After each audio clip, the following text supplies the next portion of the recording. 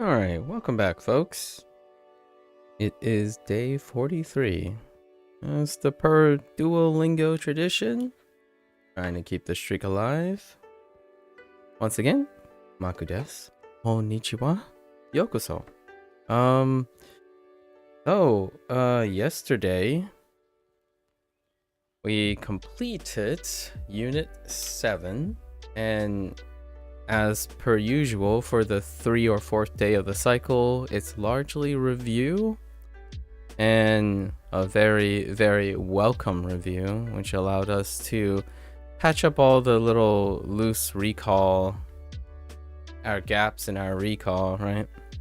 And there's something very exciting to talk about, and something really weird to talk about that I didn't notice from yesterday as I was reflecting on basically the pace, the volume that Duolingo has.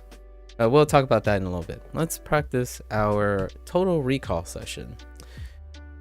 Okay, so I kind of rehearsed it a little bit yesterday just to reinforce some of the stuff. So we're still going to use English though. Let's see if I can gather the kana here in no particular order, right? So I'm gonna go over all the ones that I was trying to keep myself in my memory, not the ones we already know. Okay, so we have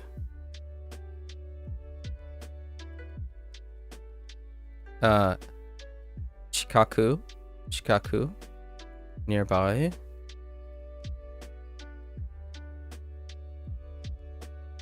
Chanto, kind of like the idea to make sure. Chanto.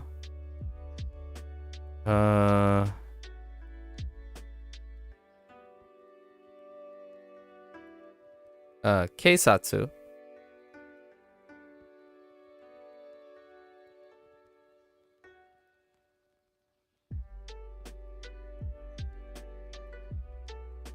Suwarimasu.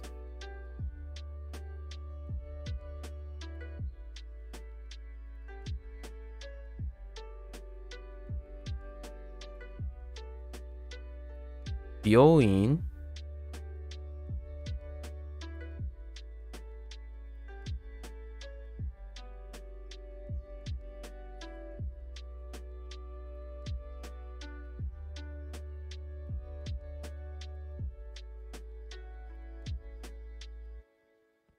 Goryoshin.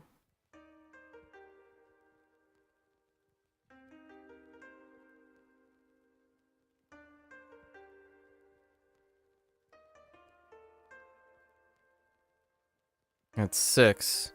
I felt like I had 7, right? Oh, Abunai. Those were the 7. Let's throw in some extras. Extra.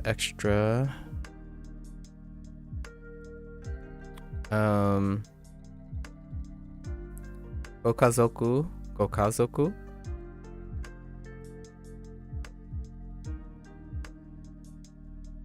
Gokazoku, right?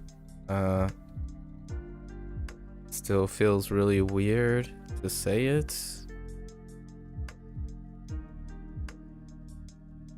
Gokazoku.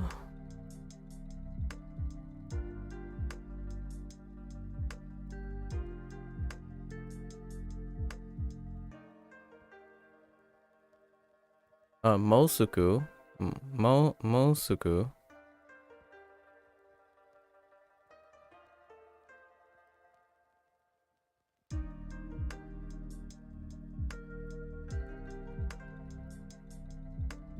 I suppose we can try this one. This one's really salient in my head because of pronunciation, right?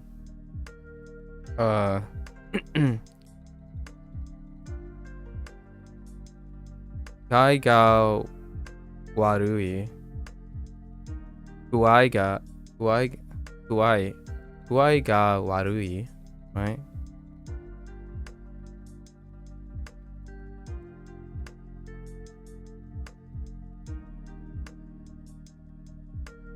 Guai ga warui. I mean, I could say it in different tone, like different pacing and stuff at this point. Guai ga warui. Yeah. Guai ga warui. Let's see.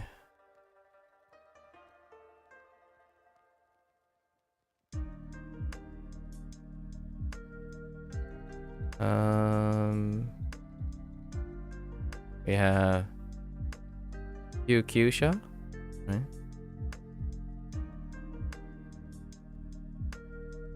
Oh, no, there is another one. Usuri. Usuri. Alright, now I'm confident. We got all our patches blocked up. All our gaps. And now all the rest are... Yes, we throw in some stuff, right?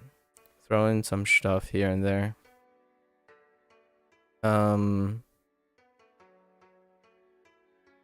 Yasumimasu.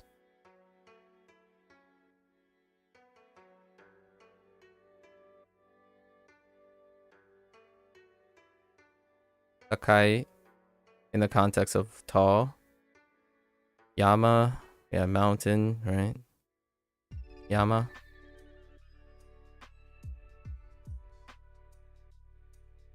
I guess Hurui was in the unit. Fuji-san.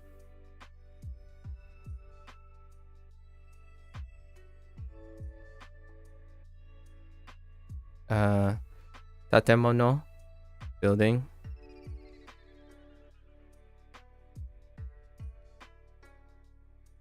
And obviously there's one category that I'm actually avoiding, but let's do it. Hirei na, of course, the na. Nigiyaka, na, right? Another na. Yume, another na. Ya for shop. Daijobu. Sorry. Daijobu. Onegaishimasu.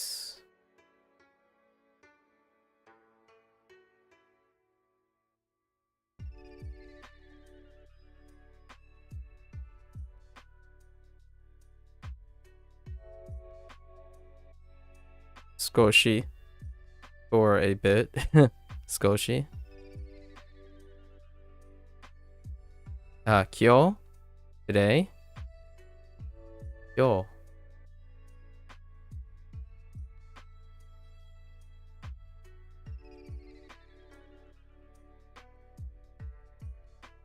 Yeah, everything's pretty salient right now. We're just jostling around.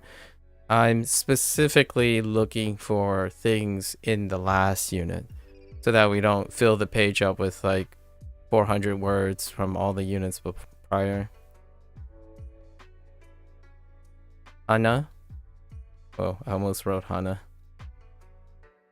It's a lot more difficult than I think now. It's becoming increasingly difficult to reframe.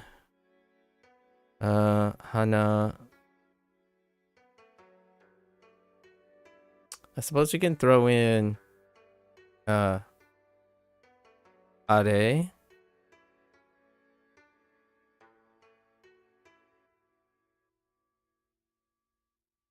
Pretty sure that was this unit or the previous unit. What else we got? There might be a couple more things, huh? I mean, Totemo, Hontoni,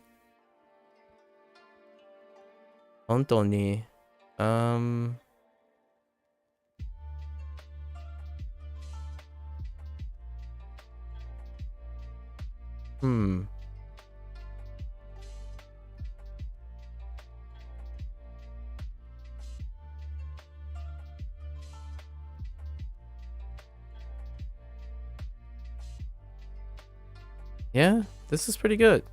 I think, are there any, oh, 電話番号, right? Phone number. 電話番号. Alright, I mean, technically, 0.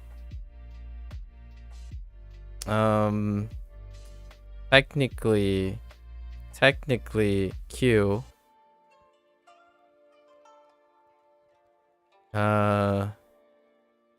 Yes, technically no, in the way that it's used as a spacer for a sequence of things.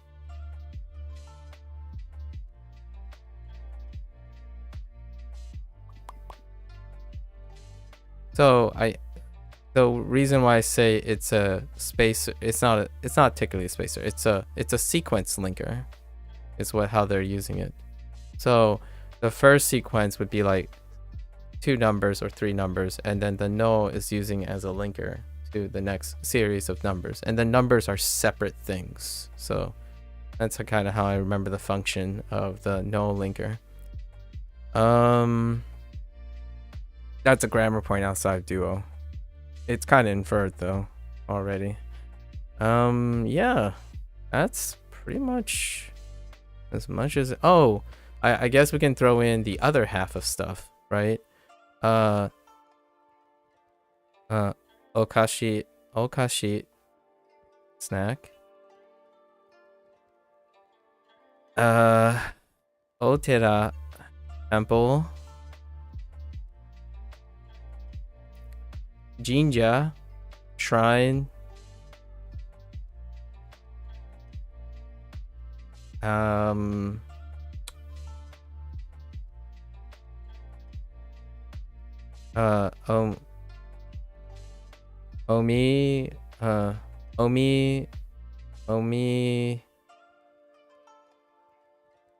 Omikage.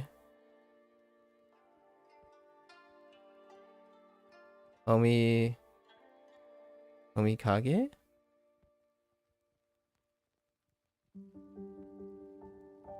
Yeah, Omikage.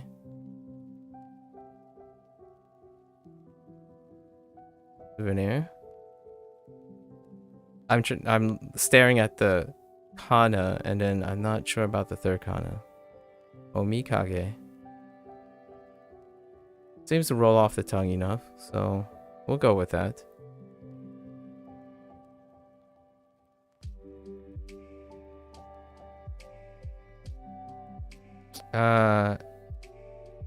Shizuka. Another na.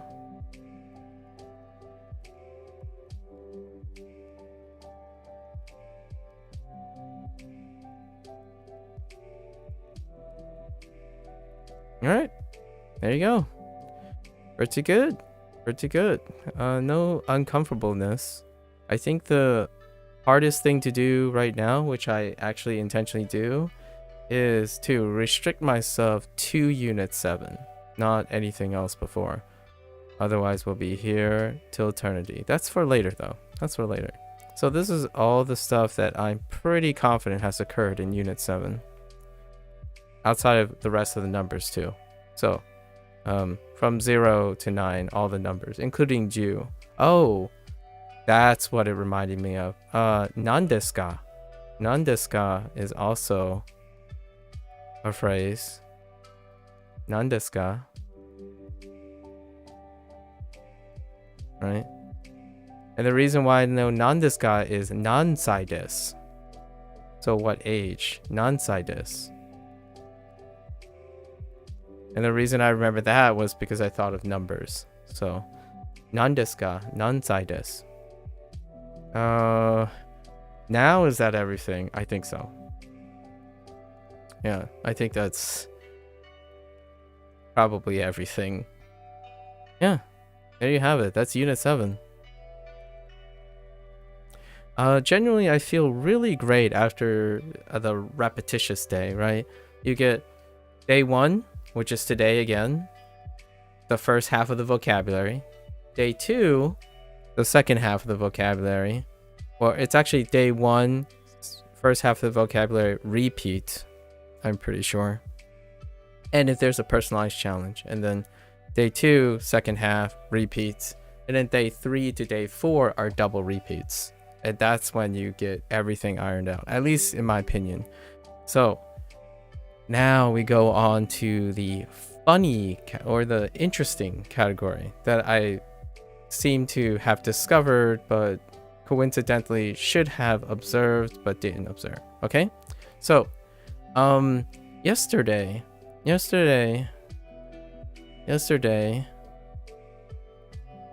was talking about this. I was talking about pacing, right? And pacing was, I felt that I was questioning my recall. And I was curious, and this led me to the idea of, is section 2 moving faster, right? I felt that ever since I hit section 2, vocab might have doubled in volume. And that's, I took a reflection. I looked at some previous VOD stuff and whatnot, and it's sort of yes and no. Of course, my classical yes and no. Yes, the volume did increase, but shikoshi. Increased shikoshi, right? Just a bit. I wouldn't consider it significant. Now, it's no, because after looking back, I've almost increased my pace by 30 to 40%. And the reason why I thought I was going at the same pace is kind of funny story. So I thought at first, you know, they started swapping up stuff. So yesterday, for example, or the day before, 2 days ago, there was an update. And the only way I noticed the update was this big chunker here, the guidebook thing. So this chunker thing is now a floater. However, I also noticed something weird that didn't correlate with my memory. And the guidebooks changed too. So I was absolutely most positively certain that one of the guidebooks before section 2 unit 8 talked about the different numbers, like the different it was for time, and they showed all the numbers and showed how the amount of time, like pun, it showed pun and hun for all 10 numbers, right? However, I think those guidebooks are the old positions. So I'm guessing they shuffled the guidebook around now and they changed it so that it's appropriate for the new path. So the old guidebook seemed like it was out of sync, and some of the stuff were a little bit out of sync. Like, well, they didn't really do this part. It's kind of like an extra thing. So I think there was a little bit of a change up. So, and I don't know if they changed it post this, like what changed post this or past this point. That was 2 days ago, right?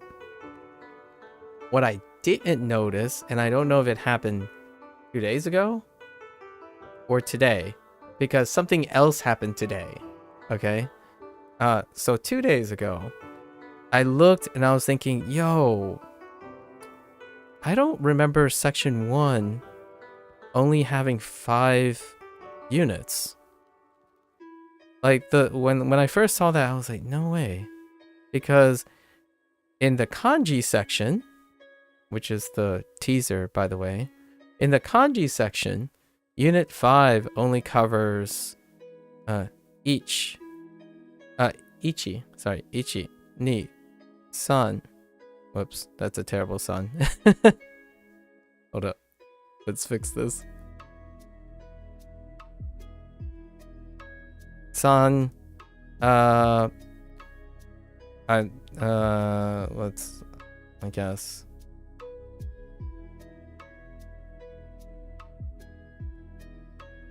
We have Tanaka, right? Tanaka, and then Nakayama, right? And then Yamaguchi. Those are the only ones. in section 1 through 5, and this is the telltale sign that I wasn't noticing because I don't go backwards. You don't typically go backwards in a Duolingo path. And I would say the thing that I described here is also why most people's impressions of Duolingo is myopic. It happens all the time. When you go around, you use Duolingo. Duolingo doesn't have certain things. It changed certain things, and then you never go back. Obviously, it's kind of like your avoidant behavior, right? When you hate something, you don't typically go back to it, or you dislike something, or you move on, right? You don't revisit. Even I don't do that very often. It's reserved for incredibly important and loving things. You don't typically go back to something hoping it changed, right? However, funny enough, Duolingo is a live service product. So why do I say myopic is the word? It's because you expect Duolingo to change, as opposed to, oh, the Japanese language doesn't change that much. That's fair. If you're learning the Japanese language, then by all means, go for all the tools that you can. And the general idea is the language doesn't change rapidly, so you're not like going back to it, you're always in it. In Duolingo, when you move on from Duolingo, most of the comments I encounter, I would say still 90%, I just read another comment, that is a myopic view in which they focus on what is working and assume what they passed, what they moved on from, like Duolingo, has not changed. Well, guess what? Duolingo has changed 4 or 5 times during my period of using it, and really, really wonderfully, coincidentally wonderful. So let's talk about this. So in section 1, there were 5 units, right? This one's a little bit of a, I don't know. I can understand why they changed it, but it's kind of funny as well. So technically, when I did section 1, which was the first 25 days, the first 25 days of section 1, it actually had 7 units. It had 7 units. And when I was learning section 1, it's 7 units and all kana. So I did all the kana. I still do and write all the kana to this day. So all kana and 7 units, right? So the pacing, and that means this expands to a second group of kanji, which is now in section 2, unit 1 and 2. So it expands and includes 2 additional categories of kanji. And the reason why it was weird is I was looking back at my 26-day review of section 1, and I could have sworn I wrote 3 groups of kanji, not 1 group. So that's what gave it away. So now section 2, unit 1 and 2, make me think that I was doing more units, or the units somehow were getting the number changed, right? I didn't do 7 units in section 2. I've completed 5 units as of yesterday. So that means I've completed 7 units, and I'm on my 6th unit of section 2, right? And it has been, we're not including the review day because that review day ends up being very short. So, well, we'll include the unit day. So 5 plus 13. 5 plus 13. So it's been 18 days since I started unit 2. And I completed kana and 7 units in 25 days. I still have 7 more days.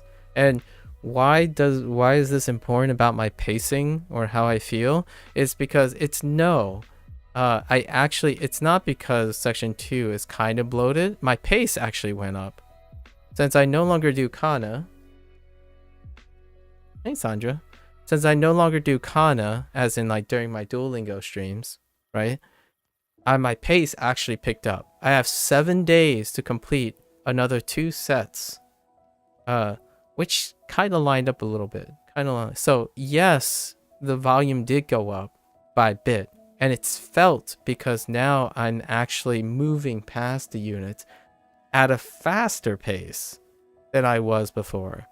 So it wasn't just my imagination. My pace actually went up too. So my pace plus the volume went up. So I was kind of talking myself down a little bit. I was a little bit worried that maybe I need to adapt even more volume. So, you know, I could have decided perhaps it's time to break out the flashcards or another technique. But no, not really. Not really. As you can see in the beginning of the recall thing, the pace is still there. So it's pretty good. Now, so that's the weird thing.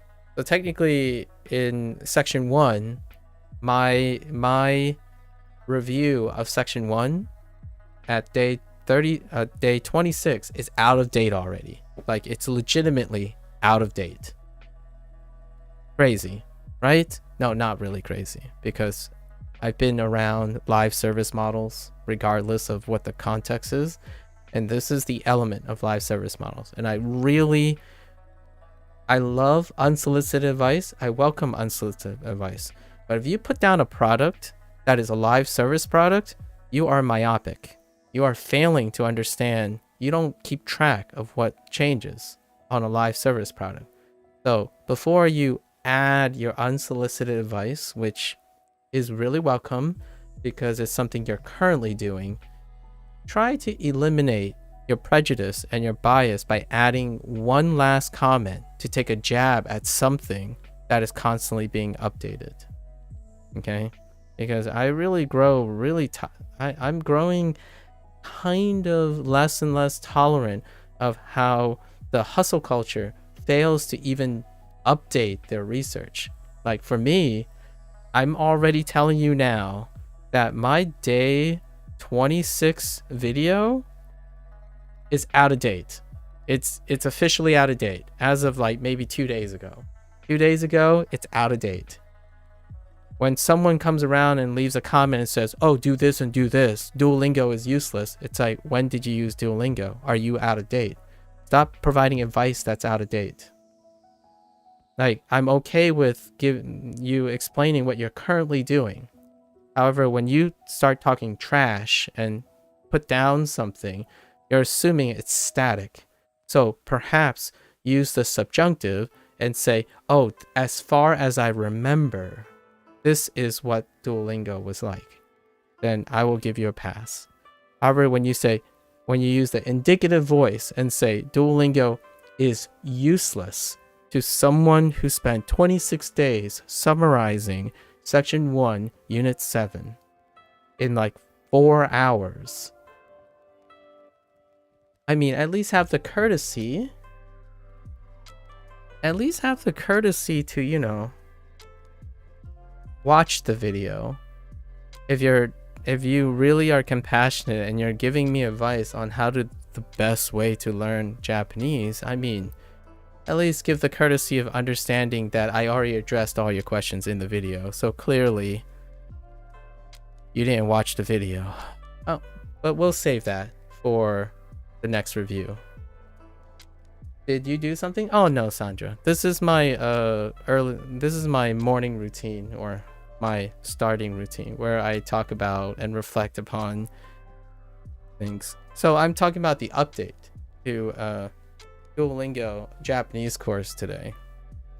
So anyways, I'll save that for the next one. And I realized that because my volume is increasing, I think we're gonna do the review earlier.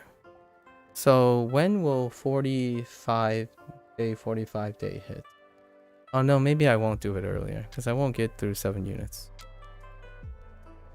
Right now, I'm trying to decide if I want to do a review every 15 units. No, every 15 days starting at 45. So that's in 2 days. I'll decide tonight if I want to do a review at every 15 days starting at 45 instead of waiting for 60. Because if I get to day 60,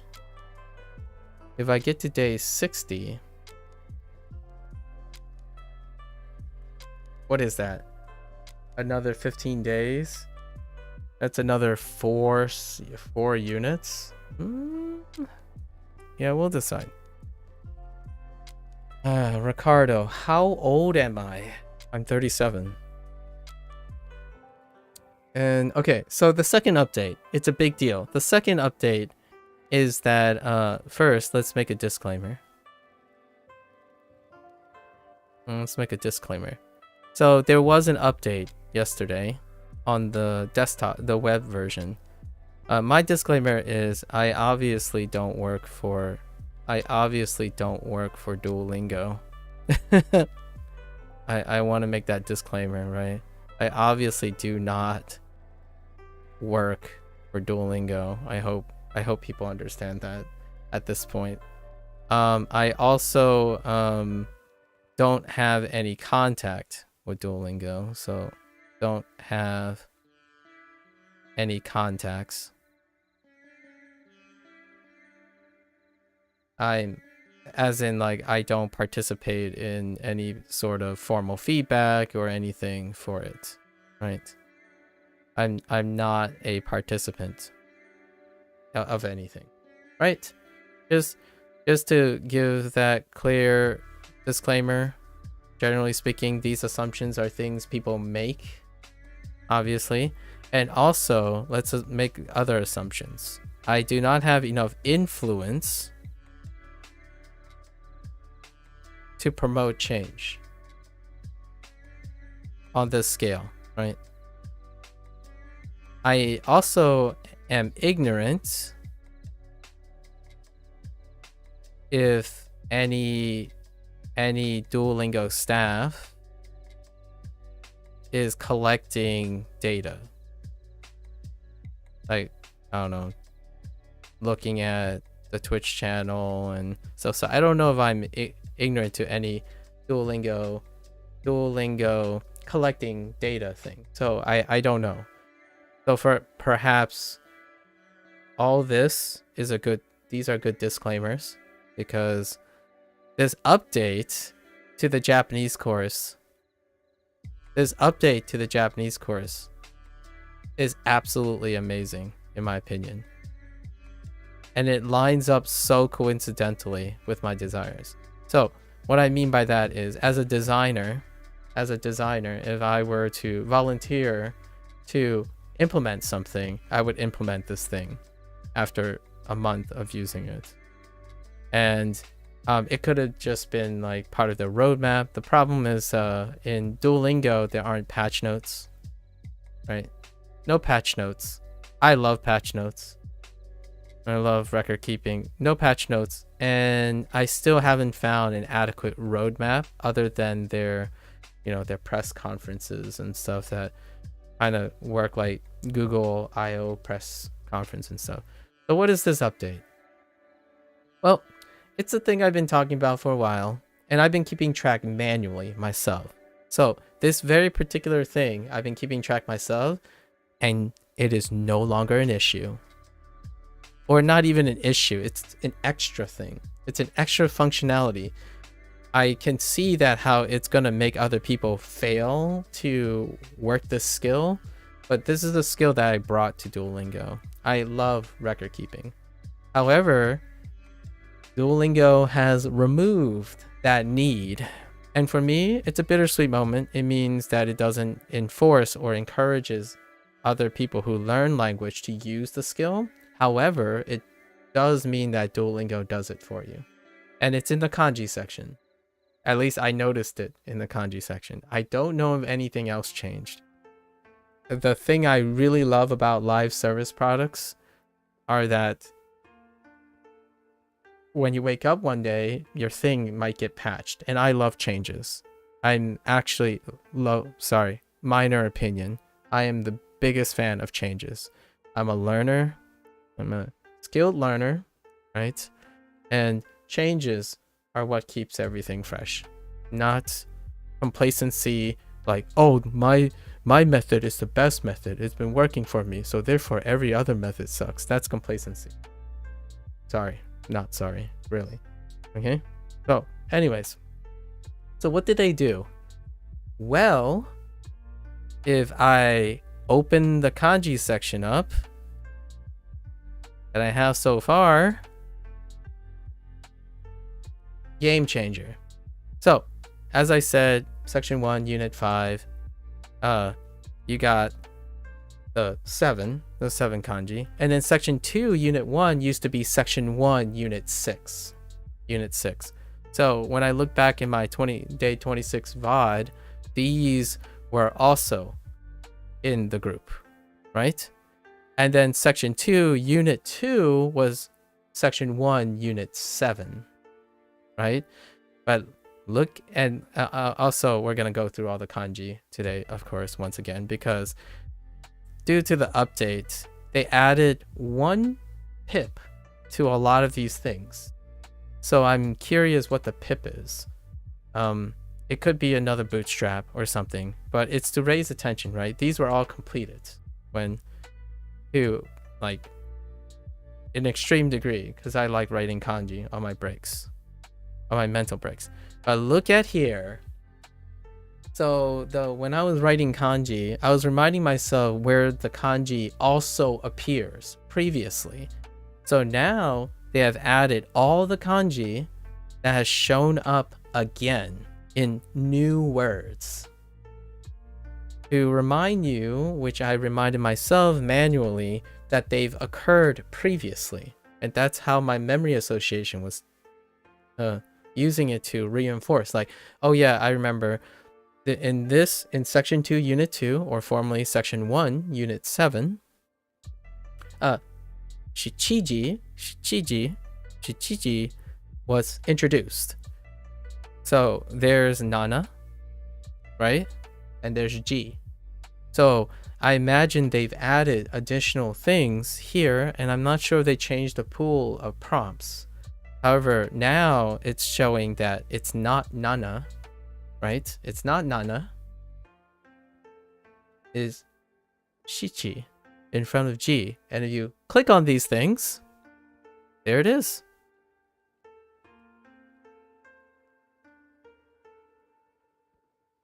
Chichiji.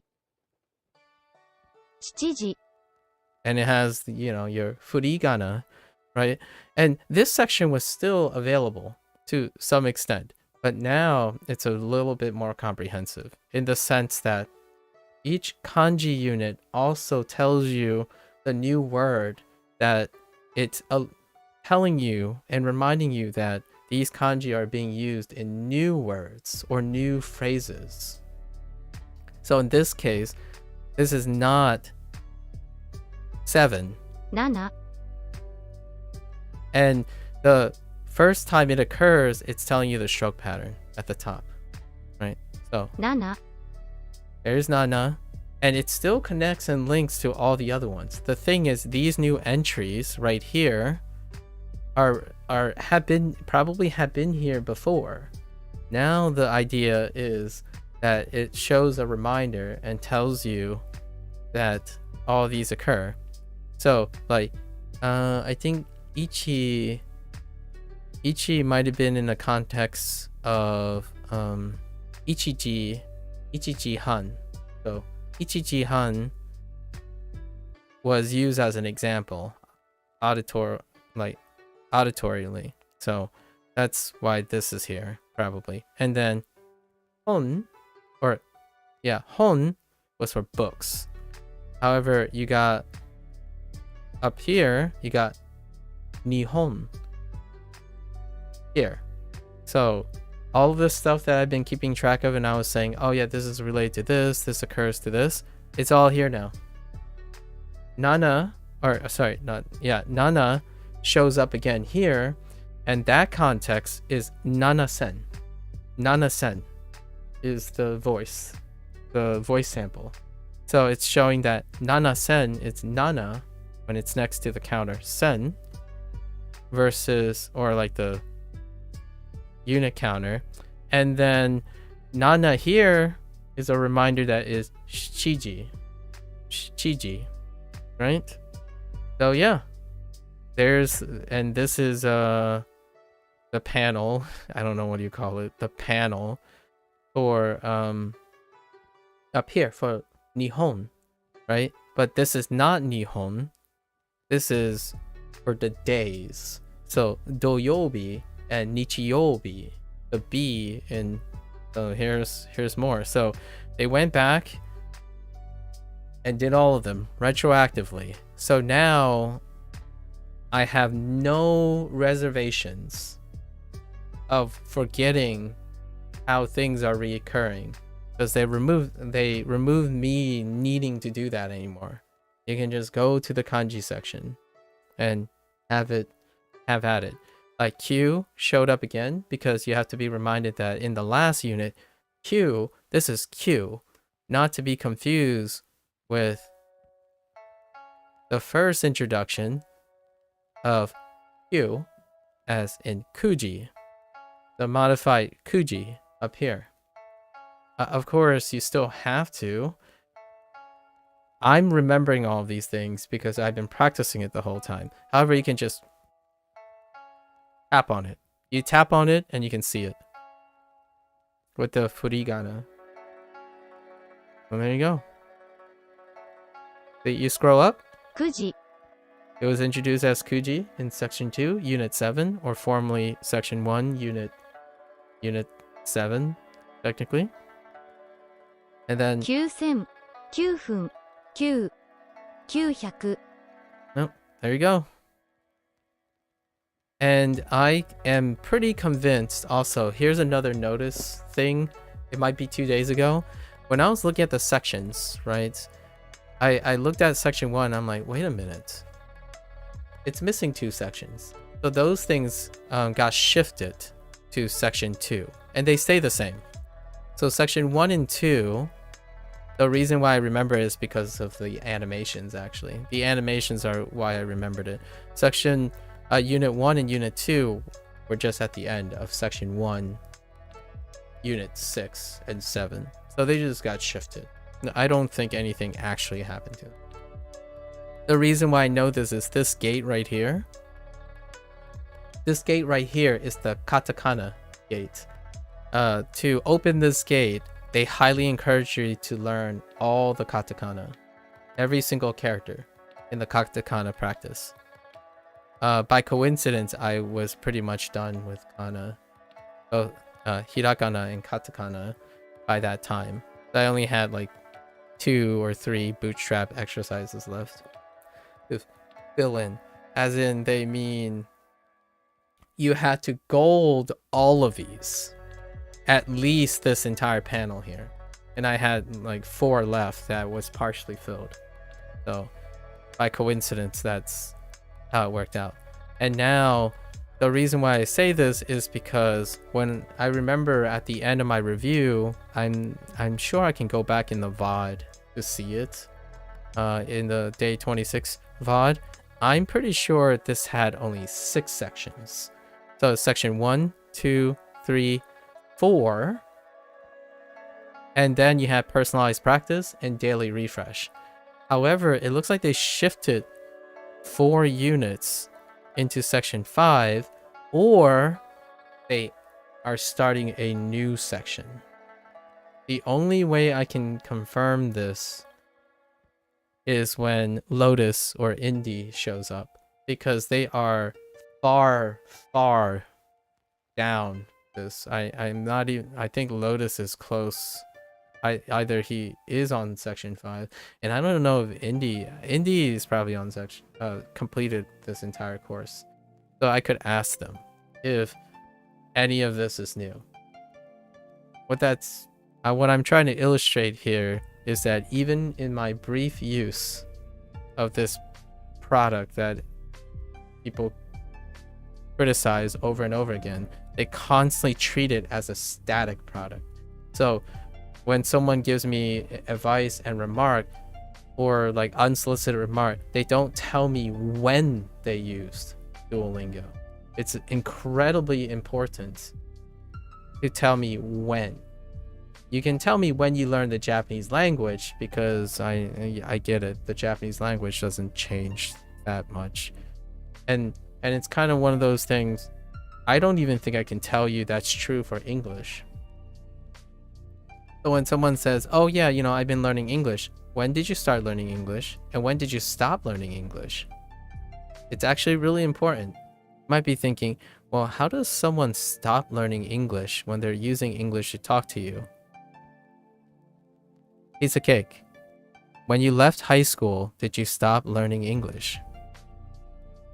Ask me, let me know what, vocabulary, grammar structure, or something you learned about the English language. Like, how much did your vocabulary expand?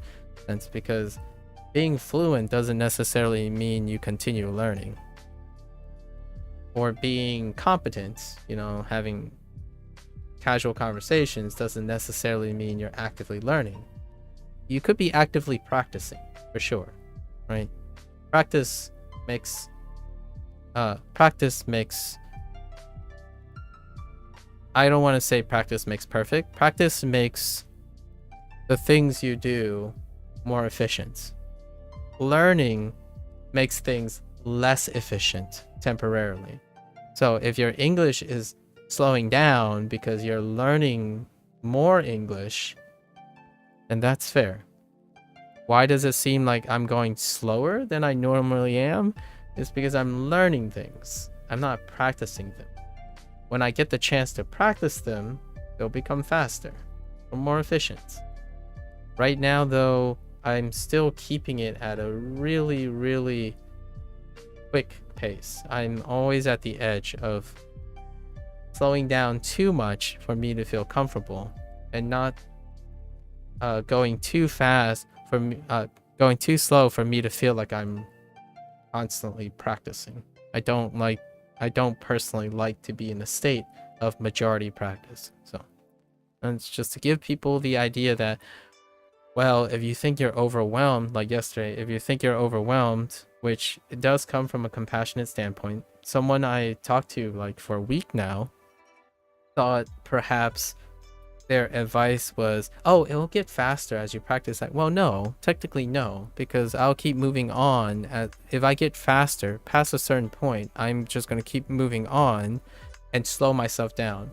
So I'm intentionally at an edge where I am slow to appreciate it, but not fast, because I'm only practicing the things I know to get faster. That's not the aim. However, I understand the feeling. I might have been giving off or projecting inappropriately a feeling of negativity. I like being overwhelmed, actually. Most of my life, I've designed ways to take advantage of being overwhelmed. Being challenged is probably the word I would use. Being challenged is perhaps a better choice of words yesterday. I feel like I'm being challenged. So I'm moving at a pace that I will consistently try to feel challenged. Every third or fourth day is practice day. And those days kind of feel like you get into the rhythm. And then now we're back here again. So yesterday was day either 3 or 4. So now we're in a new unit. So it's going to be like clockwork. 3 or people, for any stranger that comes and pops in, or anyone I know that pops in, day 1 and day 2 are the days that they are probably going to say like, oh wait, is he struggling with something, or why is he going slower? Like, because day 1 and day 2 are learning days. Day 3 and 4 are practice days. Day 3 and 4 are the days where I start chatting it up and getting distracted, and because you're practicing. And for me, practicing is less engaging than talking to people while practicing. So today, though, if some stranger pops in, they're going to be like, oh, yeah, you're struggling because it's Duolingo. Duolingo isn't explaining anything. It's like, yeah, I know. Duolingo isn't explaining anything. That's why I'm using Duolingo. It's actually kind of fun that it doesn't explain anything. Like day 1 and 2 in the first new section, they're going to introduce a lot of vocabulary. It doesn't look like they have any grammar points, right? Still. So naturally, I thought they might have started introducing or swapping up the way they teach grammar points, but they don't. So that's fine. I fill in the grammar points myself. It's actually kind of fun. You retroactively look at patterns and then look for grammar points. Again, shout outs to, I guess, Tofuku. I like the layout of Tofuku's site for grammar, and I meander around Tofuku's grammar section like I do Duolingo. It's not where I want to go, is where Tofuku's links lead me around. So if I start on a grammar page of like ko so a do, and it suddenly I end up in a page about the non-adjectives, that's fine. I go around. It doesn't really matter where it goes. I have no goal. Like, is my goal to comprehensively go through a checklist of all the grammar in a specific order? No, not really. I love the organic version. Like, oh hey, this is interesting, let's click on this today, let's click on that, and that led to something else interesting, let's click on that link. And that's how I've been digesting my grammar. Duolingo provides me a path. Doesn't matter what I want the path to be, I want to see what Duolingo is leading me. Meanwhile, you know, I'm bombarded by incredible, maybe smart, ambitious youth who went out of their way to tell me what a structure is, like what their structure is. Like, do go on, explain your structure, explain the things that work for you.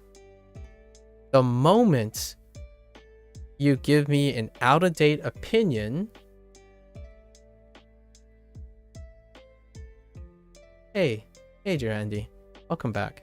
The moment you give me an out-of-date opinion, hot take on an outdated opinion, is the moment I stop listening to you. Because as much as your good intentions are, I would love to listen to all the things that you're currently working on. However, if your personality allows you to pass off opinion, an outdated opinion, to me, all I can see is someone, in my opinion, the biggest red flag is that your opinion only paints the thing you're currently using positively, and anything that happened in the past, you don't even check if it's out of date. So for my disclaimer today, after all of that, is that my video on section 1 of Duolingo is out of date. I think it's been out of date for 2 days now. That's crazy. It's been less than a month.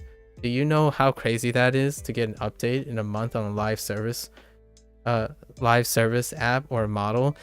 Honestly, I'm used to waiting for 2 or 3 months for updates because I use other live service things. Updates in this pace is pretty fast. Every day is an adjective, as in everyday time. Yeah, you learn English every day? Every day means each day? Interesting. Then what does each day mean? Do you not so if every day means each day, then what does each day mean?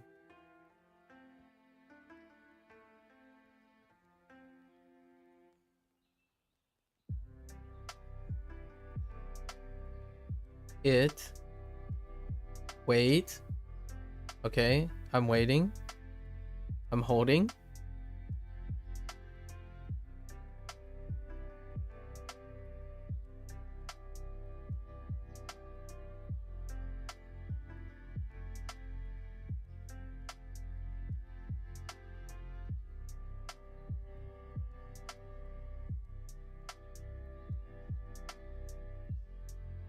I do have an opinion about every day and each day. It's not a linguistic or professional thing. I'll share it afterwards. But I still struggle writing some English words and have to look up how correctly spell them. So I would say I'm still learning. Yeah, that's great, right? It's a combination. You're still the word I would use here is you're actively studying. So you're doing a bit of practicing and learning at the same time. I like to use the words. The word study is really great because studying is you know what you need to know, but you don't know it. That like you know what you don't know or have forgotten. That's still practicing. Learning is something you have no idea it existed until now. However, when you combine both of them, studying is the element of combining practicing and learning. So it's great that you're studying English still. Actually, most people don't actively study, as in learn and practice at the same time. They only practice. So for example, oh darn, I forgot this word. But then you think to yourself, wait, what other words mean this word? Then you're actively learning. So for example, if you say every day, and then Durandi said like, oh, but it means each day. It's like, I've never used each day before. I wonder what that means. Then you're learning a new phrase that might be synonymous with each other.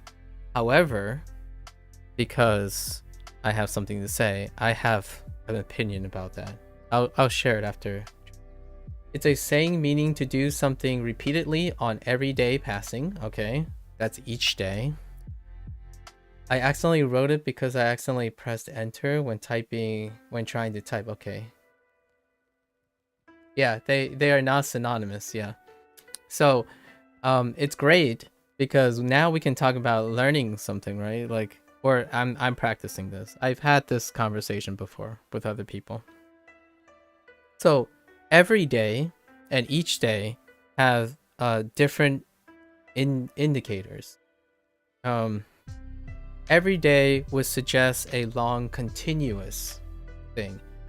Each day may suggest that you're taking each day individually as opposed to as a group.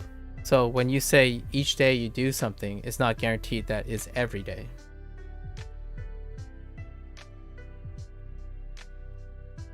Because each day you might change your mind. So you try, it's the planning to do it. Every day tends to be in continuous passing, as in you have already done everything every day consecutively. So most people use every day because it's continuous. Each day would imply that each day you're making the same decision. It's a subtle difference. At least that's what would be my use case. So most of the time I would say every day instead of each day. That's not how you view it. I meant they are synonymous because they are used in different parts of a sentence. I study every day versus each day I've been studying.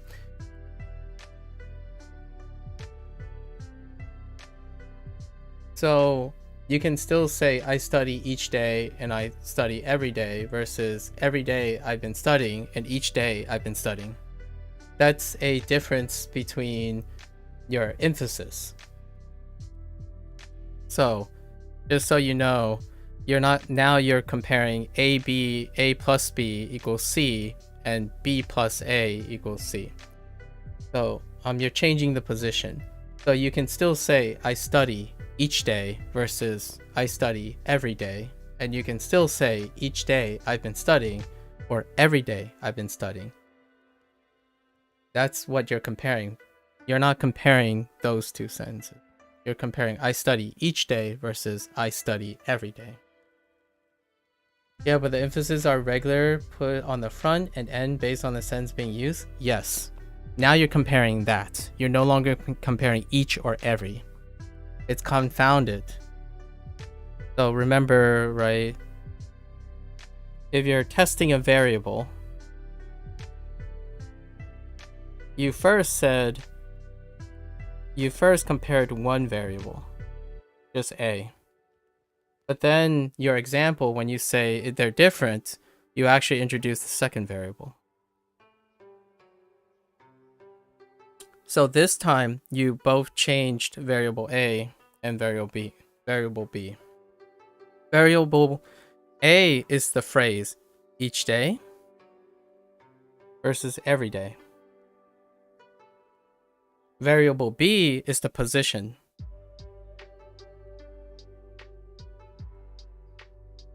So your example here is each day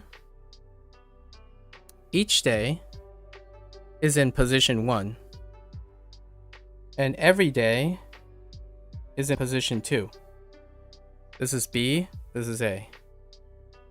When you compare every in position 1, so basically A delta B, this means something different too. These two are different. These two create a delta C. In this case, each in position 2 also causes a delta. So you're either trying to prove that the position matters or that each and every are different. So the only way you can compare that is you would take each in position 1 and every in position 1. And that's what I'm comparing. However, you just made a case by comparing each in position 1 to every in position 2. So that is confounded logic. Because the position also changes the meaning as well. So if you put every day I study versus I study every day, it actually changes the meaning of the sentence. So you don't even need to change each. So each doesn't mean the same as every. And then every day doesn't mean the same if you just change the position too. So yeah. And my comment is not dependent on the position. I feel like each day is commonly used as a reflexive sentence, as in each day that I've been, or as in each day I've been studying. Yep. Instead of just I've been studying each day, because then it sounded more natural to say every day. It doesn't sound any more natural or less natural to me. They're both reflexive. They're both reflexive. However, each and every to me varies in intent or passing, which I guess that's what you mean by reflexive, with the passing thing. That's fair. That's fair. That's a really fair opinion. When I read that, I can't tell you that I agree. Like, if you tell me each day you've been studying, right, versus every day you've been studying, I am telling you that, okay, you are telling me that the intent is that at each day you consider studying.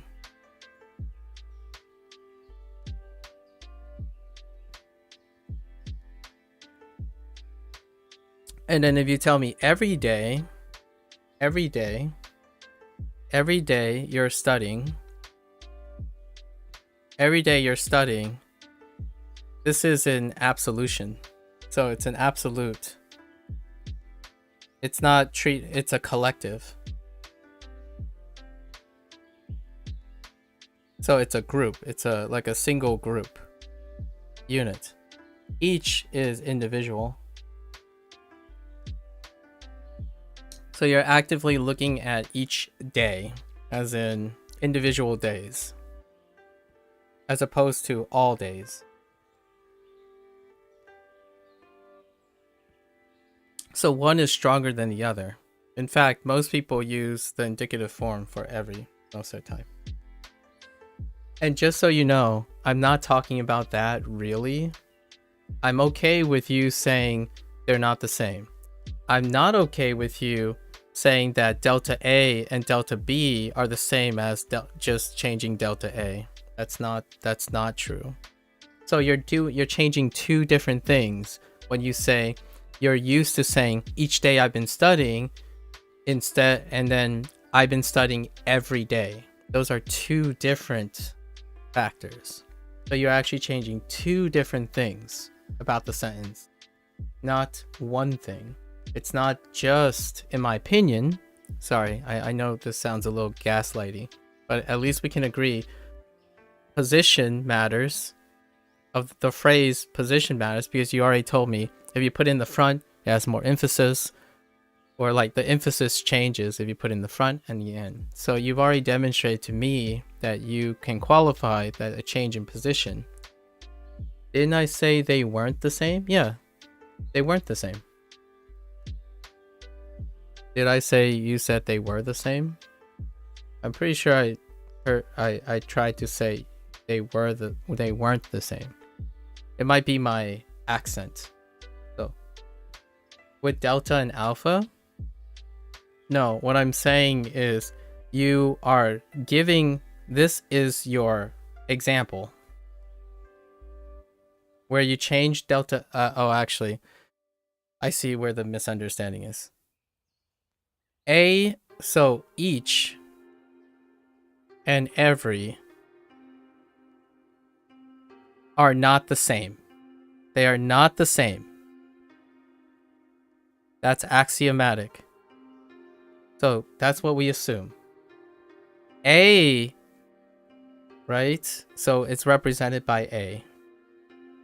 Right? So this is the thing that you're talking about. So A, the condition is if you choose each or every.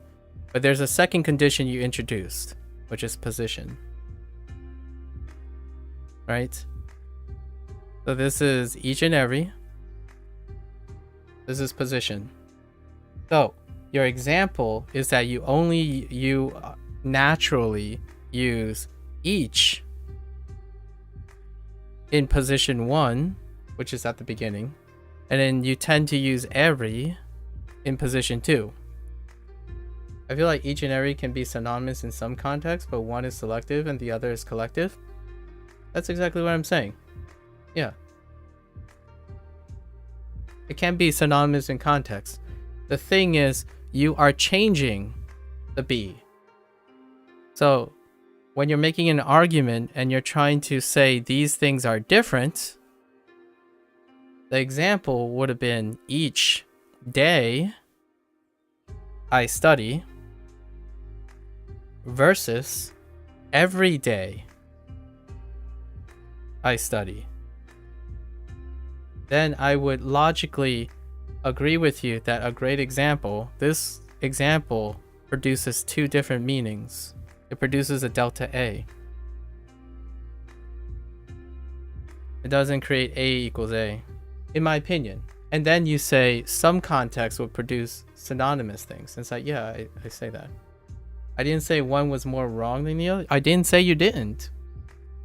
I just meant that one way is more common to say, okay. Can you, like, pause? Pause. In no way did I use the word wrong. Now I could record and I can guarantee you with 100%, 100% that I did not say the word wrong. So, do not infer that. I'm suggesting that when you're just clear, I never said you called me wrong. Okay. Fair enough. I just meant that one way is more common. Yeah, that's what I'm saying. Is that not what I'm saying? You just, I'm pretty sure I just said you are more likely, you liked the idea of using each in position 1, and you like every in position 2. You're suggesting that, right? I don't think I'm incorrect about that. Hopefully not. My suggestion is when you're trying to compare each and every, you don't also change the position, because then you have the meaning might change because of position and not proving or suggesting an example in which each and every has different meanings. Well, it is your way. You just said it. It feels natural to do that. Unless you're sharing an opinion and you just made a disclaimer to me like, this is not my opinion. Like, if you're telling me it's not your opinion, then I suppose you're sharing other people's opinion. But whatever it is, you're inferring it's your opinion. You just said, I just meant that one way is more common to say in natural English, and I figured you're projecting your opinion. But, alright, I could be wrong about that. I'm sorry if I inferred your opinion by what you said naturally. But I meant it feels natural to me, okay. So I was not wrong about that, because that's how I most often see, which kind of makes it my opinion due to others, but also I've been taught it. Fair enough. I can tell you from my personal opinion, I think people in casual speak use these synonymously. And there is a selection bias for everyday. Period. In my experience. In my experience, rarely does the phrase each day happen compared to every day. It's either every day I study or I study every day, regardless of the position. However, it's about delta B. So position, emphasis is where I see the most variance. So when someone really want to emphasize every day, then they'll say every day I study. If they want to emphasize studying, then they'll say I study every day.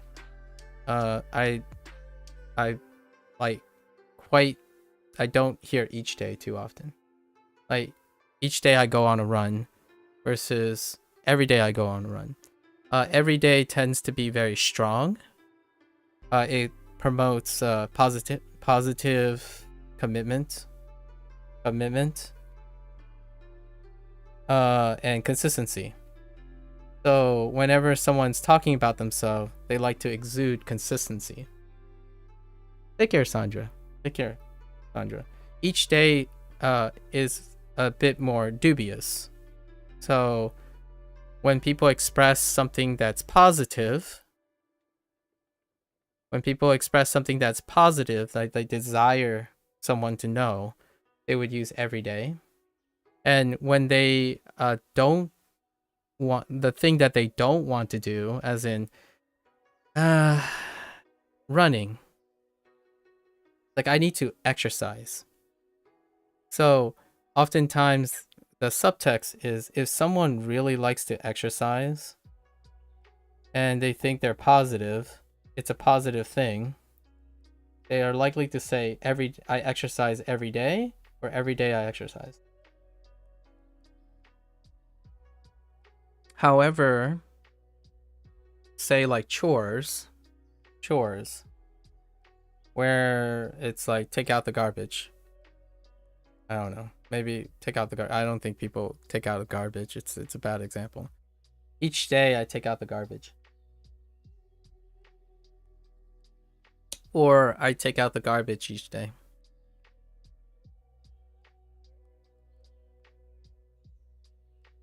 At least that's my opinion. Don't forget your previous message. I'm not going to forget. I have to finish the idea first before I actually read more things. But thanks for the indicative command that you're using. I feel like every has been lessened in importance, so it can mean each, just like how literally has gotten to be more figurative most of the time. That's fair. I feel like because every has been devalued in common speech, every can be synonymous in a lot of ways within. That's fair. I can see that. So in everyday speak, I'm gonna say the internet culture. I'll provide I think that's a very fair reason. I'm gonna provide a counterpoint. Nowadays, internet has hustle culture language, especially in English. So typically, hustle culture motivates totality. As in, It motivates full commitment. A lot of times.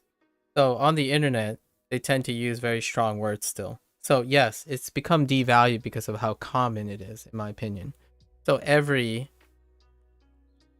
all, always,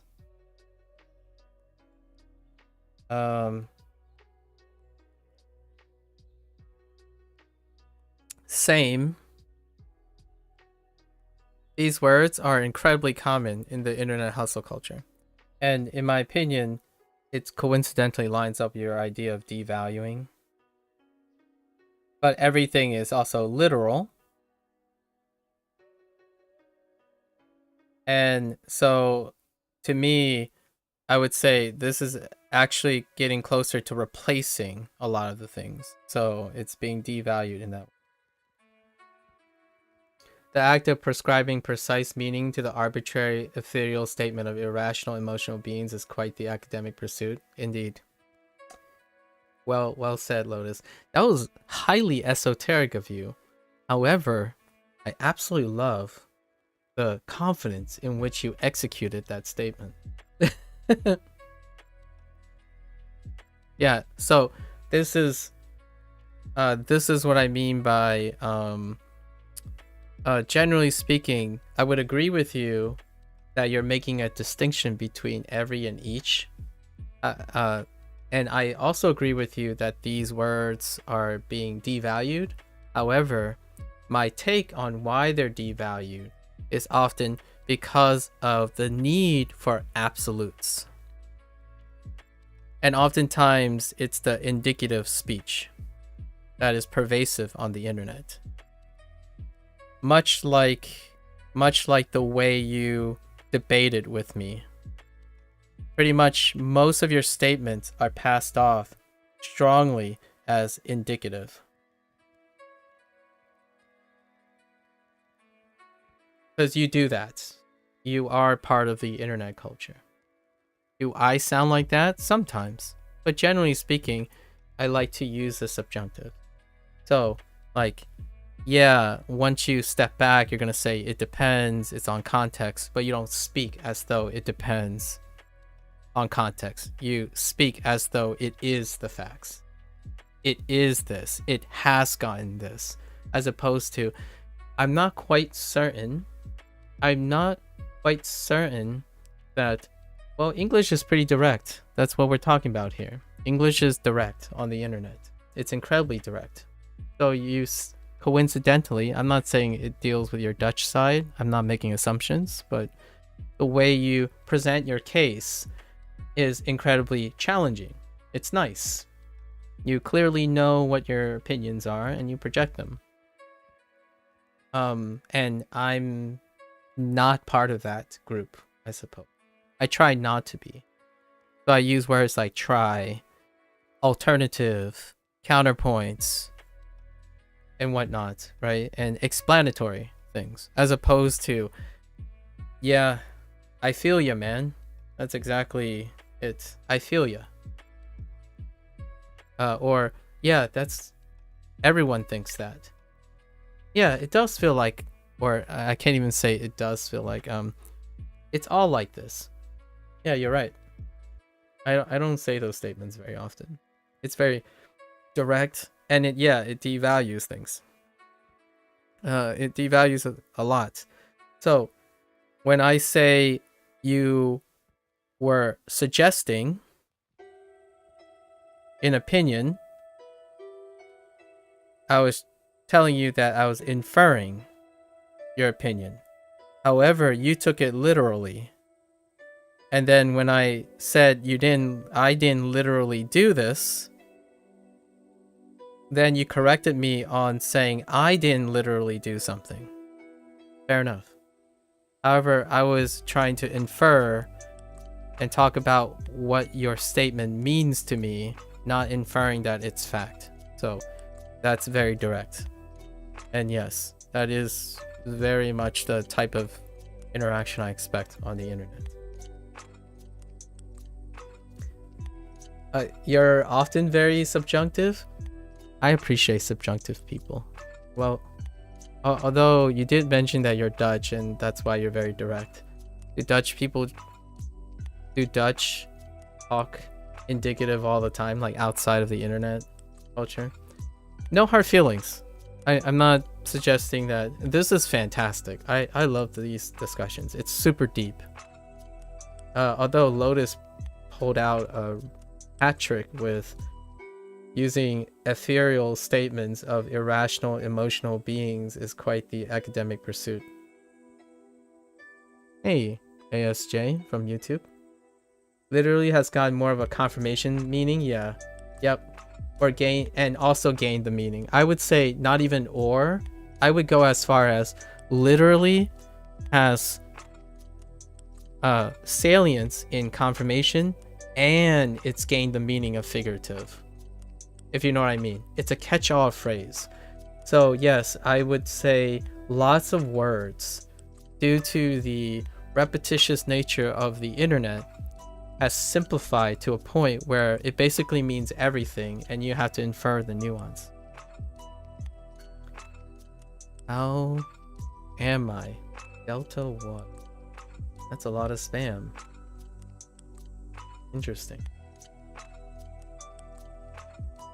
That's a lot of spam. Sorry, spam from YouTube. I'm Dutch. Dutch culture tends to be direct. There are sociological reasons though. Historically, why you're direct. I see. I feel like what you're saying is a microcosm of the current state of my culture. Interesting. Many things are taken to the extreme and thus the power of those extremes is weakened. I see. Do you ever notice that, Lotus, in on the internet? And when we're talking about the culture, right? We're talking about the culture. Just as a background, Lotus, you're referring to American, right? Because I'm American, by the way, Girandi. I don't know if you noticed that. So we're specifically talking about a very regional thing. If I'm not talking about the internet, if I'm not talking about the internet, I'm talking about the regional thing. Where I am, it's very ambiguous. Yeah. So where I am now, IRL, it's incredibly ambiguous. So lots of subjunctive speech outside of the internet. Yeah, I got a lot of spam on YouTube. That's fine. I'll just ignore that.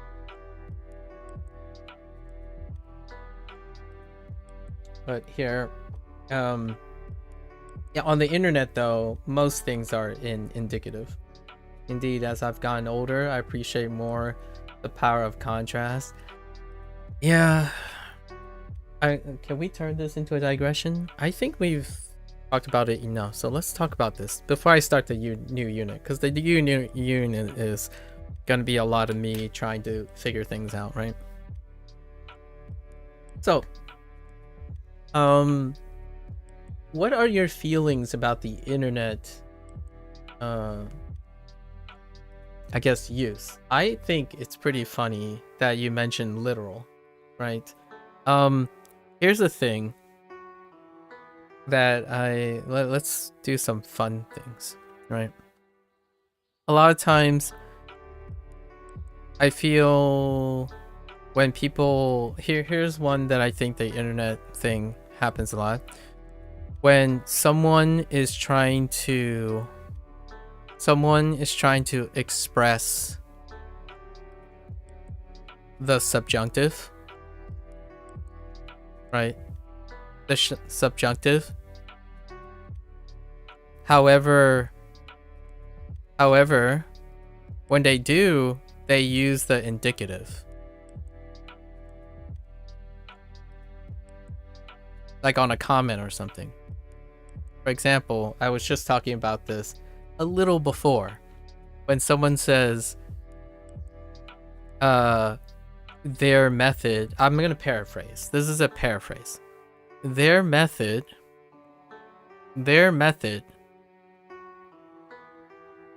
is actually even more so. They said they know the best method. Okay? The best method to learn Japanese. We're going to make this relevant to Duolingo. They know the best method to learn Japanese. Now, they didn't say they use the best method. They know the best method, so that they don't take responsibility for the use case. They're inferring that there are more people that agree with this. And then they end with the indicative form and say, Duolingo is useless. Okay?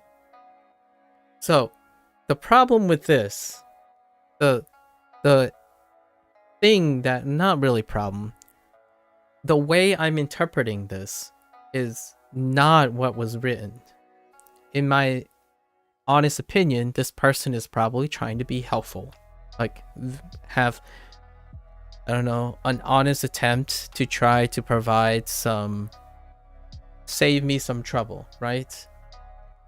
And then at the same time, when they try to express that they're only trying to help, they use the indicative form as an expression of fact, as opposed to a suggestion, right?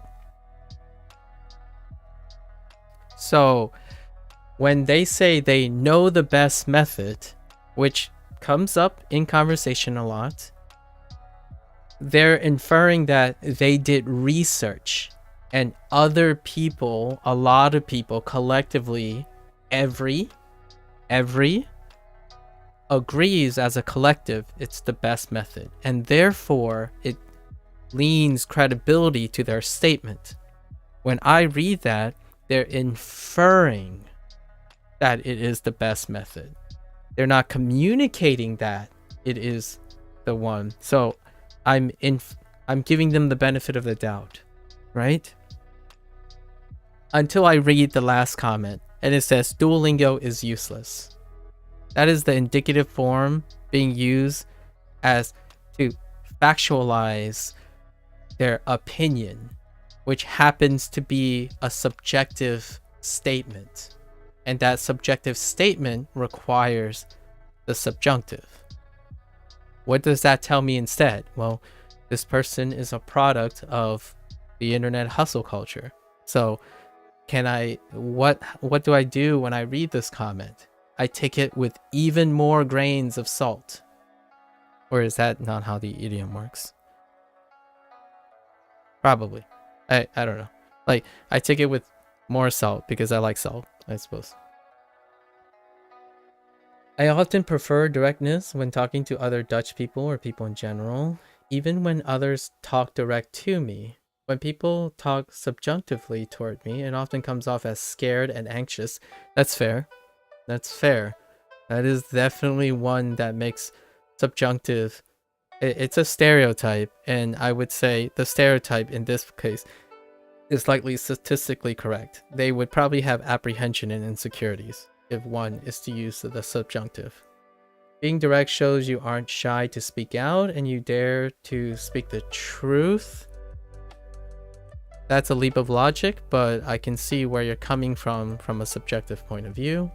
Instead of being more likely to be disingenuous, again, a stereotype, but now I'm only seeing one-sided emotional arguments between disingenuous being considerate.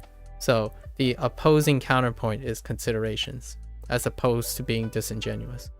When you're being speaking subjunctives the entire time. I see. Duolingo doesn't teach you Japanese. It's more of a daily practice and learn vocabulary slowly throughout and get a grip of the basics. You should always use other sources to continue learning and try to speak more often. And there we go. The internet hustle culture in the indicative form, which I respectfully disagree with you. However, much like the Japanese culture, Jirandi, I humbly take your advice and your subjective opinions that you are passing off as facts because you are using the indicative form. And I would say in the future, I will consider other sources. I am going to tell you that I disagree with you in the indicative form and suggest that there are a lot of things that I would want to share. However, you came off as incredibly direct and potentially narrow-minded enough for me to be scared of you in terms of sharing my opinions. So if you want to think that someone who is using the subjunctive is habitually scared and disingenuous, then you're going to probably have an incredibly selective and emotional bias towards someone like me, who is, for all intents and purposes, 60% of the time more so in the subjunctive. Yeah. So when you said all those statements, I can already tell that I will use the subjunctive towards any of your remarks. So if you feel that the people around you constantly use subjunctive, or you avoid people who are constantly subjunctive, then I know that you have a prejudice towards them. You view them as disingenuous as opposed to being considerate. Well, one thing the Japanese culture does very well in public is that they use the subjunctive naturally in their language to be polite. So if you go around and you look at a Japanese person, are you suggesting that they are being disingenuous or feeling scared? Because I would say it's kind of yes and a no. As an Asian person in public, I have a fear and insecurity of saving my face. It's part of the face culture. So we use language that are indirect to remain polite. Is that being considerate or out of fear of, being misjudged, right? So I can see that in your culture, at least the Dutch, as from your description, that directness comes off as a positive thing. In Asian cultures, even in Japan, directness may come off as rude. So when you go and tell me what you just stated, pushing off as fact that Duolingo doesn't teach you Japanese, that is rude,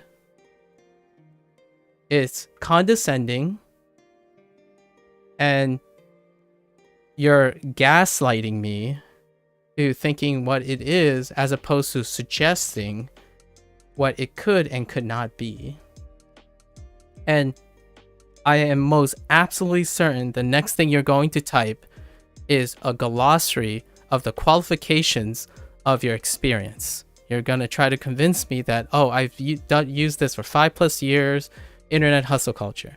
I've been in education for whatever. I'm a self-proclaimed linguist, and these are my thoughts, and you should take them because it provides weight. Using the indicative form and continuously not establishing rapport with the person you're speaking to and talking to them as though you have the higher ground. I just saw a block of text, so I'm assuming that's it. I'm not narrow-minded. You don't get to choose that. However, fair enough. If you don't consider yourself narrow-minded, that's fair. You can reject my opinion. That's perfectly fine. You've learned Japanese via Duolingo as well. When did you use it? I just spent the last 1 hour talking about new updates to Duolingo, but that's okay. So when did you use it? You spent 5+ years learning French. Awesome. That sounds like you're multilingual. And yes, Duolingo has taught me a lot about French. Extra awesome. Making light comments about Duolingo doesn't make you any more likable to me, right? Because you are prejudiced towards people who use the subjunctive already. You've established that. But I feel like the French course is also way more developed. That's a fair statement. Courses do vary in its development cycle and how much development with respect to each course. If I had to guess, Duolingo probably has a compartmentalized development cycle where they have different separate teams working on different courses. So patches and rotations go out based on the progress of the teams. So naturally, they would probably vary in quality. And also, it is a development cycle. And you needed to use other sources. I agree.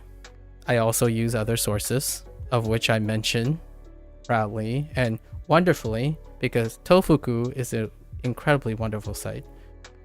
And not just apps, but also to read that Duolingo sometimes forget to teach you as grammatical context. I agree. They do not include things like grammatical context.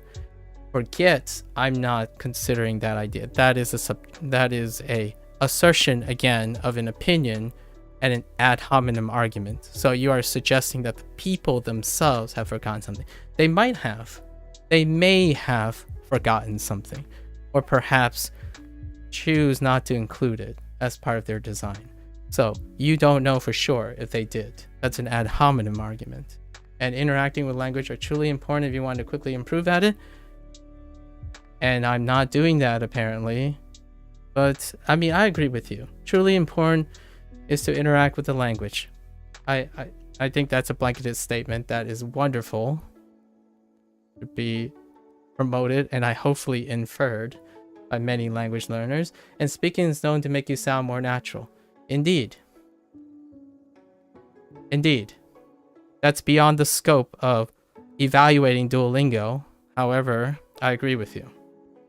So your many years of experience of learning other languages, I agree with most of your points.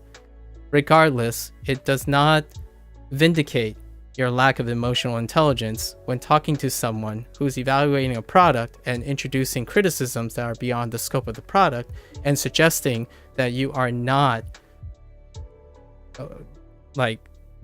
having an agenda in mind, right? So, first of all, have I established that my goal is to be fluent? Second of all, all these projections are inferring something that's useful to me as well, right? Otherwise, you wouldn't be sharing this. So I'll respectfully share counterpoints. Duolingo is not the same as when you used it for Japanese, probably, because it's not the same for me already from day one. In fact, I just went out and said my day 26 video is out of date. It is officially out of date because of something that happened probably 2 days ago and even today. So I have to adjust for the next update. So if you used Japanese to learn Duolingo, are you confident that is up to date? As someone who's very direct and someone who sounds like they like to be incredibly precise, can you truly use the indicative form with confidence that you know exactly what Duolingo is like for Japanese at this very moment? Because I'm not even confident in that, and I've only used it for 43 days. Some things did fundamentally change today, and I've highlighted that here. And it's a great thing because I'm going to illustrate it today, where they went through the kanji and then tell you when kanjis appear multiple times.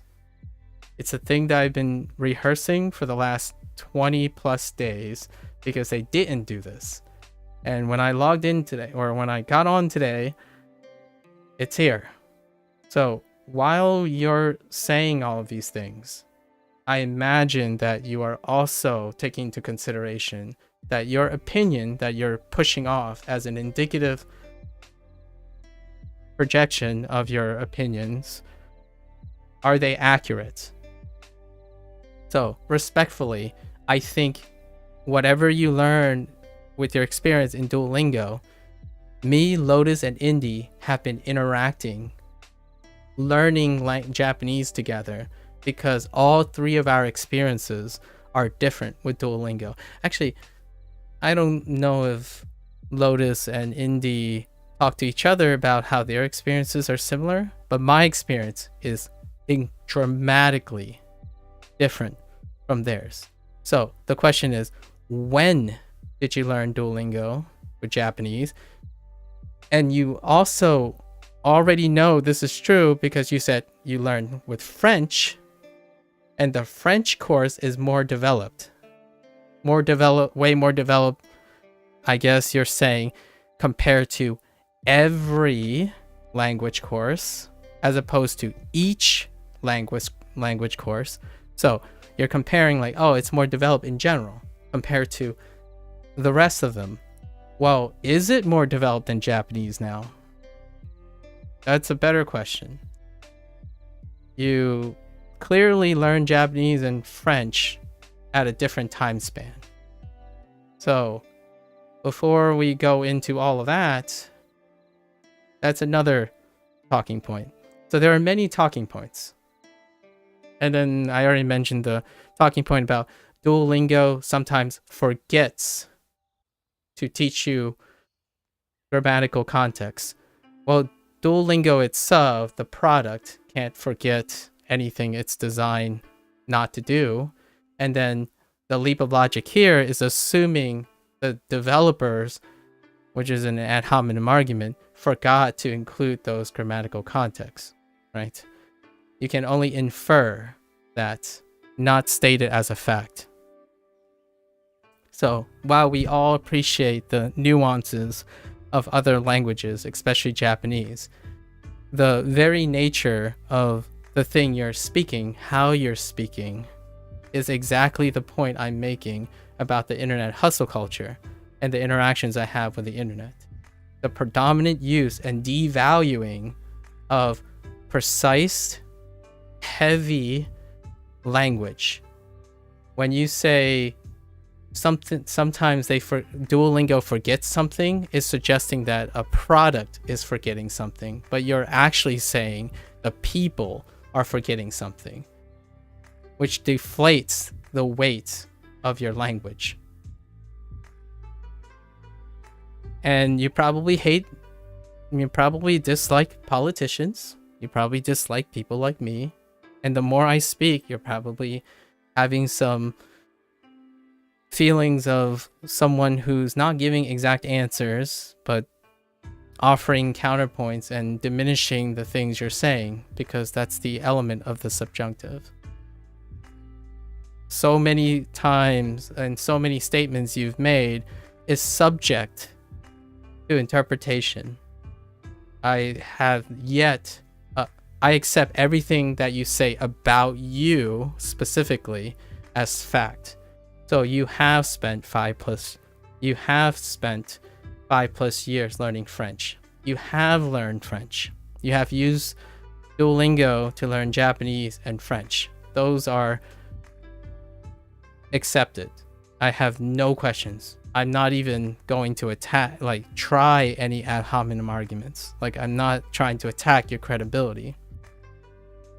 The things you state are almost not even indicatively true. They're a projection of opinion that you fail, in my opinion, that you might have failed to present in the subjunctive. So do I agree with you that Duolingo sometimes forget to teach grammatical context? I agree to some extent. And then I disagree in a lot of extents where someone says, oh, they should have included this grammar point. It's like, well, they demonstrated it here. They didn't say it explicitly, but they definitely said it implicitly by design.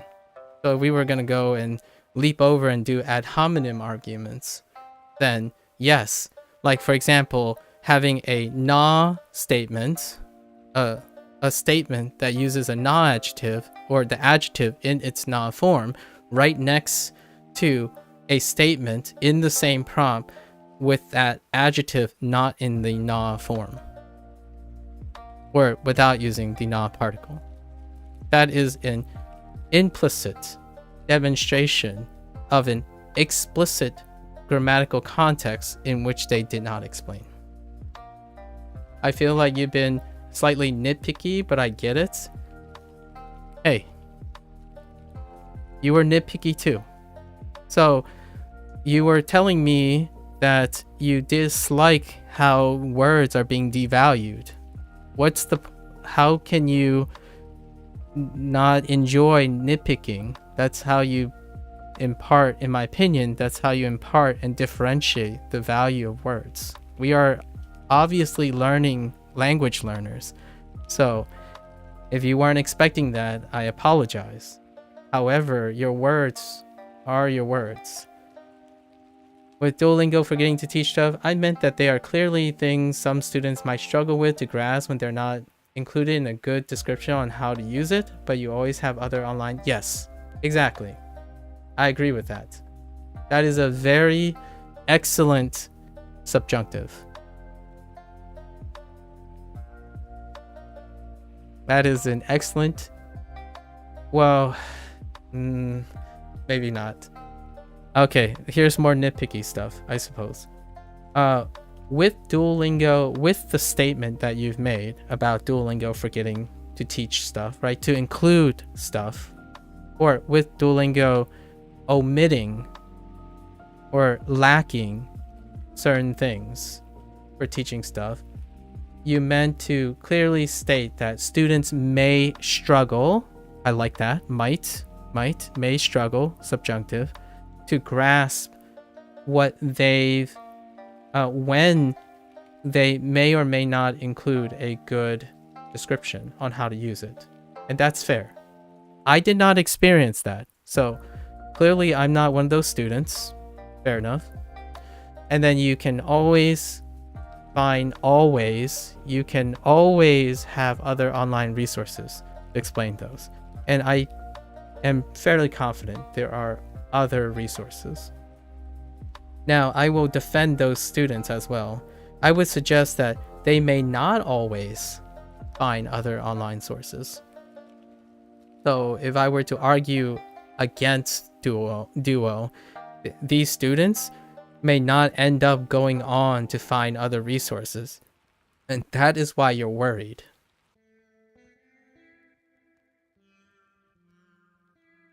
Also, don't correct me on how I'm speaking, direct or subjunctive. It's all a different way we speak. There's no right or wrong. I didn't correct you. I'm suggesting. Because it's not how you're speaking, it's how you're speaking to me. So I'm explaining how I want to say things, because I'm making sure that I don't misinterpret you. My nitpickiness, oh, well, I'm sorry if you feel like correcting towards you. Fair enough.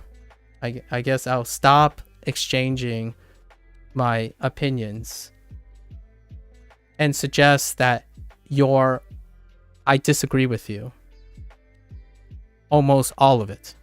So instead of correcting you, or instead of suggesting any more in-depth things, I can say that you have an arrogance about you, and you and I do not share the same opinions. So take it for what you will, I suppose. Since I'm not going to correct you, I'll share you my opinion. You have an arrogance, you're prideful, and you talk to me like a condescending person. So instead of suggesting anymore.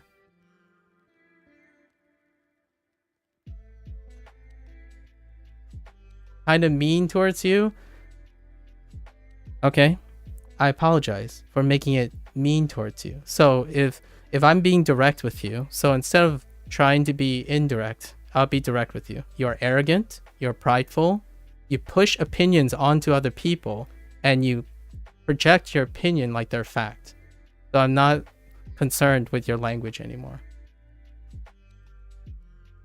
The fact that you came up to me and you told me that Duolingo doesn't do certain things, I disagree with you. How do I explain that?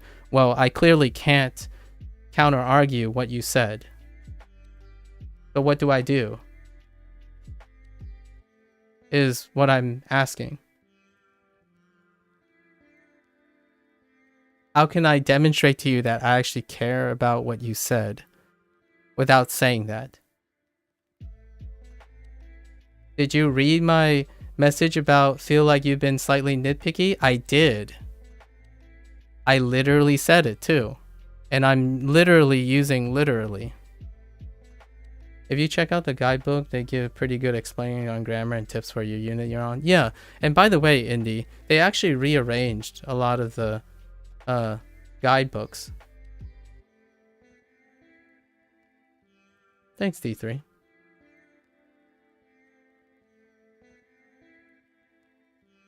So you're gonna try to gaslight me now. Fair enough, I guess. I mean,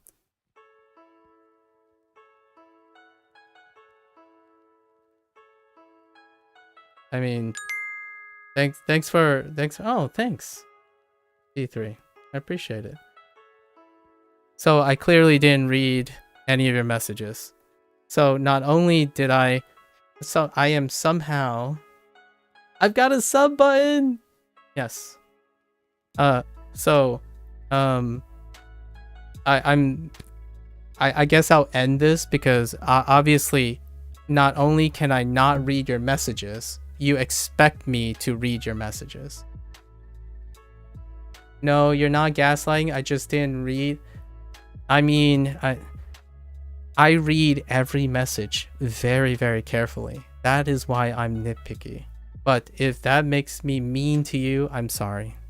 Like, I really am sorry. That's how I show people that I really care about what they said. If your feelings are hurt about it, then I'm gonna stop. That's probably all I'm gonna do.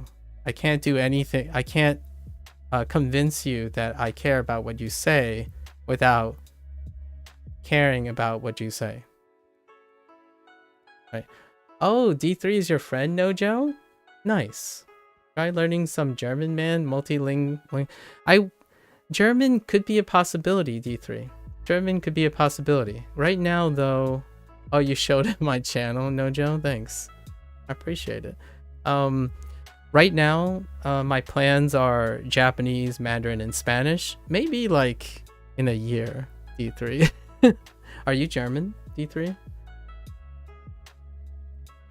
You just asked if you read it already because it might have given extra context to the conversation.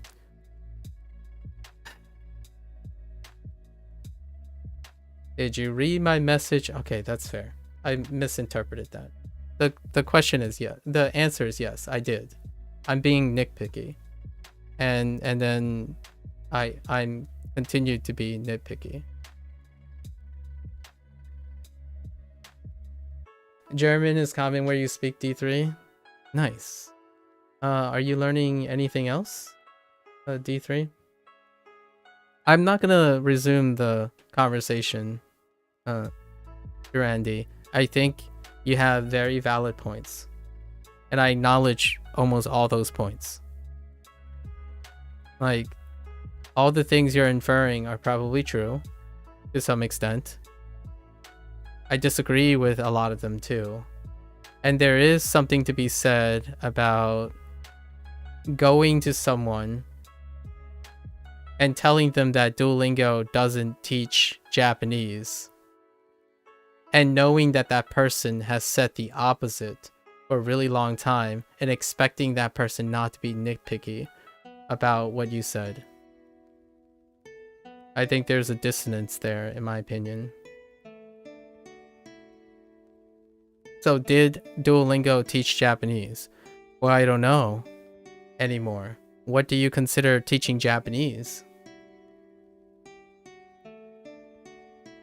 Japanese common phrases, and I can read about 200 kanji characters? Nice. Very nice. Polish, Spanish, and French. Whoa, how long have you been learning language, D3? I wish I can put a number to how much kanji you know. Well, I can put a number to mine right now. Let's see. 7.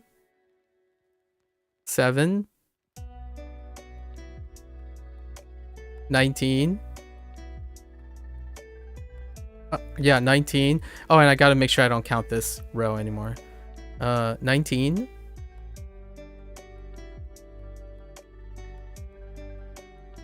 25.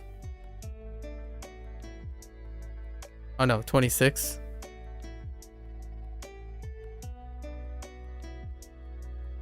33. 37. 41. 45. 48. I can probably do them in total recall. 48, I guess. Plus like 4 or 5 that other people taught me. Like ski des.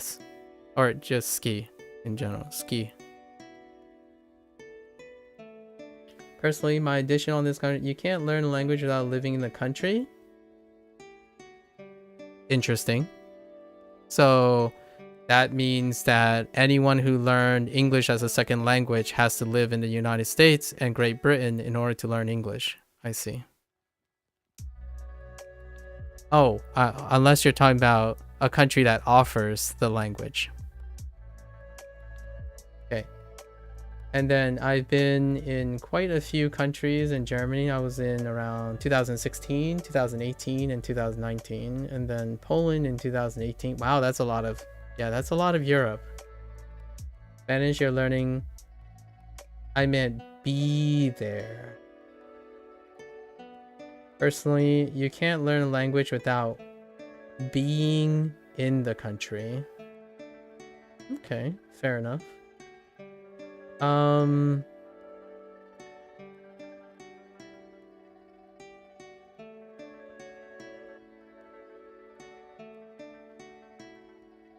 I clearly don't know Fujonese and Mandarin because I haven't, you know, truly been there in China. So I don't know what to tell you. I guess I just don't know Fujonese. Okay. I think becoming conversational is great, but I try to say there will almost certainly be gaps in someone's Japanese if they stick to just using Duolingo. I agree. That is a great statement using the only clause. Or now is okay, I'm sorry. Last one. I promise I won't nitpick anymore. I promise I can't promise what I can't keep. But the word just has been relegated to only. So it has consumed the word only. And I agree with you. If Duolingo is the only thing you use, there will most definitely be gaps in someone's Japanese. Absolutely. And from what I've heard, other opinions, Duolingo alone, again, yep, alone, I agree. I still agree. Is by far not the most efficient nor effective way of learning a language on its own. Is by far, okay, I disagree with that. I won't say much more other than I disagree with that. And I've never called Duolingo bad. I agree. And then again, never. So never. That's absolute. So I agree with you that I have never heard you call it bad. Like, I never heard you up to this moment use the word bad. And I encourage it to never call Duolingo bad. That's fair. But I feel like it's more of a start where you can branch out from but still use it. That's a fair statement. I agree with that. So fair enough. So overall, I agree with you. If you're saying if you're only using one tool, I agree. You never said bad. I agree. You inferred bad, though, a little bit. That's just my personal opinion. And yeah, definitely. And I disagree that you say about efficiency. That's fair. I mean, that is the opinions that I'm getting. I think 90% of the opinion, I read the same thing that you do. This is the opinions of others. I agree with you on that. Like a large majority of people would say it's not efficient or even the most efficient, which is again talking about absolutes.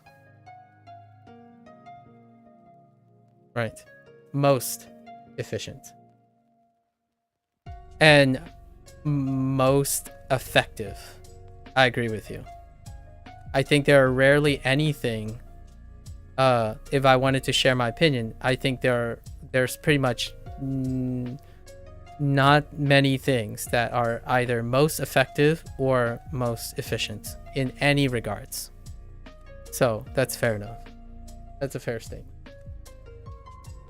I wouldn't say that about Duolingo either, that it is the most efficient nor most effective. I wouldn't say that about any tool, actually. Probably 90% of tools, I would not say they are the most efficient and most effective, whether they stand alone or with others.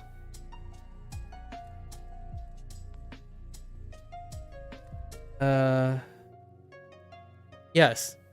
Fujonese is the language.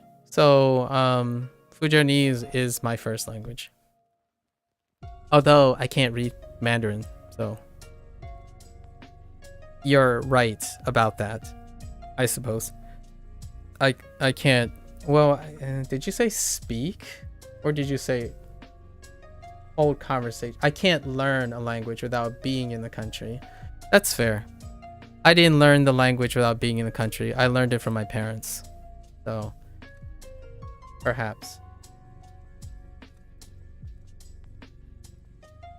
Kanji. Okay, those are the kanji. I'm probably around 450. It's a lot. I only have 50. How does it feel to be 450? Oh, interesting. You're gonna have to share with me the app that tells you how much kanji you know. That's gonna be... I guess that's ones I know how to write. Reading is more... Okay. Fair enough. Keep up the good work. Yeah, Nojo every day. Nojo says keep up the good work every day on YouTube. It's actually quite wonderful. So thank you. Thank you, D3. You're going through my sentences like it's an exam. This feels so weird. I mean, I care about what you say. I like to hope that I care about what you say. This is how I show something, right? Not a lot of people are still here, so you're still here. I reckon maybe it's useful. I organize my thoughts like this. I'm sorry if this is alien to you, but I like to make sure I read Japanese and other languages like this. I really do care about people's words.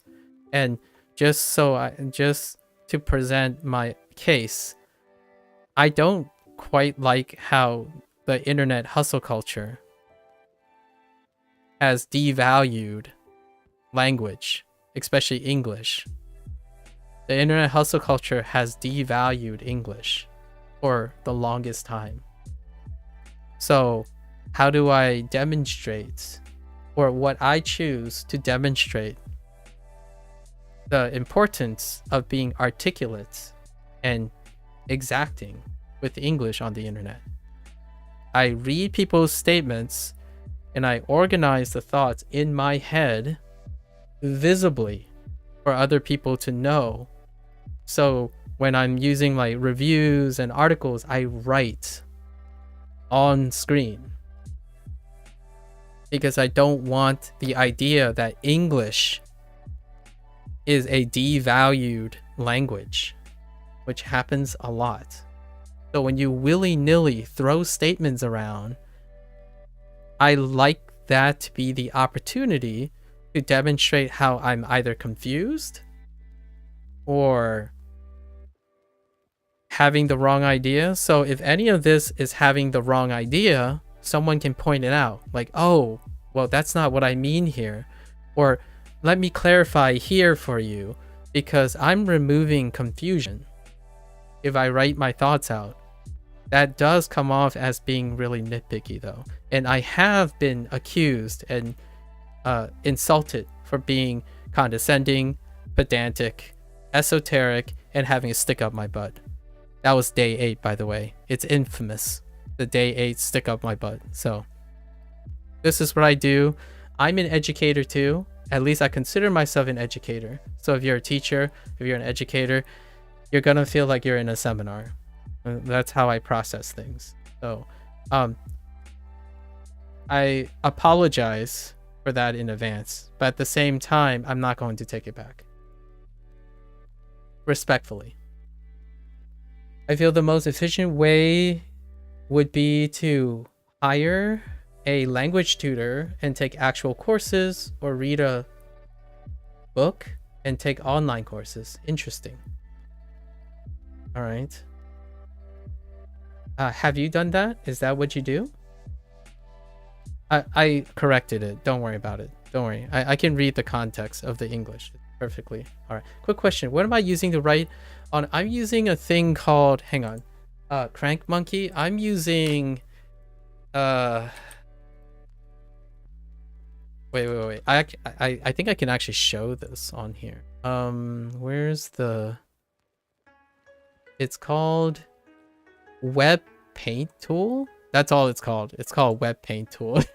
It's not the script, but it's an extension. It's a Chrome extension that I'm using. It's literally just called Web Paint Tool. It's the one that I found that was most reasonable. There are others like Draw Me or something, but this one I found it's good enough. It has a latency problem though. So if you're using a stylus, if you're using or a tablet, on a desktop, it does have latency issues. So if you write too quickly and you lift your pen too much, it'll do this stuff. And it could cause it to erase things. So as a fair warning, it's not a substitute in my opinion. It's difficult to substitute it for like Adobe Photoshop or something that a drawing program. It has a lot of latency issues. Higher, not higher. In the end, efficiency and effectiveness doesn't matter much if you're not having fun. It's all about fun with language learning, in your opinion? That sounds great, Sheriff. Sheriff Morax. I will share my thoughts on that. In the end of the day, for me, efficiency and effectiveness is about more experiences and novel experiences that may include learning, and fun is secondary to me. I learn that things are fun because they are new and novel and learning. So why am I using Duolingo? Is to have these discussions. It's one of the journeys of using Duolingo. I didn't pick Babbel, LinkedIn. Well, there are other obviously pragmatic restrictions on doing other things that are reputable, but Duolingo has a pragmatic openness that allows me to have conversations about it. So then I can hear all the opinions of other people.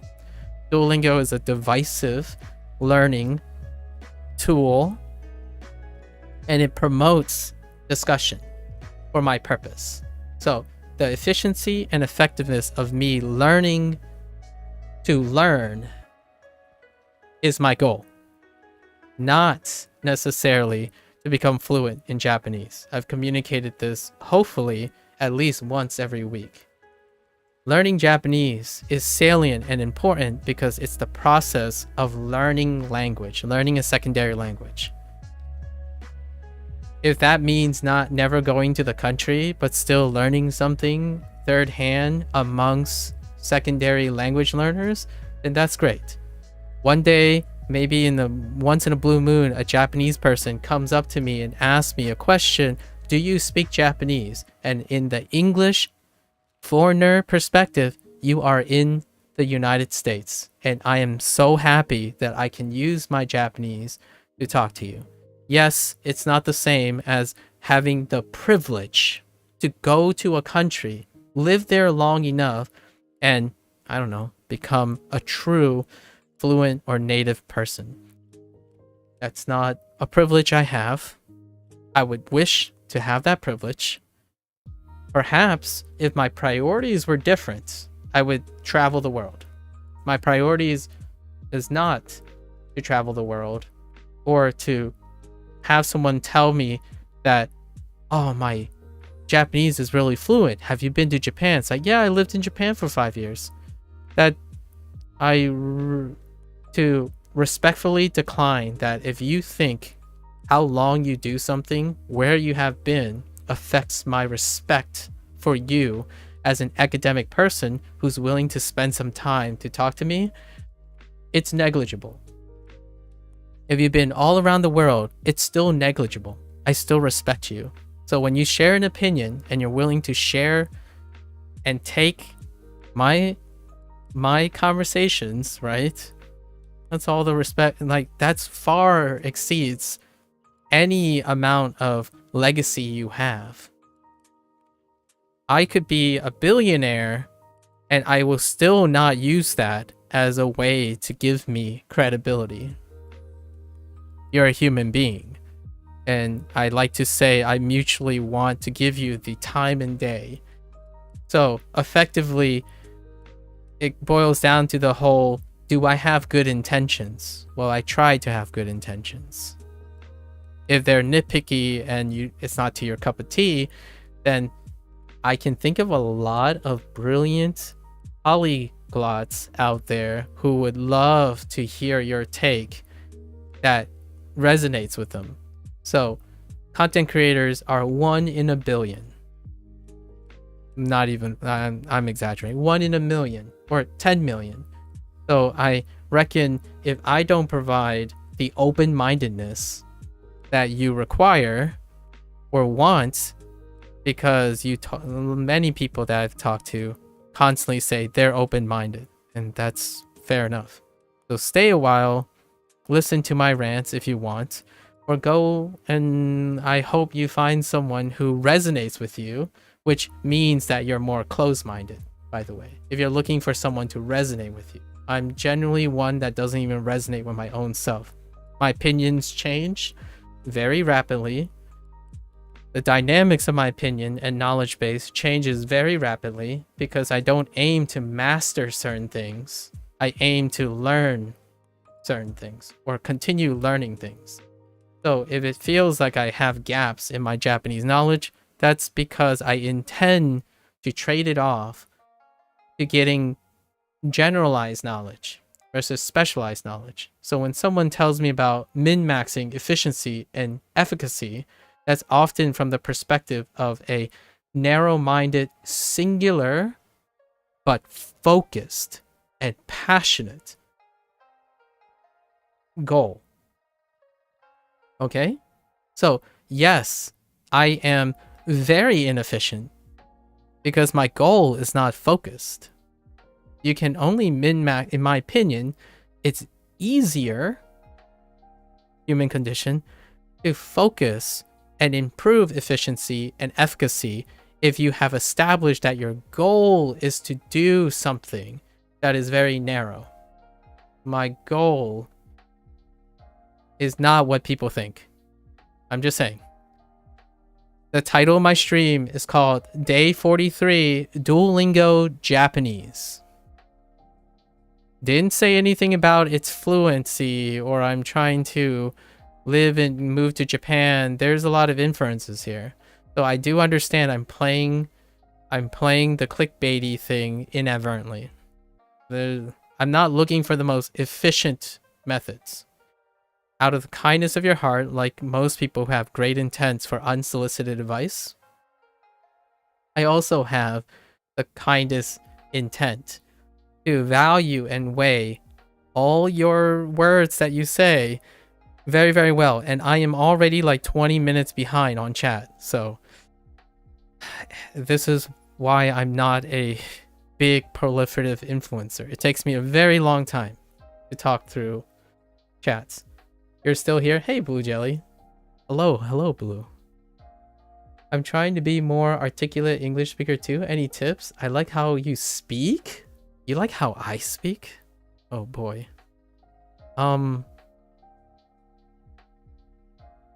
That's a loaded question. I don't know how you do that. I'm really sorry. I really don't know how to do that at the moment. That's you're gonna have to I'm gonna have to think about that actually. Sorry, Cranky. Maybe I might have to think about that. And you meant book? Yep. I've been mistyping a lot because I type so quick and I've been very tired. That's fair enough. You're probably overseas, right? Durandi, so that's fine. I also forget to check my messages. That's fair enough. The owner of my company is a billionaire, and he does indeed use that to give him credibility. Anyway, in the closet, excited for you to learn some stuff. Yeah, okay. So I'm finally caught up with chat. Okay. So I know, and here's what I can say from all the discussions so far, and they're positive things. I know that Durandi, you have lots of knowledge about learning the Japanese language in a very efficient way, and you will continue to be more efficient than I am in learning Japanese if you're still learning Japanese and other languages. I am interested in those things. I will take them into consideration. They're not a priority at the moment because my goals do not align with your goals. That's all I can say about that for the time being. And for Cranky, I think for me, much like what D3 said, I adapted this form of speech from my mentors, from people I observe around me. So I agree with you. If you want to speak a language, you can be in that country and naturally adapt it at D3. Like, I agree with you on that. And for my advice, I guess a tip, I don't know what this is. I don't consider it a tip because it's not well formed for myself. For Cranky, my mannerisms and my speech pattern in English was due to my environment. I did not academically acquire this form of articulation. Generally speaking, because of my educational background, I have been privileged, very privileged, to be in the presence of individuals who speak incredibly like this. Big disclaimer. The moment I start learning Japanese and I stop like talking about all this stuff, because I'm doing this kind of for a video, I suppose, about a digression, I will not sound like this anymore. I will sound like a pep. I will sound like a gaijin trying to speak Japanese. So I will sound less articulate. I will bumble. I will talk to myself rhetorically. I will sound like a gamer or like a streamer who is reacting to everything, reacting to how I'm forgetful, how I've made the same mistake a couple times. And I want to encourage other people to be encourage them to see that in themselves too. I record myself because I made the comment about day 26 and stuff to see myself do these things. And it's helpful because what I view to me is what I think of myself. It may not necessarily be true about what I'm actually doing. So hopefully that helps. I can adjust my speech patterns and affect the way I speak because I do it and I record myself doing it, and then I can see it. I can see and hear it. But generally speaking, how I acquired my English articulation comes from exactly applying what D3 was saying. I have been around people older than me who speak a certain way. And because of that, I sound like them in English when I find the opportunity to. I can also sound like a gamer who speaks gamer speak. I can kind of sound like a Zoomer from time to time if you don't see my face and how old I am, right? I can sound like an American if you didn't see that I'm Chinese.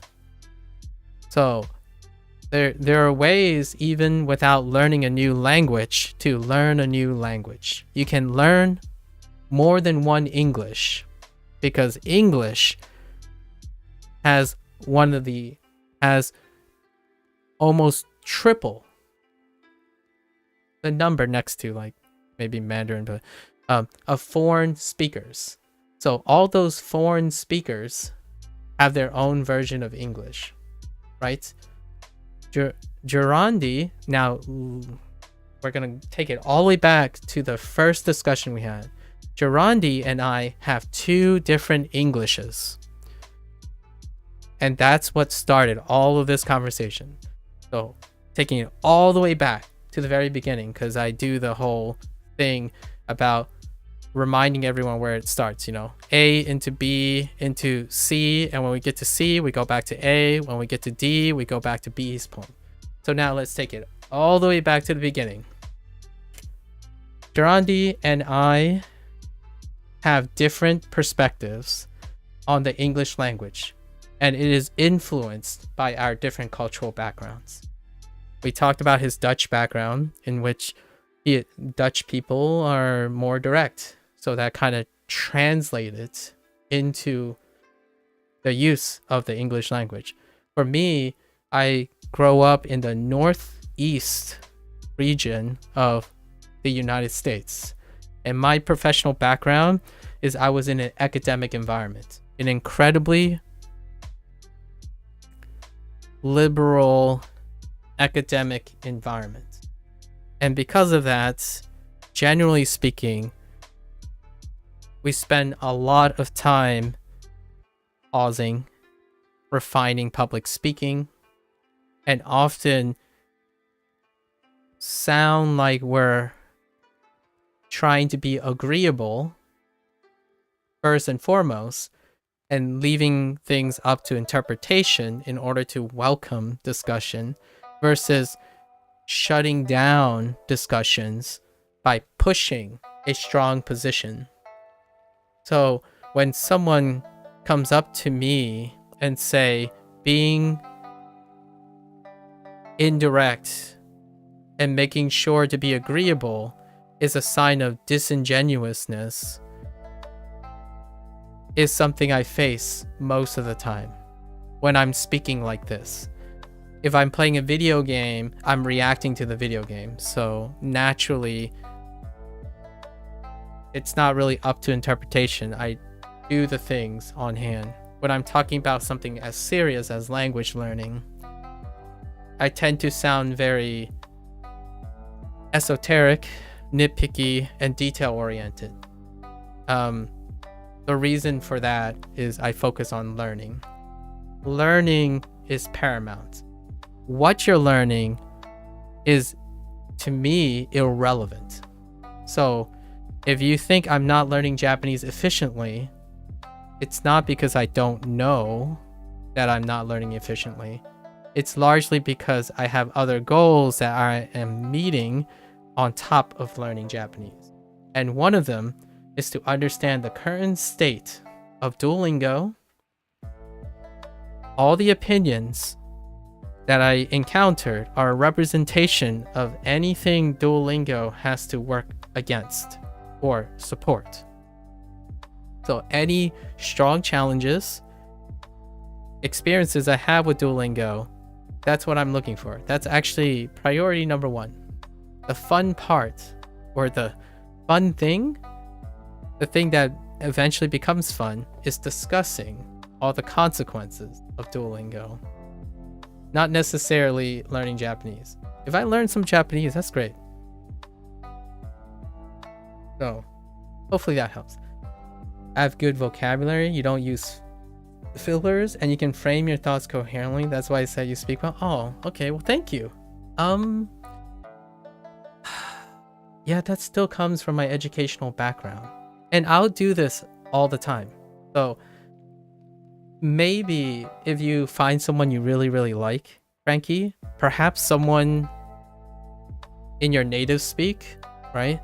If you have a native language and you had an influencer that's incredibly articulate, sometimes when you learn another language and you have an articulate personality, it kind of transfers, in my opinion. That's like when I speak Japanese, I imagine what I'm going to strive to speak is going to be reflective of my English, hopefully, perhaps. I spent a lot of, I don't want this to sound like I'm above someone. I had a lot of hard time when I was younger to speak without either tapping too fast. So typing too fast is a symptom of that as well, just to give an idea of Girandi's impediment. I used to speak less deliberately, and my thoughts are too rapid. So oftentimes, I've worked on reducing the amount of fillers, slow down my speech,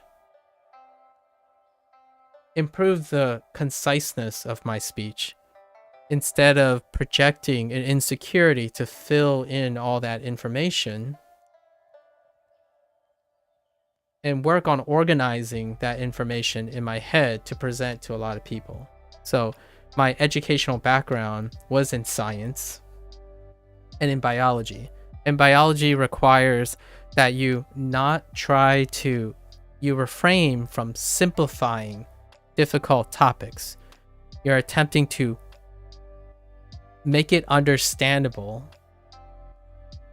by presenting it in a manner in which it's coherent and approachable to other people. And that kinda overlaps with learning, be it Japanese or anything. Usually I'm teaching science back in the day, like 5 years ago.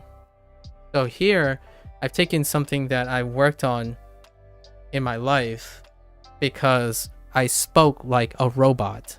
I spoke like a robot. I spoke very rapidly. Sometimes I don't speak at all because the topic's too complicated. That's what I told myself. Like, oh yeah, this topic's too complicated. If they don't understand, that's their problem. I'm not gonna subject myself to, trying to find and teach myself different ways to disseminate information. It's their incompetence that is the problem. So for me, this is just my personal statement. I think one point of pride that someone could hurt my feelings to some extent would be someone come up and say, "You speak terrible." Like, as in, I don't understand you. That can hurt. And that is what motivates me to learn every day. So now we're going to take it all the way back to the very first point, which was my conversation with Sandra. Sandra said, Sandra studies English every day. And that's where the conversation started. The use of every day at the end of a sentence versus each day. And we talked about the usage cases of those and what they mean. So that was the very first topic. And for me, I try to learn English every day. And much like D3, I use English every day in a different context. Yes, I don't go to Japan. But you know what's great about the internet? It circumvents some of the restrictions of not having the privilege to geographically communicate and speak with other people from other countries. So in this case, I'm not learning Japanese per se. However, the last 43 days, I had the privilege to talk, discuss, one-sided talk, get yelled at, get criticized among more than more multilingual people that I've ever met my entire life. And that is largely because I pragmatically chose Duolingo as a divisive representation of a language learning app. I see it as a learning app, not a language learning app per se, and not as an app or a definitive thing to learn any particular language. However, my critics, the individuals who approach me, infers all of this based on their prejudices and stereotypes. Oh, here's another person who's learning Duolingo with Japanese. Let me impart my advice to them that Duolingo is not a one-stop shop. Fair enough. Absolutely. What is the most common criticisms and unsolicited advice from my experience? Hey, you should really use other tools because Duolingo is not going to make you fluent. Okay. The natural question in the subjunctive would be to ask the person, are you trying to become fluent in Japanese with Duolingo? Because that's the first inference you're making. You're making not even an inference. I'm being polite here. I'm being conservative by saying they've inferred a lot of context clues that I'm trying to become fluent in Japanese somehow. That's a leap of logic, by the way. And that is an assumption. For all intents and purposes, that is an assumption. And most of my conversations that go this long in digression, I would say 90% so far of this conversation is predicated on the assumption that my desire and primary goal is to become fluent in Japanese. I'm sorry. I'm also not 18 years old, by the way. I'm also not a kid out of high school who wants to move to Japan or become Japanese. I'm a 37-year-old person who just like talking to people and practicing the language he speaks, and additionally learn a different language. Does that provide me with more credibility? I mean, we could add credibility, but that would be going against what I preach, which is I don't refer to my educational background very often. I typically only infer the relevant things that are involved in the conversation. So, when someone tells me Duolingo is bad for me, my first question is not really bad. I won't use the word bad. That's really subjective. Duolingo is not efficient. My first question for you is, can you describe to me the state of Duolingo right now so that you know what I'm doing in Duolingo? I need to confirm the idea that you understand what I did for the last 42 days. That's a tall order. I won't have anyone. I'm not suggesting that you go and sit through the 42 days. I recorded myself for doing 42 days to inform myself what I actually did in Duolingo. So perhaps there are other people who are literally doing the same thing. I'm not speaking figuratively here. Literally doing the same thing, and they've come to an advice, then they can assume. But when someone comes up and tells me they've spent 10 plus years or 20 plus years learning a language, we are no longer on the same page anymore. Both by human condition, by emotional resonance. There's no element of resonance. What is this live about? My friend from YouTube? Oh, we're just talking about learning languages. It's not too bad. It takes a bit. We've been spending the last 2 hours talking about it. But we're gonna go back to learning Japanese. So, or I don't know what. We're gonna pick up some Japanese phrases or Japanese vocabulary. I'm not entirely sure if I can comfortably say things like I'm learning Japanese. I honestly actually feel that outside of the people who actually use Duolingo, most people would say they would cringe when I say I'm learning Japanese. I'm Japanese? No, I am not Japanese, unfortunately, or fortunately. I am Chinese American. My parents are Chinese, and I am more or less American. More or less American. So, English is my primary language. English is my primary language. I do speak Mandarin to some extent, and I'm learning Japanese out of interest. Good luck with my journey. Oh, thanks. I love that word. Journey is fantastic. Thank you. And good luck with yours too. I hope you're learning a language or having fun watching other people learn about your language maybe. Sometimes Japanese people chill out and see how an English person goes about learning their language. It's also kind of fun. I like watching people learning English now. It's a routine I like to do. I actually, if I ever see a Japanese person learning English, I kind of chill there and see what their journey is like. Just to throw my opinion on Duolingo out there, it's actually a really decent learning tool, and you can get really far with it alone if you ask questions and take interest instead of going through the lessons mechanically. That is beautiful. What are you learning at the moment, actually, Cranky? I'm here for the talking. I'm here for asking questions and interests part. The lessons do get mechanical. I absolutely agree with that, though. In fact, my major criticisms, or for myself, to alleviate the mechanical lesson thing, I talked about it for my first 30 days on day 26. I think I'm going to do that on day 45 now as well, because I wanted to show people that I'm actually trying not to actually mechanically use Duolingo as a mechanic versus using Duolingo to inspire to do other things. Like Tofuku is an awesome site.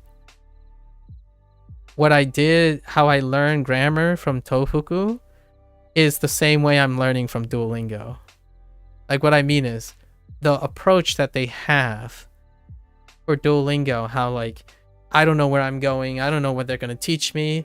I'm applying that philosophy when Tofuku is like linking different things. It's kind of like revisiting a thing that I don't do anymore. Oftentimes when I'm learning, I learn with an objective, a really focused objective, and to me it's not as entertaining anymore. So tonight, this evening, when I get off stream, I don't know what grammar point I'm gonna either review, practice. I already know, maybe it's related to Duolingo, or it's new. I don't know. I'm just gonna click willy-nilly. What's a great way to find immersion than serendipity? Well, if you live in the country of the language you're trying to learn, that's serendipitous. You walk around, you have no idea what you're going to learn, but hey, you're in it. So I'm simulating that feeling when I don't have the privilege to go to Japan. Do I want to go to Japan? Of course. If you fly me to Japan and pay for my like six month visa and also remove the bounds of getting a visa in the first place, fair enough. But the closest thing I have is to talk to other people who are learning languages. And I think it's about 50-50. Half the people I meet aren't even learning Japanese. They typically want to share their experience in language learning. Learning a language later in life is an experience that can enrich language learning itself. Knowing that other people are learning languages, not just the language you're looking at, is fantastic. And then sharing those ideas is even more fantastic. So I'm here for that. You're in section 3. Okay. 300 days. Nice. Dang. That's gonna be, I think, section 3. Man, that's gonna be like another month for me. Duolingo really helps with developing consistency in a way no other tool does. I can see that. There's no way I have stuck with Japanese if not for Duolingo. It's wonderful that Duolingo worked for you. If I like to point out something, I'm pretty sure you can. If you wanted to look for something, there's a high chance you might be able to find another tool that also help you develop consistency. It's great that you found Duolingo to be your first, or like you and Duolingo happen to resonate. But you know, much like the other person who suggested strongly the other way, there might be something out there as well. I don't know what that is, obviously. I know that there are a lot of tools. So far, Anki, LingQ, no one mentioned Babbel, and then no one mentioned Rosetta Stone, right? And then we have all the like the italki, or Iltalki, I don't know how. There are a lot of things, right? And Bushu, Memrise. There are a lot. I've been given a ton of suggestions. The one thing about language or learning in general is it takes time. I think if I am going to use the indicative voice, learning takes time. To the consternation or maybe the chagrin of people who are trying to tell me that I can learn Japanese in 30 days if I do it right. You probably can. I don't know. Will I learn it in 30 days? Whoa, that's already gone by. Did I aim to learn Japanese in 30 days? What do you think this is? A YouTube influencer? I'm not a YouTube influencer. It's not a challenge. It's a journey. I'm not sprinting towards a 30-day like speed run of the Japanese language. I'd like to think that when someone sees my YouTube channel and saw that I spent like over 300 hours playing Yakuza 5, the remastered edition, that would give you the impression that I take my time, whether it's efficient or not. And every day you probably see me with a smile and be very, very enthusiastic. Being slow is not negative to me if it's meaningful. So before all the other people come in and say, well, you're just looking for meaning where there isn't meaning. It's like, well, yeah, that's kind of how life works, isn't it? Am I happy? Well, I certainly am. Although a lot of people would come to me and say, well, you could be happier if you learn Japanese faster. I mean, well, that's an inference. It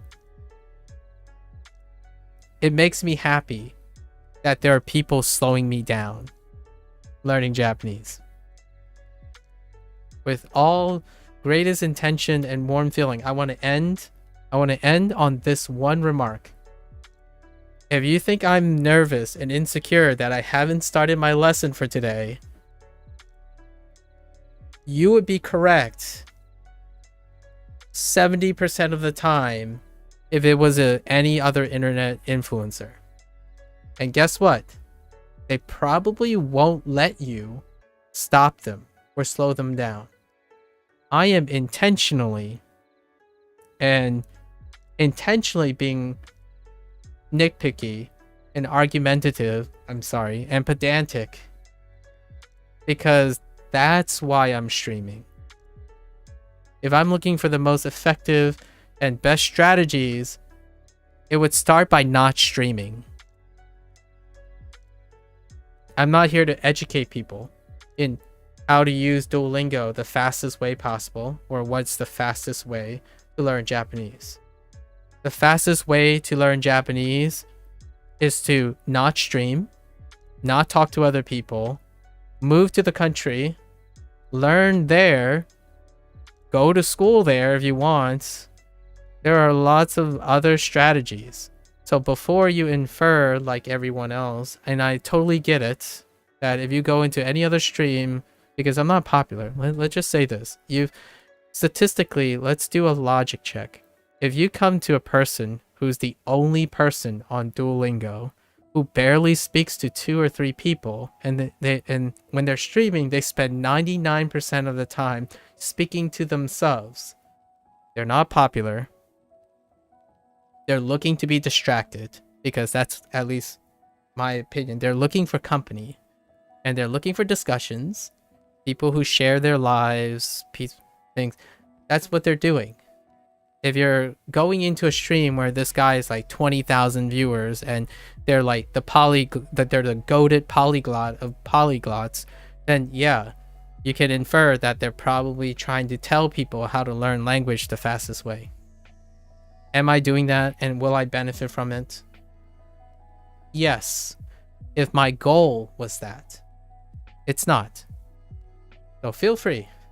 Feel free. In fact, this 43rd day up here is deceptive. I actually spent 60% of my time, almost over 60% of my time, having this type of varied discussion throughout my session. So am I making more errors? Absolutely. Am I getting distracted? Absolutely. Do I learn less Japanese if I keep talking to other people about Japanese? Yes and no. I'm definitely learning Japanese inconsistently. Would I give it up? No, absolutely not. I actually end up learning more Japanese outside of Duolingo because of other people. More grammar. Watched an anime because of someone I talked to. Talked about the anime with respect of learning Japanese with that person. Tofuku. Learned all the other competing apps even though I don't use them. Have other people's opinions, their life stories.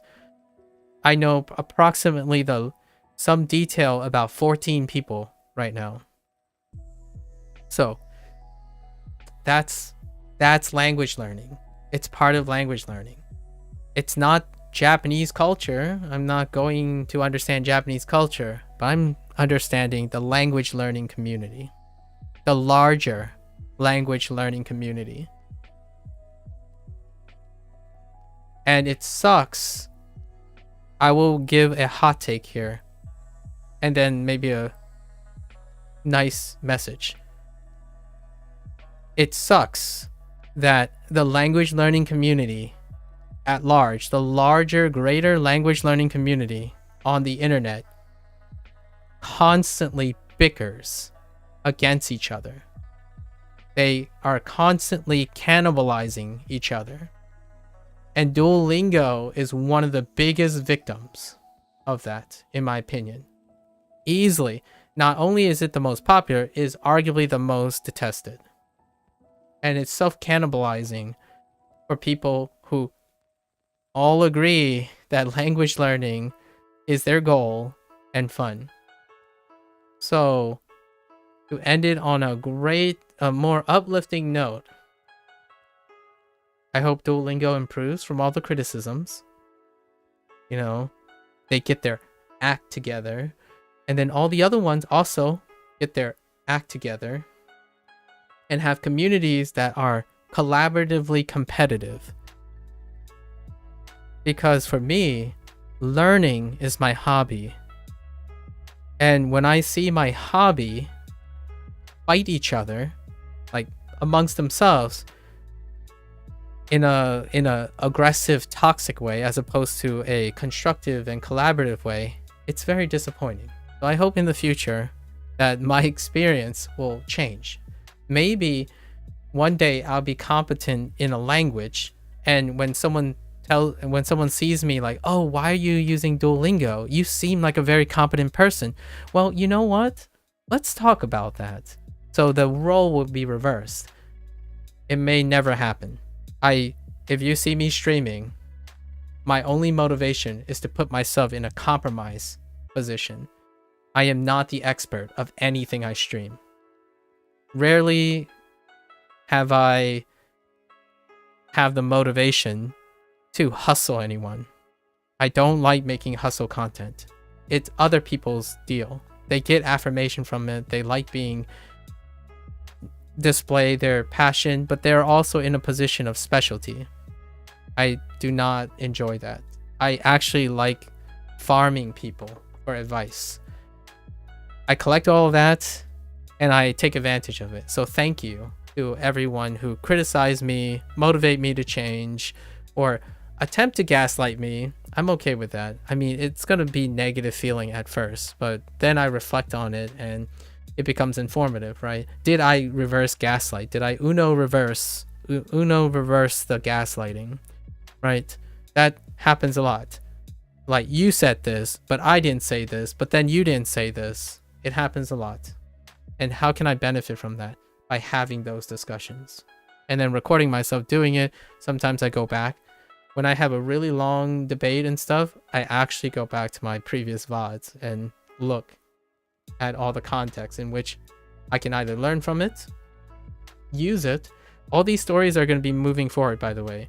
So I still remember the altercation that I had on day 8 of starting Duolingo when someone said I had to stick up my butt.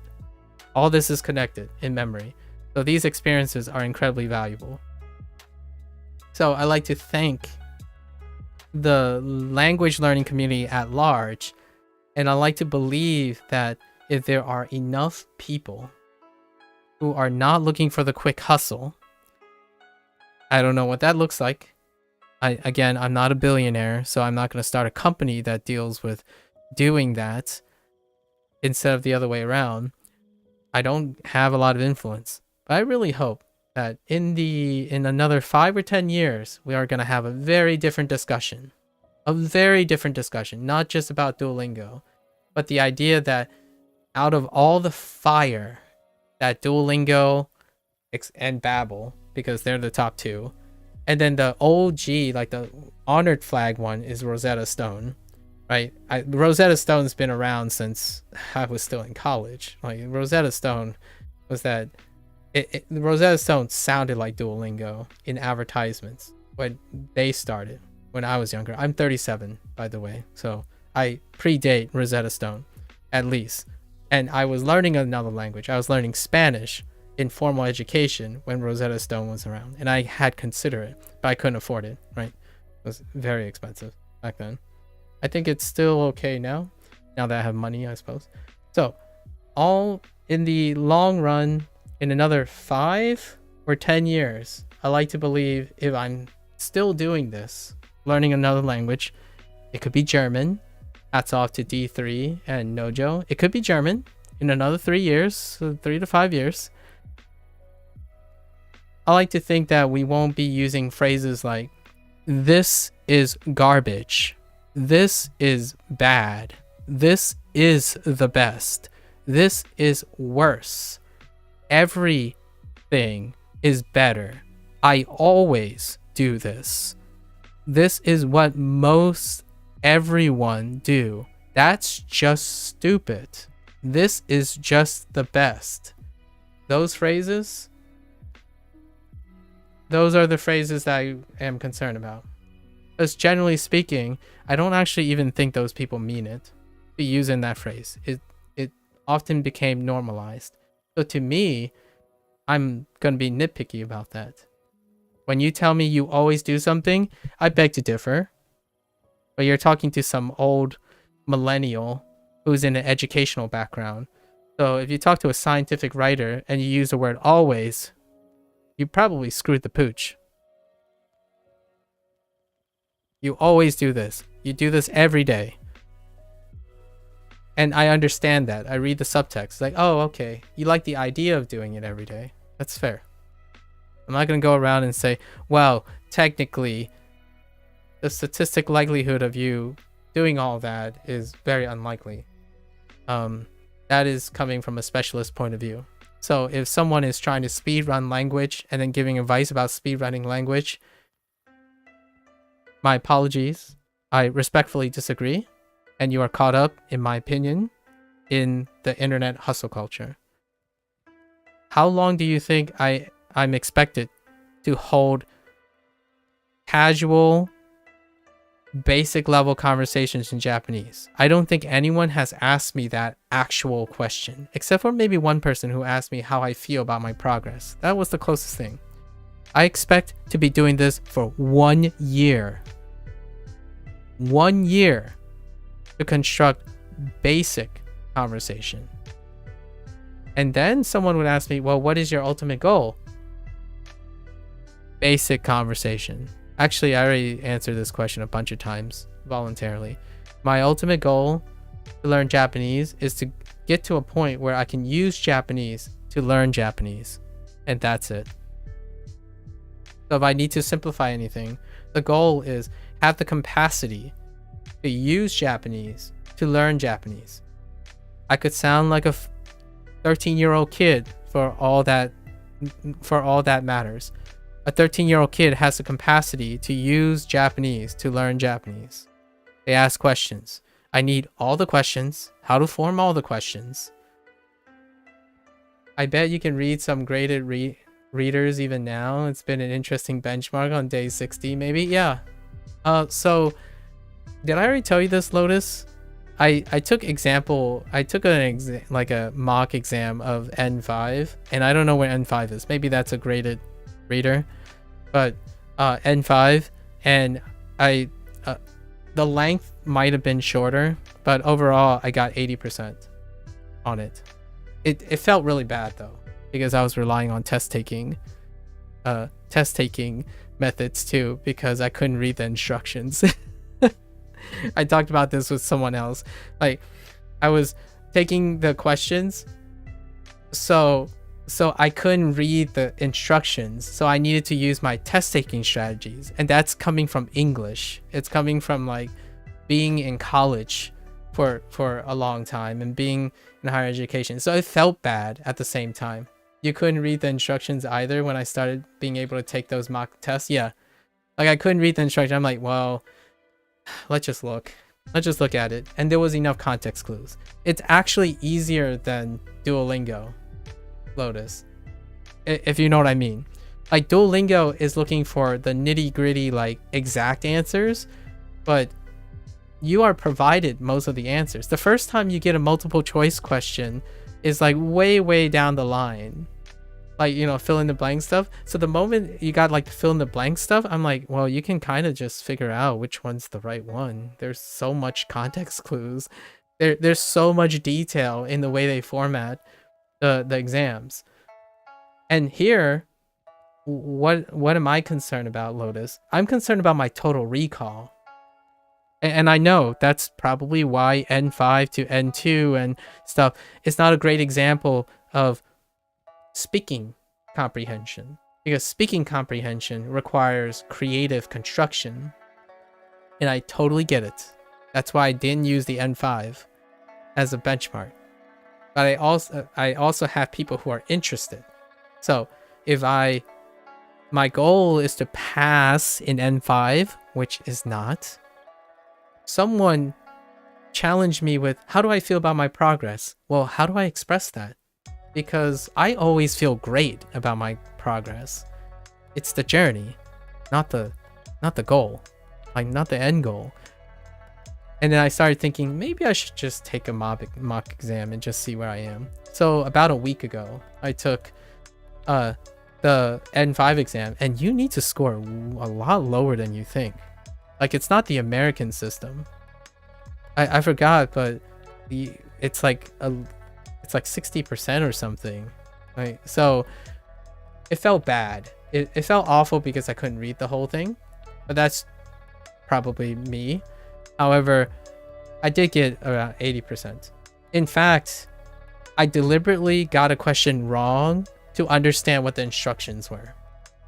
Well, what I mean is, okay, this is a 50-50 because I can't read the instructions. There's like this huge diagram with like 3 blanks. Like, are these all like 3 in a row? Like, am I looking at the star? I couldn't figure it out. So what I did was I used the process of elimination, and I looked at the 2. I'm like, if this one's right, then the exam is asking me this. If that one's right, then the exam is asking me this. So I actually got those questions wrong, only to figure out the following question, because I understood now what the question's asking me, even though I can't read the heckin' instructions. The instructions to the exam are harder than the actual most of the prompts on an N5 exam. And dude, listening, like, bolt it through the listening section. That's when I don't even have to read anything. I'm just hear it, it's like phew. A graded reader may be more interesting to you then. Oh, interesting. What does a graded reader mean? It's basically like reading a kid's book, so you wouldn't be able to fail on the. Oh, neat. Wait, how do I do that? How do I do a graded reader? Keep that in mind. I have to go to the bathroom, and I'll start to learn something while. You gotta keep. Hold on to that thought.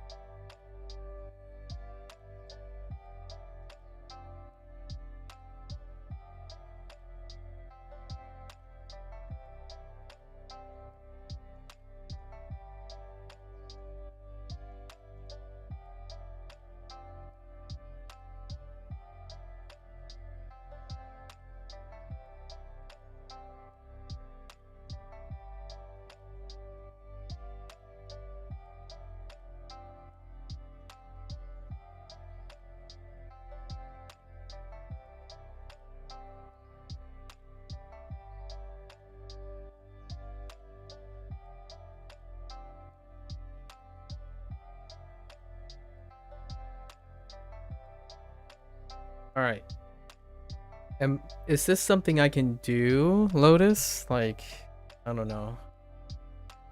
On a recorded content, can I? Is it a tool I can use? The graded reader, grader reader. I might actually add something like that, so that, or maybe some information about that, so I can better inform. I suppose what Duolingo is doing for me, I suppose. Not that it's reflective of anyone else using Duolingo. Here are a bunch of free ones. Okay.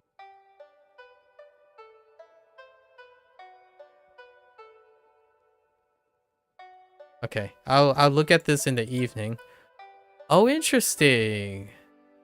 Neat. Okay, I'll have to look at this in the evening. This is awesome.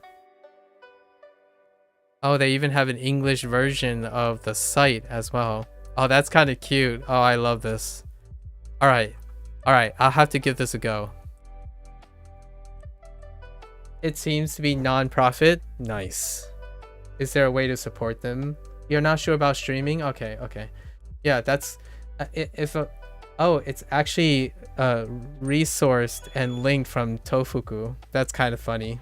I didn't see the link from Tofuku on to takuku.org, but I see the URL. The source is actually a Tofuku link. Okay. Yeah. I only ask. It's not necessary. I can do it in the evening, right? But I've been looking for new things to add once my 6-month period. I think I'm gonna say 6 months is the most conservative amount of months. By 6 months, which is 180 days, I want to integrate something else. Like usually it's going to be either reading, interpretation, or translation. So this might fit in really well. In fact, I might do it even earlier if it's possible. Maybe something like I'll read the passage and then translate it on like live or something. Like read a passage, write what it means in English, and then do some interpretation, and then, or even read it, then write it in like kana, or as much as I can in Japanese, be it like kana or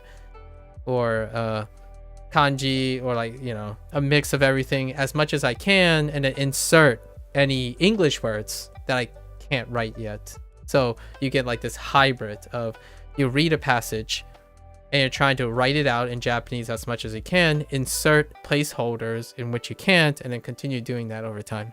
That's kind of was my structure that I was going to do for the future. So I'll have to take a look at these grader readers. I'm not familiar with this. Do they do this for English too? Is grader readers a concept that is for language learning in general? Seeing that obviously I did not read any such thing. Or is that like a Japanese specific thing? Cute. Thanks.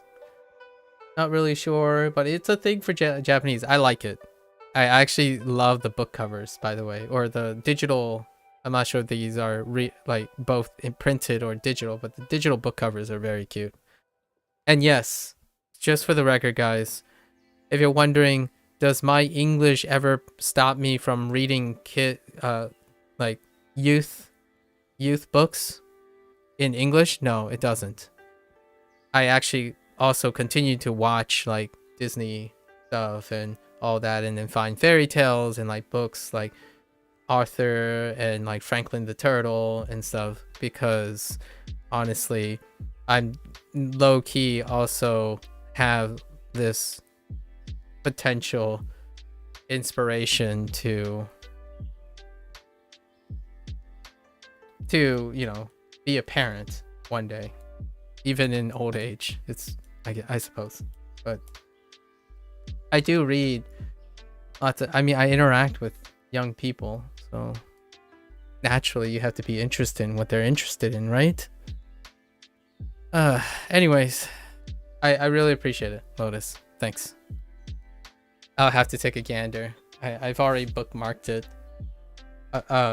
Sorry, dad joke. I already bookmarked the grader reader books.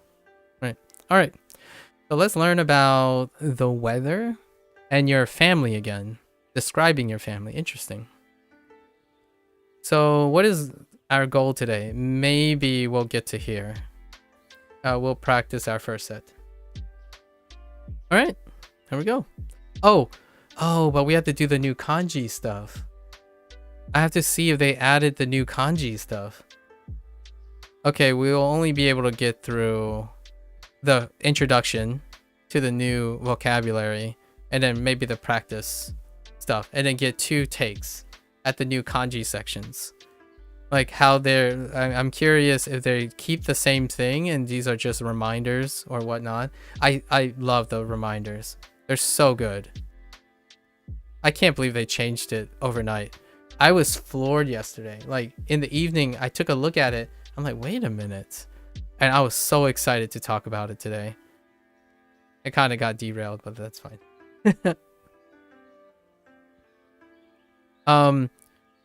Learning when you know the thing is going to change is my favorite thing. It's one of my favorite things. That's why being in the classroom is...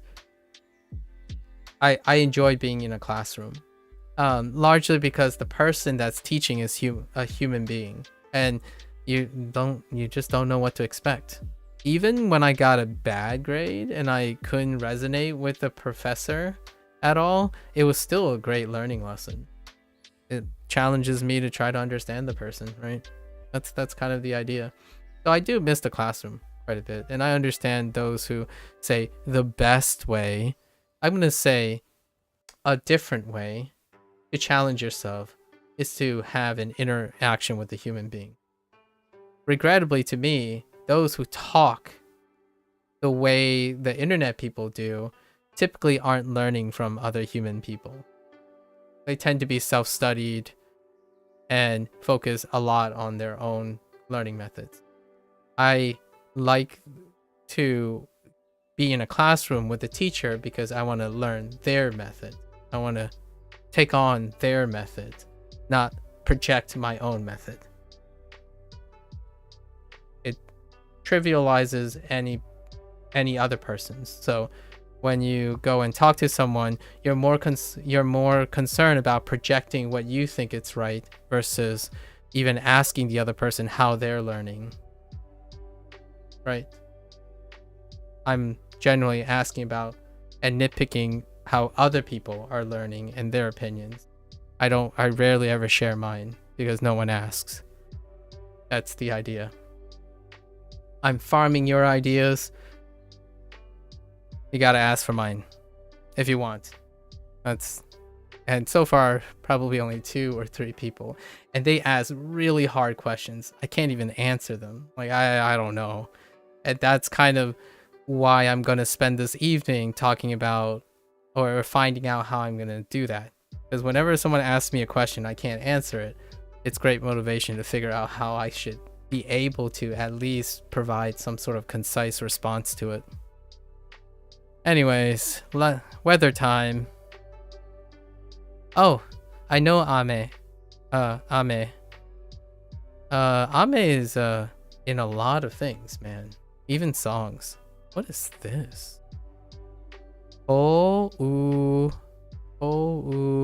N.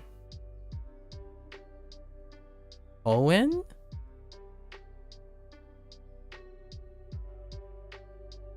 Koen. I mean, I guess that's hiragana, so that's fine. Koen. We got this in the kana section. This is haru. Spring. Haru. Haru.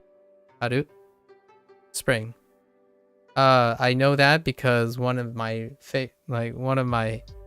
top 10 songs for the time being is a song called Haru by Yorushika.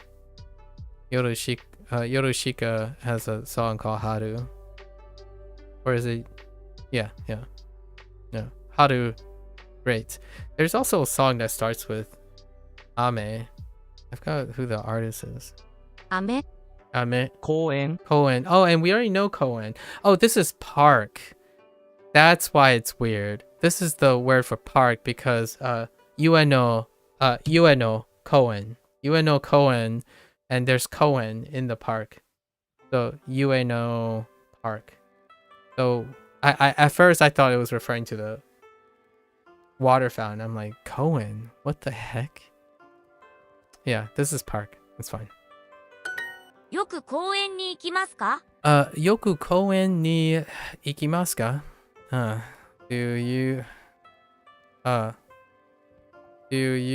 go to the park? Do you often go to the park? Yeah. よく公園に行きますか?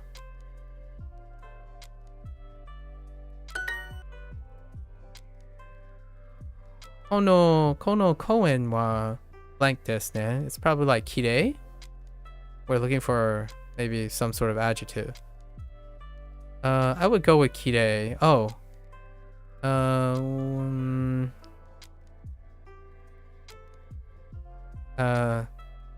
Karate. Oh, okay. Sureki. Steaky. Sorry, steaky. Steaky. Lovely. 素敵? Good enough. Steaky. Steaky is good enough. Oishi. Oishi and hayai. Hayai. Hayai. So fast, right? Hayai. Oishi. Tasty. Or delicious. I prefer delicious. And then karate is self-explanatory. Rainy. And ame. Ame. Sorry. I'm holding it off for 2 more right there. Ame. So ame rainy. I thought it was just rain, but ame. So is this an adjective? That's interesting. Huh. And then haru for Haru. spring. Haru. 春はいいですね。 Haru wa ii desu ne. I can't get behind this because I have allergies. I have seasonal allergies and they're most intense during the spring. And yes, I am born in the spring. Story of my life. I'm more of a autumn. Yeah, an autumn guy. My allergies were so bad this morning. Oh, was it rainy? Is it humid where you are? Like, was it precipitating where you were? Dude, my allergies are on fire the day before rain. Like when a low pressure moves in, it is on fire. I'm on I'm on an antihistamine and a decongestant, an extra strength decongestant the day before it. Tons of rain a couple weeks ago. Plants have moved slower. Plants here move slower. I see. Yeah, allergies. It does sound like I'm coughing up a lung sometimes. Obviously, I mute my mic so no one can hear me cough up a lung. But generally speaking, it's not as bad as it sounds. Since you spend, when you get used to spending your lifetime with seasonal allergies, in which histamines and decongestants can only blunt. You just gotta deal with it, Haru wa ii desu ne. Spring is nice, isn't it? I do like spring though. I do like spring. Allergies kind of put a slight damper on it. When I was in a concrete jungle, it was better. I am allergic to, obviously that's the telltale sign. When I used to go to graduate school, I was more in a concrete jungle, so not as intense. Surrounded by concrete and buildings and lots of buildings. 春はよく友達と公園に行きます。 Okay. That's a lot. I heard 春 haru は wa 友達 tomodachi to no 友達 wait. No, never mind. Just kidding. Oh yeah, I 友 did. 達 Tomodachi to Ni- ni Oh no. に Tomodachi to 公園 koen に ni 行きます ikimasu. I mean that's what I heard, but I don't know. That's it. Maybe Yoku is in there somewhere. 春はよく友達と公園に行きます。 Okay. よく春はよく友達と公園に行きます。 Yeah. I did hear Yoku after all, but I wasn't too confident. So, haru wa yoku tomodachi to koen ni ikimasu. Right. I often go to the park with my friends in spring or during the springtime. In the spring. Okay, in the spring. Fair enough. In the spring, I often go to the park with friends. 春は時々山に行きます。 Haru wa tokidoki yama ni ikimasu. Okay. Okay. So they want to emphasize the spring in the beginning as opposed to in the spring at the end of the sentence. We could do it for science and put in the spring at the end to see if they accept it. Usually Duo is pretty flexible at using prepositional phrases, like prepositional participles in both. However, it's by design that they capitalize the first box. So if you're like a gamer, for gamer sense, you can pick out things that are typically not capitalized and they intend for that. So they want, and the last prompt would tell you that they want in the spring first. Fair enough. I mean, that's fair enough. Good enough. At least you know, at least I know why that is the case. So, in the spring, I sometimes go to the mountains. Just that phrase, like, oh yeah, I'm a mountain man. I just go to the mountains in the spring. It's all good. I sometimes go into the mountains. What do I do in the mountains? Nah. That's none of your business. Secret. It's a secret. 天気はどうですか Genki. Oh, hey. 天気 Oh, Kenki. Oh no, Tenki. For a moment there, I thought he said Genki, but Tenki. Fine. 天 Tenki. 気 Uh, 天気 why do you sound like that? 天気 Okay, I can hear it. Tenki. Okay. 天気 All right. For a moment there. Okay. Tenki wa dou desu ka? All right. How's the weather? Sure. Tenki wa dou desu ka? 明日は雨じゃないです。 Oh, ashita is being used in a different context here? 明日 Ashita wa ame janai desu ka? Janai desu. Interesting. It's probably highlighted here because it's talking about its relation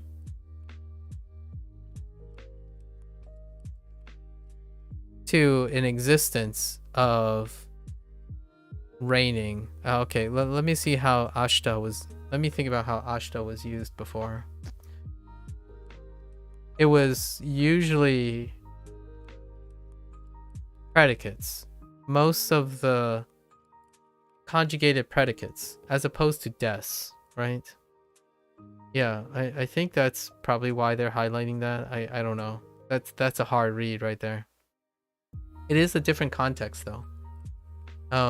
Generally ashita has been linked with I don't want to say like an actionable predicate a lot of times. Yeah, most of it was actional. Like, are you gonna hang out with friends? Are you gonna go out? Are you gonna sleep?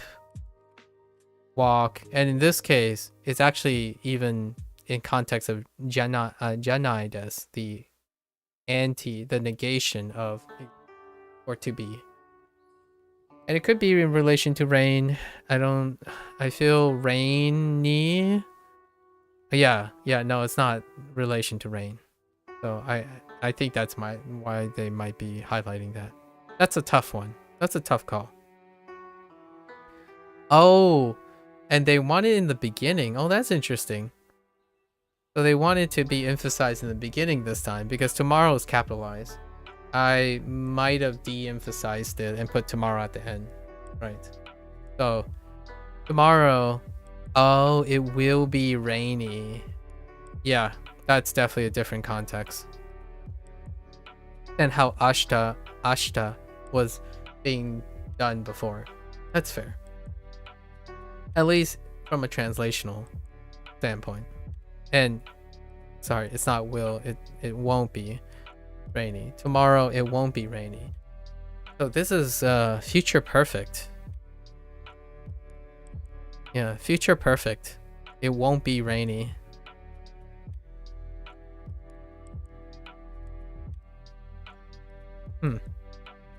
Interesting.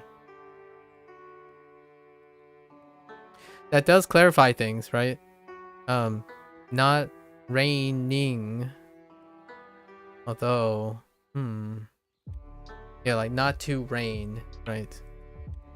Rainy, literally, at the moment. Okay. Tomorrow it won't be rainy.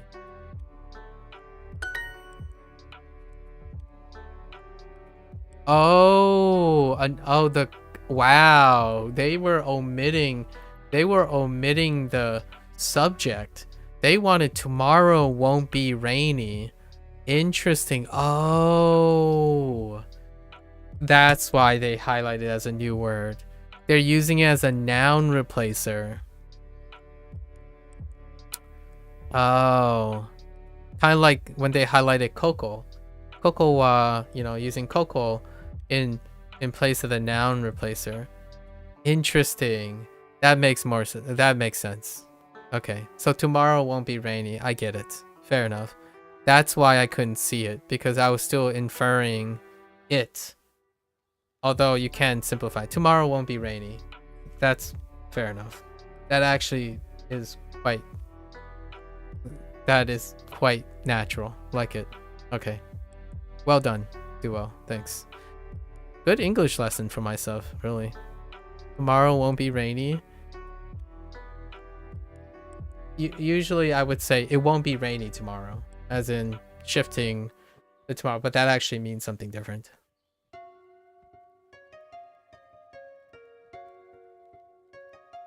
Weird. 今日 Interesting. は雨です。 Kyo. We were introduced to Kyo in the last unit, and then now they're highlighting it again. So it's using a noun replacer. So today will be rainy, right? Tons of a rain. Oh, sorry. I like the moment I saw rain, I was rereading your comment again. Notice. So today. 今日 So they're using it as a noun replacer. Fair enough. Today will be rainy. Today will be wet. Usually I would say it'll be wet today, or it'll be rainy today. But yeah, today will be rainy. I see why they highlighted both of them. Fair enough. Fair enough. So that means you can place all the other ones in there too. Yeah, you can use all the other ones. I wonder if they're gonna go through all of them. 明日の天気もいいです。明日 What? 明日の天気もいいです。 Oh, の no. Tenki. 天気 Wa はいい ii. Yes. です。明日の天気もいいです。 Mo. はも iiです. So, ashita no. Oh, I see. So tomorrow's... I see. Tomorrow's weather is also nice. Interesting. 明日の天気もいいです。明日の天気もいいです。 Oh, 明日ものは Just kidding. 明日の天気もいいです。 No. の No, this makes sense. も Wait, was it も wa or 明日 mo? の天気もいいです。 Wait. 明日の天気もいいです。 Oh, no. I did Mo. hear it correctly. It's fine. Yeah. Tomorrow's weather is also nice. Tomorrow's weather is also nice. Yep. Let's see. 今日は雨ですか？今日は雨ですか? Will today be rainy? Ah, all right, duo. I see what you did.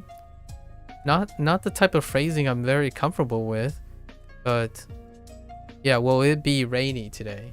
Although yeah, will today be rainy is excellent. It's actually fairly literal. 今日は暖かいです。Atatakai desu. That's kind of funny. Atatakai desu.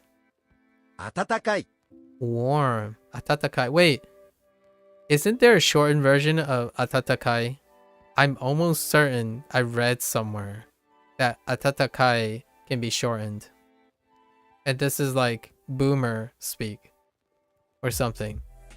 I swear there was another 暖かい。 atatakai instead of saying atatakai, you could say something else. 今日は暖かいです。今日は暖かいです。Okay? Today will be warm. Nothing too crazy right now. So what do we have? We have weather. tenki, tenki, and atatakai. And then other uses for the day. Okay. Ocha? Probably ocha. お茶 Oh, for atatakai. Oh, it also means hot.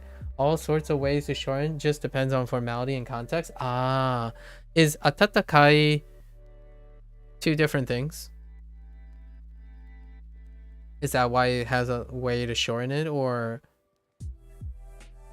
that's just because of casual speak? Atatakai is the most formal, right? And then the others is to shorten for a casual context or something like that.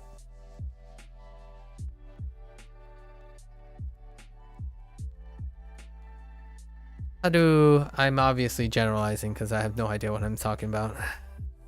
Haru wa yoku atatakai ocha o nomimasu.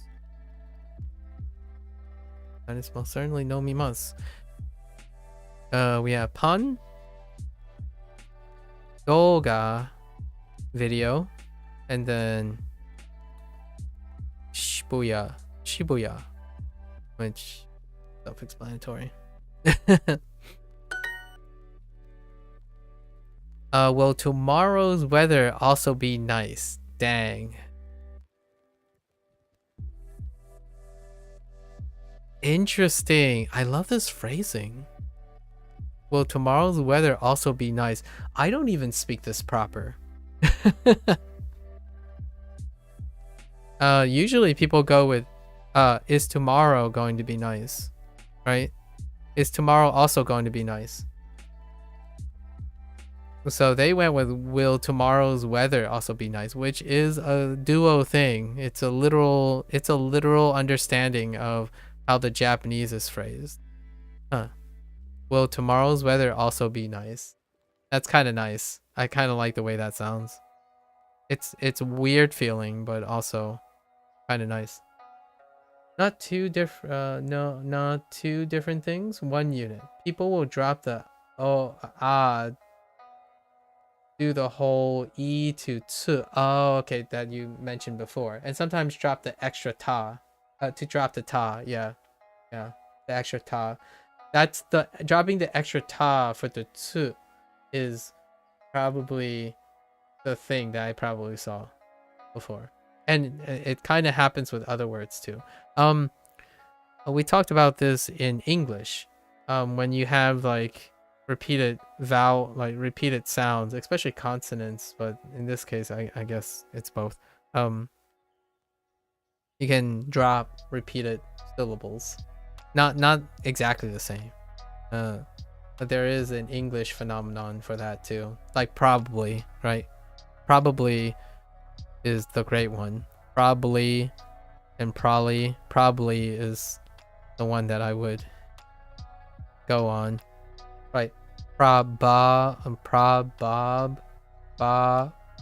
b, the double B's. So you just drop one of the B's. So probably instead of probably. Will tomorrow's weather also be nice? So the way they phrased it kind of helps with the Japanese. Although I almost feel like if I said, is tomorrow's weather, is tomorrow, yeah, they added tomorrow's. Okay, that's fine.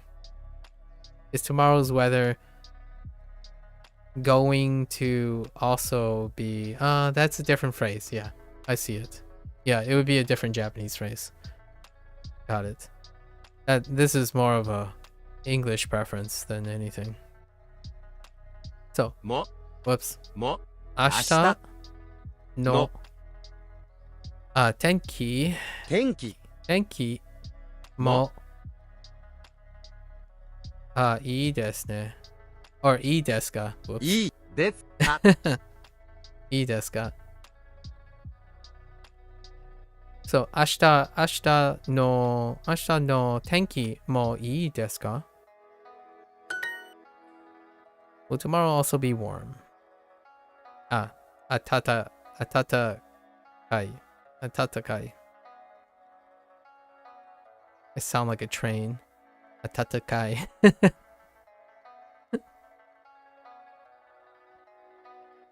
Atatata toot toot. Sorry. I know it's choo choo, but I feel like it's closer to ta, like a ta sound more than a chew sound. I don't actually know. I guess a specific type of horn, the choo choo sound is fine, but it's more like a ta ta ta ta ta. That's what I think of when I think of a train. It's more of a ta ta ta ta ta ta ta ta ta ta. And then the choo choo is the horn thing, the air horn thing. Will tomorrow also be warm? Okay. So, 明日も暖かいですか？明日も暖かいですか？ Neat. Very neat. 日 Heat. Oh, okay. We finally got heat. As in, not B. And not,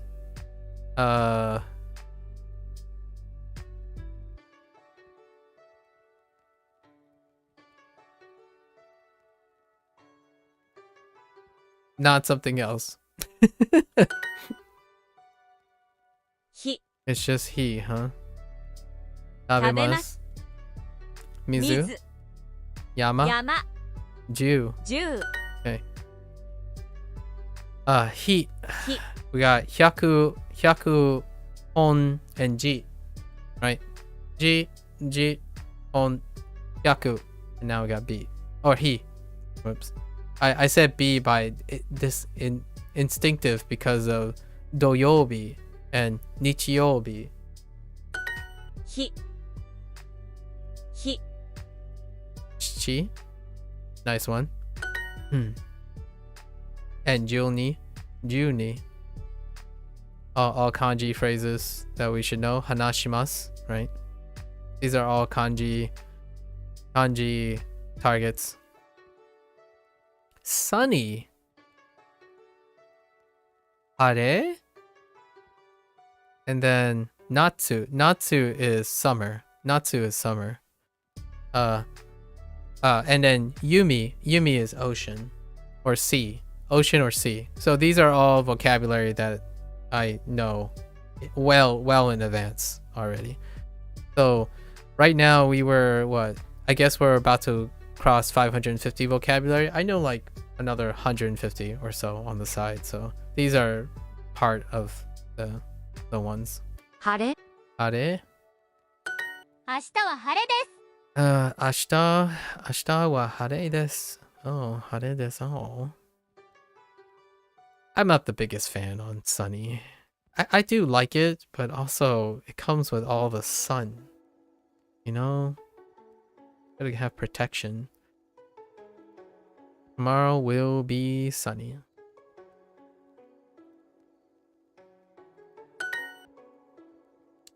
Oh, it's... Wait, the beach? Umi? Oh, just kidding. Wait, what? Wait a minute. Wait. Umi is... Wait. Is it both? Ooh, I didn't know that. Oh, okay. I was about to say, I thought it was sea, isn't it? It's the sea or the ocean. Yeah, they're kind of... Oof. Yeah, is the sea. Okay. I'm just... Thanks for double checking. Because I was like, wait a minute. Excuse me? It's fine. Actually, they also... so here's the thing, right? Oh, Umi Bay is beach. Okay. I'll keep that in mind. Thank you. So, Umi Bay. Are they doing it because there's a simplification, and if you have enough context, you could be knowing that it's referring to the sea or the beach? So is that like a colloquial do Japanese people shorten umibe just because if they were speaking in normal speak, they could drop the bay and it would be implied or inferred if they were talking about the beach or the sea. That it's just very commonly used, so they end up not really. Okay, fair enough. I was curious. You know, I'm trying to explain how this happens, if you know what I mean. So people still say umibe when they've been going to the beach, as opposed to saying ume in a general sense of going to the beach and seeing the sea at the same time. If you know what I mean. Well, I mean, I guess you could say umi ni, yeah, ikimasu, and I guess that would mean you're going to the beach. Yeah, so that's kind of, that's the only reason. I'm trying to like get into the headspace of why they would do this, as opposed to, you know, my first thought was it's the sea or the ocean, and when you say umi ni ikimasu, I'm thinking you're going into the ocean, like you're going boating or on a ship, you know. But you also use that for going out into a boat. Kind of interesting. We'll see what that they do. Yeah. Exactly. That's kind of, but we know, and thank you for telling me what beach is. That's helpful. That was my next question. You basically just answered the question before I was able to ask it. Like, what is the word for beach? So, umibe. Umibe. That's good. Umibe is good. I can get behind umibe. It almost sounds like a sea beach. Sea bay. You know what I mean? Like, what's the bay of the ocean? It's a beach. Umibe. At least I think that's be. That's be, right? Umi. Okay. 海が好きです Umi ga suki desu. Okay. Okay. I like the beach. I mean, you can like the sea too. Come on.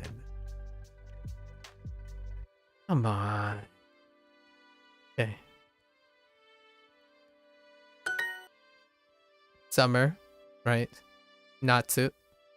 Oh, and just for the record, I forgot to mention this. In the kana section, when you were practicing kana, umi is shown as sea or ocean, by the way. So I wouldn't say they don't know, if you know what I mean. Like, it is a little inconsistent though. And Natsu, like, all the seasons came up in the kana section. So whoever was doing the kana section, it comes up as sea in the kana section. When you get umi, when you're learning the pair-ups,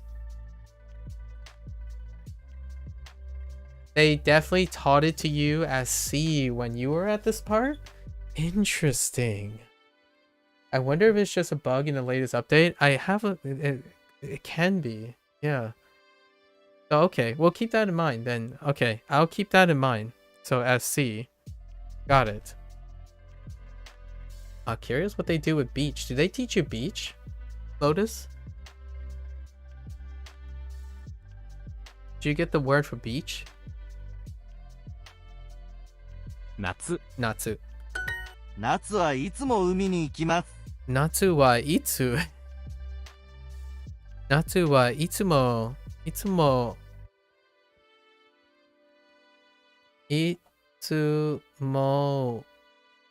mi.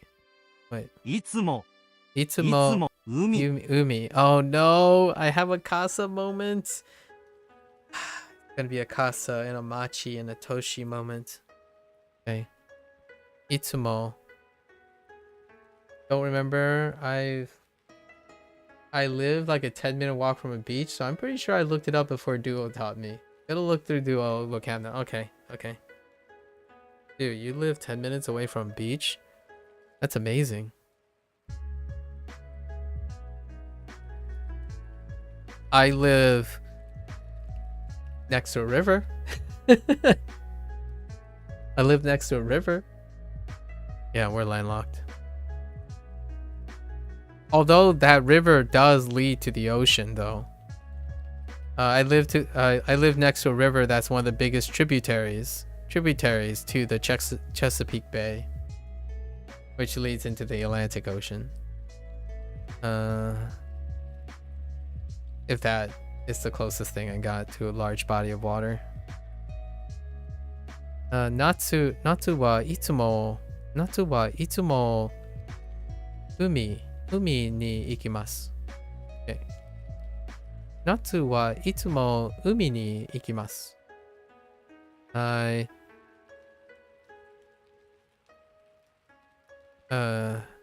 itsumo always go to the beach. Oh, they want to put it in the beginning. In the summer. In the summer, I always go to the beach. I can't relate, but fair enough.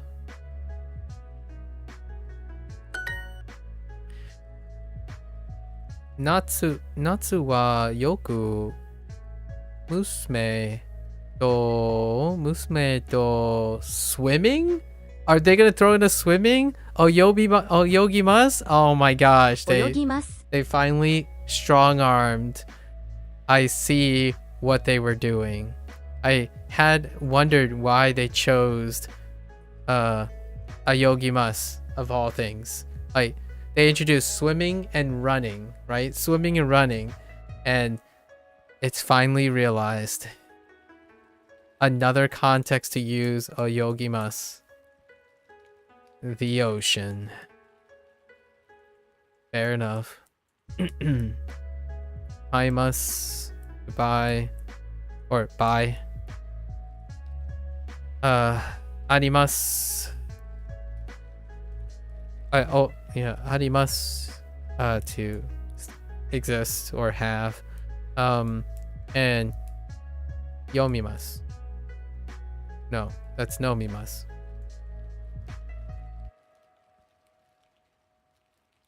Wait a minute. That's 読みます。読みます。 yomimasu. Yeah, that was my instinct. But then I'm like, wait, is it nomimasu? No, it's yomimasu. Nomimasu is...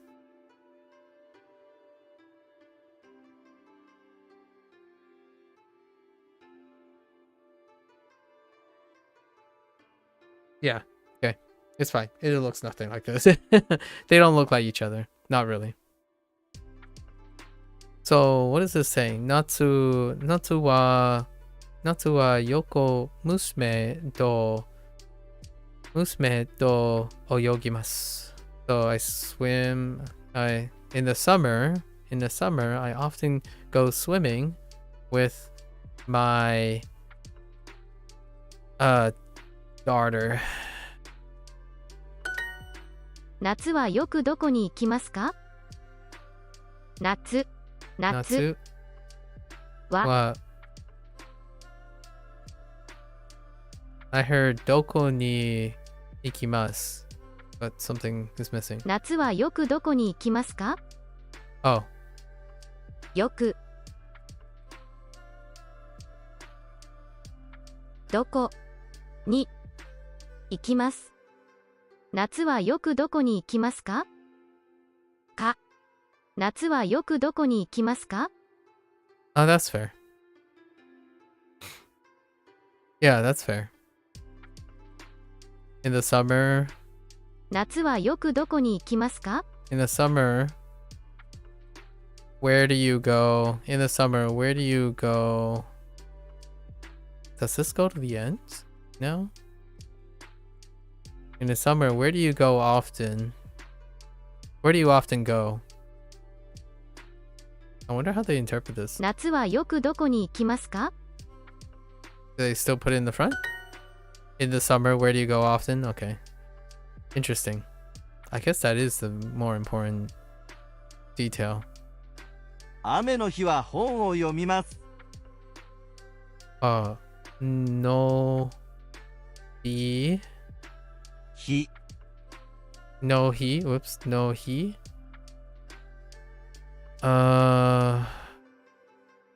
days. Oh, it's a counter. Days. Oh no, well that makes sense. He it's kind of he and be and bun and hun. Okay. Pun and hun. I see. It's a modifier of the H.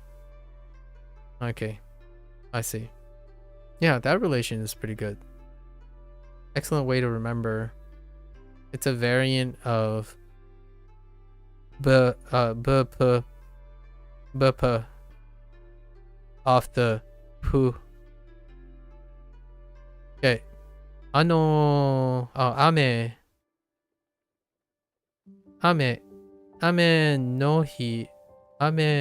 no hi wa hon o yomimasu.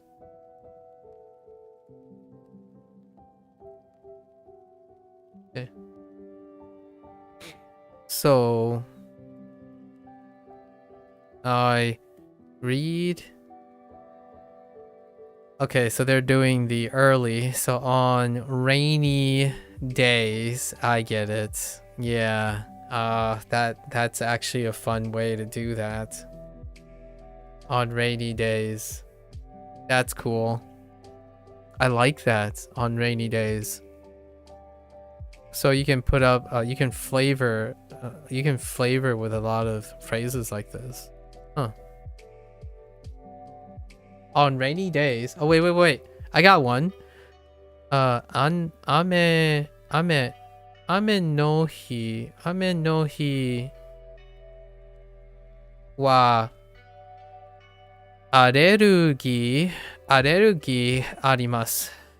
Oh, arimasu. Or no. Arerugi ga arimasu.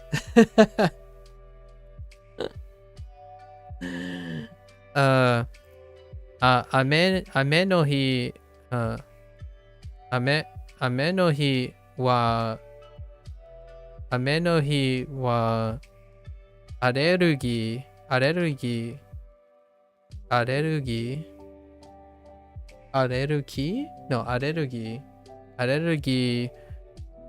ga arimasu. That is a phrase I can get behind. We just talked about this. On rainy days, I have allergies.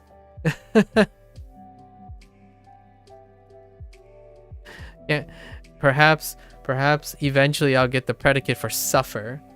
I suffer. No, that doesn't make any sense. I suffer from allergies. I guess you have to put in like kata or something. I suffer from allergies. I think it's kata, right? Or something like that. To add from something. Or like attribute it by something. Or attribute it to something. On rainy days, I read books. Weird champ. I don't relate. On rainy days, wait, I could say this. Ame no hi wa ramen o tabemasu. See, that's, and okay, I could even add more, right? Ame no hi wa tokidoki ramen o tabemasu. Now we're talking. Or yoku. I'd probably go with yoku. It would be cool to have some miso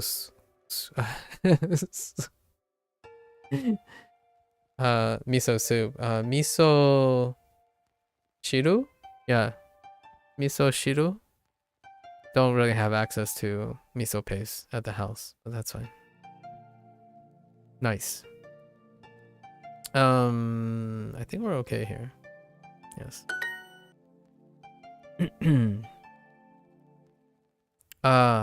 Sunny. We just got that, right? Hare? 晴れ Hare no hi wa yoku Koen ni ikimasu. Go to the park on sunny days, or on sunny days, I often go to the park. What are our other choices? So, soba, I mean, a soba day. Honestly, I could see putting an Americanism for this. I would actually say soba days. Like it's a soba day. I'm kind of curious how you do that. Oh, you probably no. It'd still be soba. Soba no hi. Like, oh yeah, it feels like a ramen day, right? It feels like a ramen day. I don't know the word for feel. However, honestly, I could probably see myself saying that though. Soba no hi as a kind of turn of phrase to try to capture the English spirit. I don't know if that's how Japanese people do it, but that would be kind of funny. Like, yeah, I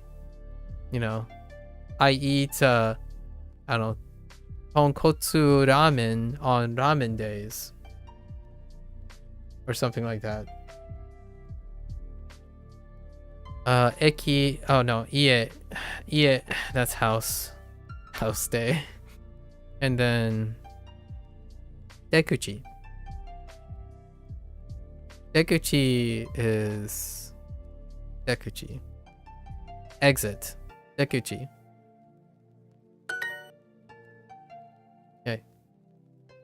On sunny days, I often swim. Says no one that is a sinker. Just kidding. Maybe one day I'll properly learn how to swim. I do the slap struggle swim. It's sufficient to get me out of the water, but not so efficient for long distance. So, hare no hi wa yoku oyogimasu or 泳ぎます Section 3, Unit 14 is things to do at the beach, and they do not teach you the word for beach. Oh, interesting. Huh.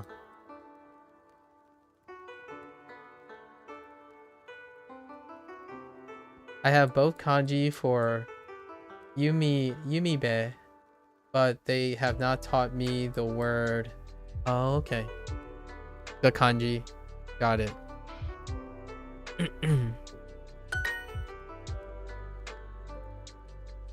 Hare no hi tomodachi to asobimasu. Hare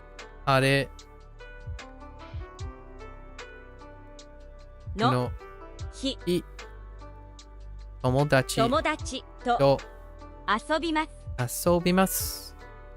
Oh, did I miss? Wait.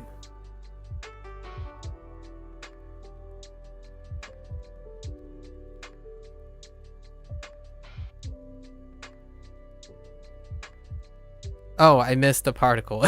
I missed the topic marker. Whoops. I got wad. That's the second time I got wad in the last 2 days. I'm starting to get worried. I might be in the wall town now. I think I've hit destination wall town. I'm being too flexy with my walls.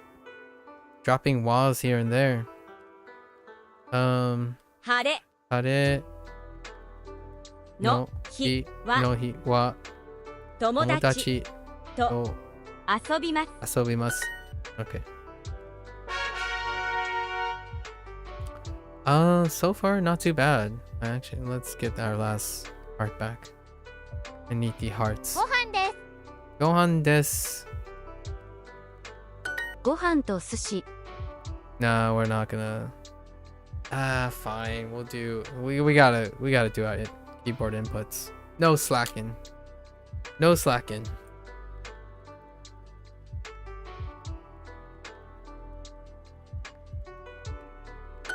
Okay. 寿司とお茶です。 Okay.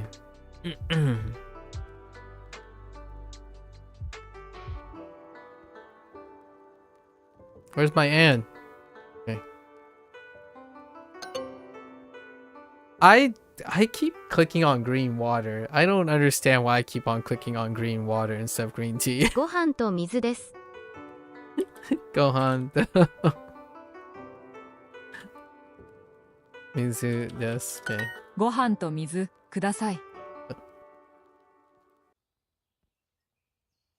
I don't understand. お茶と水です Ocha to mizu. Sure. ご飯と水ください。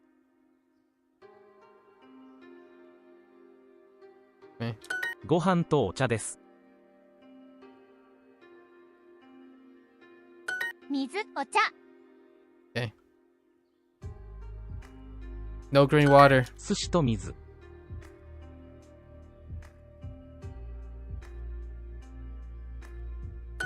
お茶と水。 Good old basics.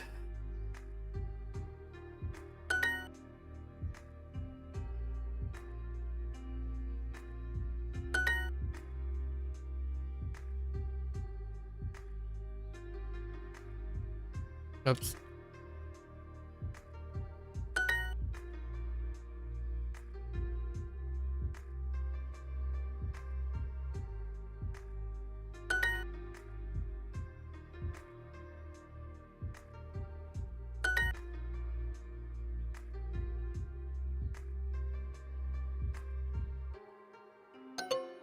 What? Oh. 寿司とお茶です。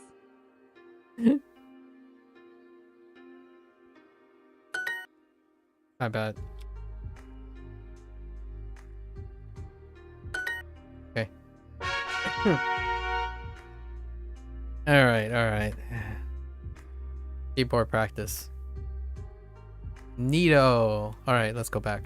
7月、 What? No, don't you do this to me. Another chi? Oh my gosh, chi. Chikatsu. 7月、 Is that what I heard? Okay. Dang it. 日、 Chi. 7月、 Shichikatsu. Shichikatsu. Okay. Alright.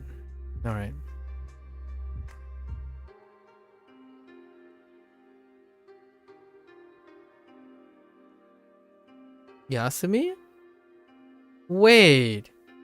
Are they really doing Yasumi now? Wait. Does this mean something else? 休み、 Yasumi? Interesting. Oh, the kanji section is going to be interesting this time around. Yasumi. Huh. That's new too. Yasumi is new. In this context. Or lack of context, I suppose. Like the standalone, like Yasumi is different. And Juni, 12、 that's not go. Go. Those are fine. A pool. Uru. Sounds like poop. Uru. Honestly, it kind of sounds like poor. Uru. Okay. プール。 Uru. What's this? Atsui. Oh, like as in hot temperature as opposed to hot. Okay, Atsui. And then we got Natsu again. Uru. Okay, I can get behind Puru. Uru. 明日プールに行きます。 Ashita Puru ni ikimasu. Sorry. Something about this character just makes me sound very. I want to pitch up. In your recent lesson, I wanted to use the word puru and I didn't remember. I just went for puru and was like, "Is that a word?" And my teacher was like, "Totally."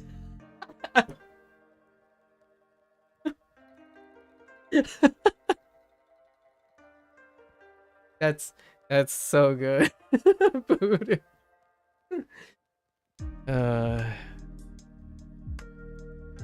You know what? You know what makes this somewhat of an interesting relationship? Just the idea that we speak English, right? And then Japanese has this entire other writing language, but just the idea that you can do that makes me feel closer to Japanese people. Like artificially. What I mean is, you know, like through the language, it feels, these are the situations that kind of make it feel like Japanese is closer to English, but not really. You know, like kind of like suspiciously in this way, it got a lot of sentimentalism. And I love these. Voodoo. That's hilarious. You just like went, poodoo. Is that a word? Oh gosh. So good.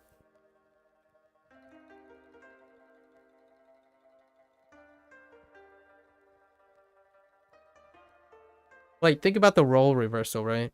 When Japanese people come to the United States and then they go around, it's like, you know, you go to a restaurant, maybe a Japanese restaurant or even a Pan-Asian restaurant, and they'd be like, do you have tempura or sushi, right?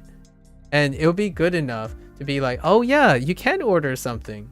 Start with tempura, sushi, udon, soba, ramen. It's good enough.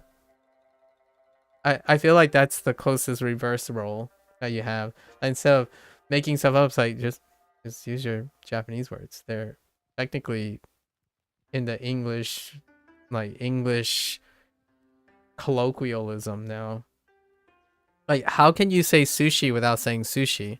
Well, you could say kimbap, but then that would be kind of not true. And then you could say like spring rolls. No, that's not true too. So, how do you express sushi without expressing sushi? I'm starting to sound like those YouTube shorts where like, say something, but without actually saying it. You know what I mean? Those like viral clips where like, how do you tell someone that they're disagreeable without telling them they're disagreeable? Like, how do you say sushi without saying sushi? Like, well, you say sushi. Or sushi, right? Although it probably wouldn't fly. Wait. Is there another word for mizu? It could be wata. Wata works. Wata works really well, actually. Sorry, I'm thinking too. Or wata? Wata? Yeah, wata works so well, even with some like English accents. Wata is closer than... Okay, in Philadelphia, there are people who say woulda. So, you could probably get away with woulda.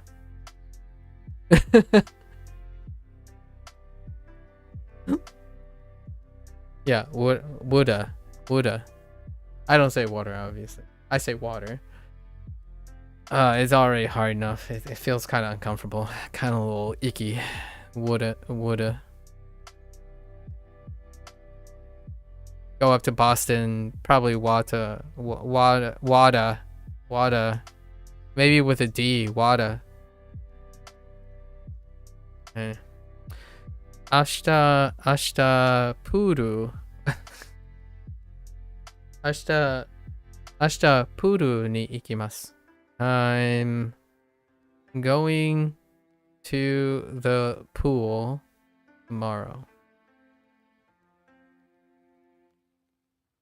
Oh yeah, see, that's what they were doing. So they're flipping it. Now it's no longer in that noun form, in the noun, implicit noun form.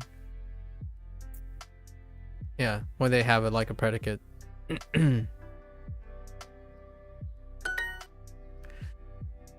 Hot.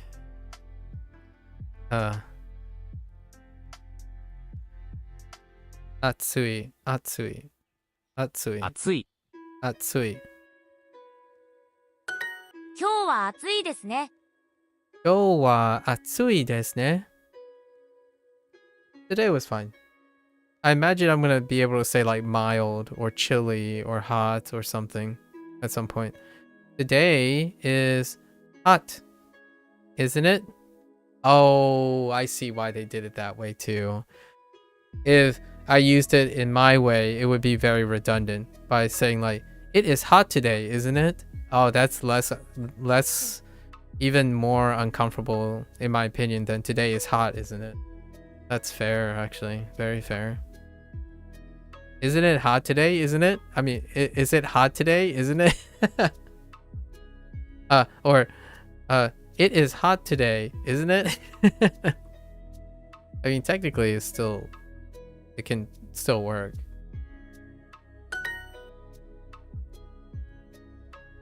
Now, what is this? 今日はとても暑いですね。暑い。Oh, atsui what? Oh. Weather?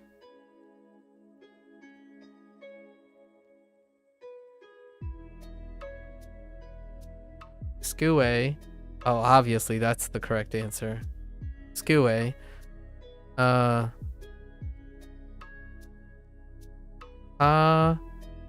Kahui? Oh, kahe. Whoops. Kahe. Whoops. Not e. E. Kahe. That's kahe. Kahe. And, yeah, I guess 天気 weather. Yeah. Atsui tenki wa chotto. What is this? Atera. Otara. Whoops. Otara. I keep saying Otara. Otara. Temples. Temple. 夏休みが好きです。 Oh, here it is. Yasumi. 休み。 Break, vacation, off. Oof, that's a stretch for off. But we'll see. Break and vacation. Yasumi. Wait a minute. 休み。 Wait, how does Yasumi relate to Oyasumi? Oh, 休み。 oh, Sumi. Whoops. Yeah, wait, how does Oyasumi, and Yasumi relate to each other?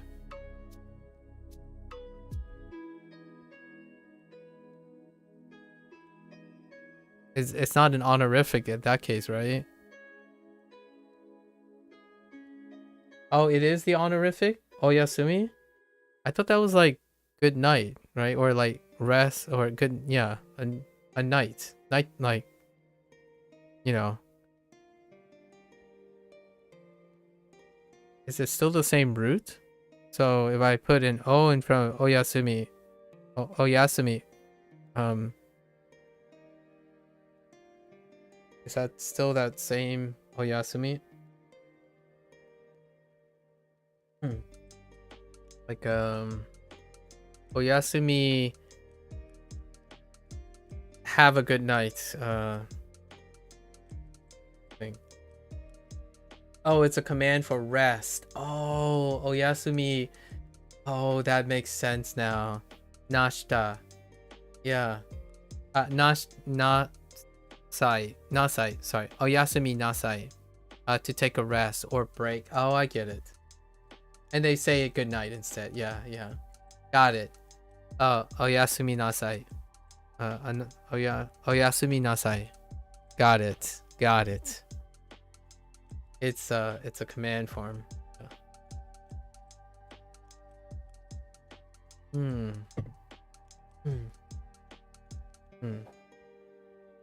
Neat. So Yasumi. 休み。 Okay. Natsu Yasumi ga suki desu. I like summer vacation or summer break. Okay. Summer break. Listen, Lotus. you were once before. You were young once, and you mentioned you were young still. Do you go for summer break? And I don't mean that. I don't mean like summer break. I mean summer break. Come on. You're in the California thing. Also, last interruption. You notice any difference between how you are using Yasumi now versus earlier? Yes. I do. Yasumi now is the noun versus yasumimasu, which is in the predicate. And this is also being the object as opposed to being the predicate. And also yasumimasu was conjugated as the predicate. Definitely miss summer break. Oh yeah, it is an interesting trend. Yeah, that's an interesting trend, isn't it? Yeah. I have noticed that. Yeah. The reason why yasumimasu is so vivid in my head is because yasumi, the Yasumi. kanji for yasumi, is the last kanji that was introduced in the last unit. And it's part of yasumimasu, which is part of the predicate. And in this case, this is the object, and it is directionally modified by the ga. So, neat. It is most definitely used differently. And yeah, that's all I can say. That's all I got. Unless there's something else you were trying to go for.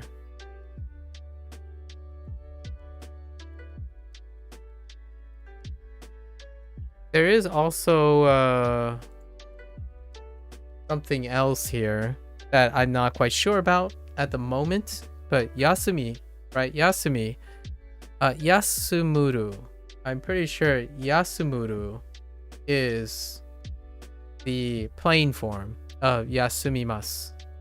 In this case, though, it's yasumi instead of yasumuru.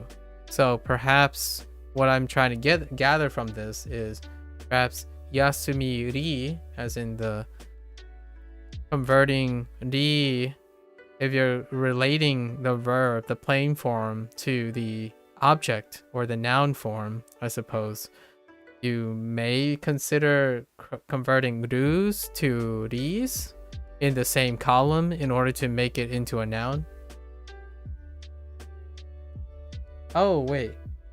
Yeah, yasumu. Oh, sorry, yasumu. Sorry, I meant to say yasumu. Sorry. I didn't mean to say yasuru. Yasumi. Yasumu. So, to convert it into a noun, maybe you take the plain form and convert it into the same row into the E form or the E row, right? That I could say that's an observation. I don't know if that's true or not, right? The pattern here is if yasumu is the plain form of yasumimasu, which is assumed because of yasumimasu, then you can probably convert mus into their effective column across and then convert them into nouns, right? Interesting theory. Seems extremely likely.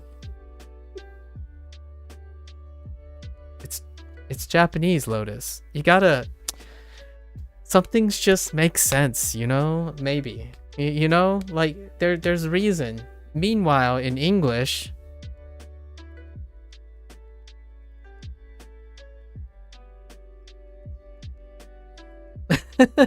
Sorry. That's all I have to say about English. When someone says, so if this is that, then you can probably do this, right?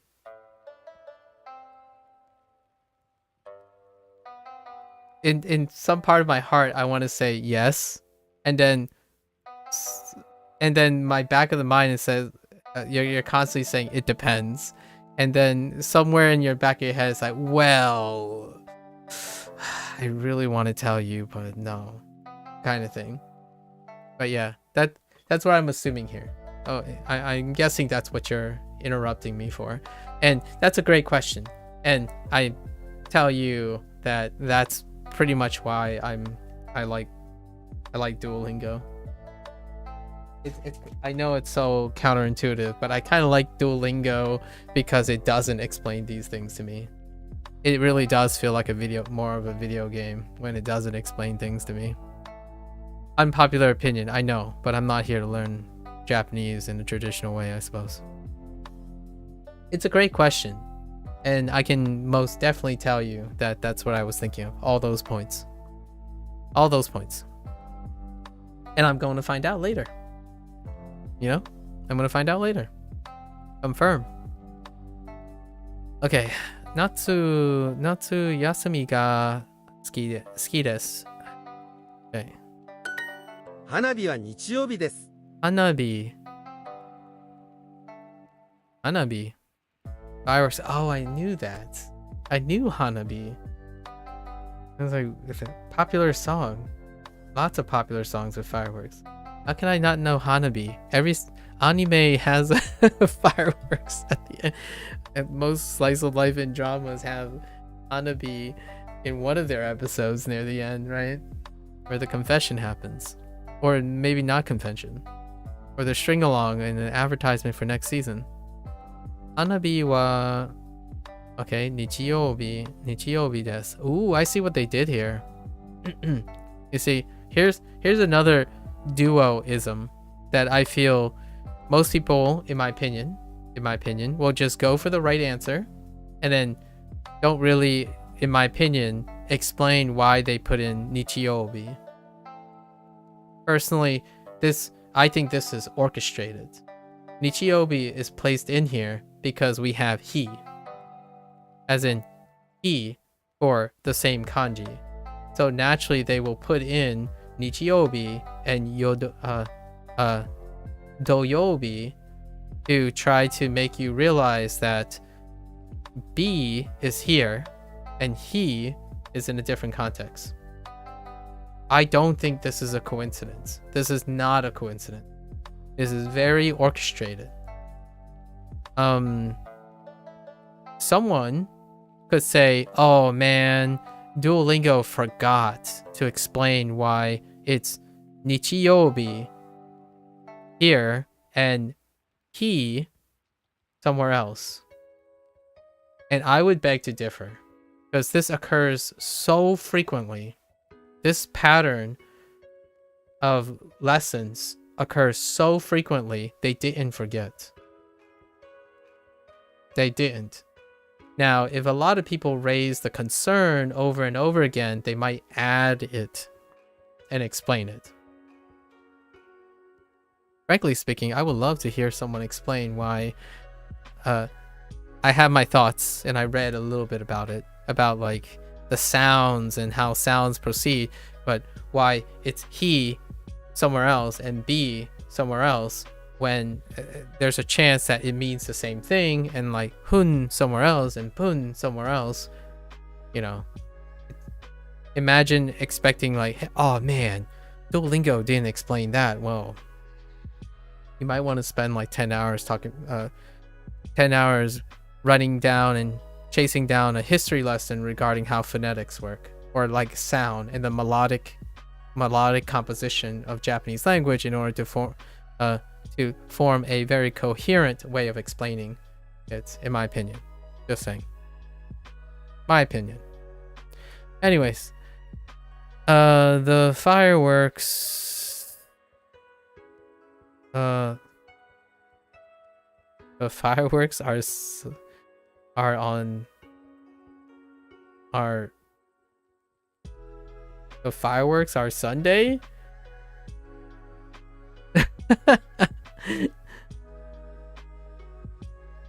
Interesting. The fireworks are Sunday. Wait. Hold up. Hanabi wa Nichiyoubi desu. Okay. How often do I say that? Yeah, I definitely can hear it. There will be a couple of people who say it this way. It's missing a preposition for me. 4 left can't be wrong. That's not true, but yes. In this case, by coincidence, there are 4 left. Yes. The fireworks are Sunday.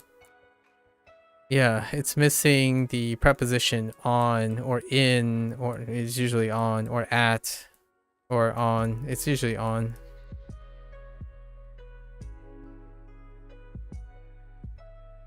The fireworks isn't Sunday.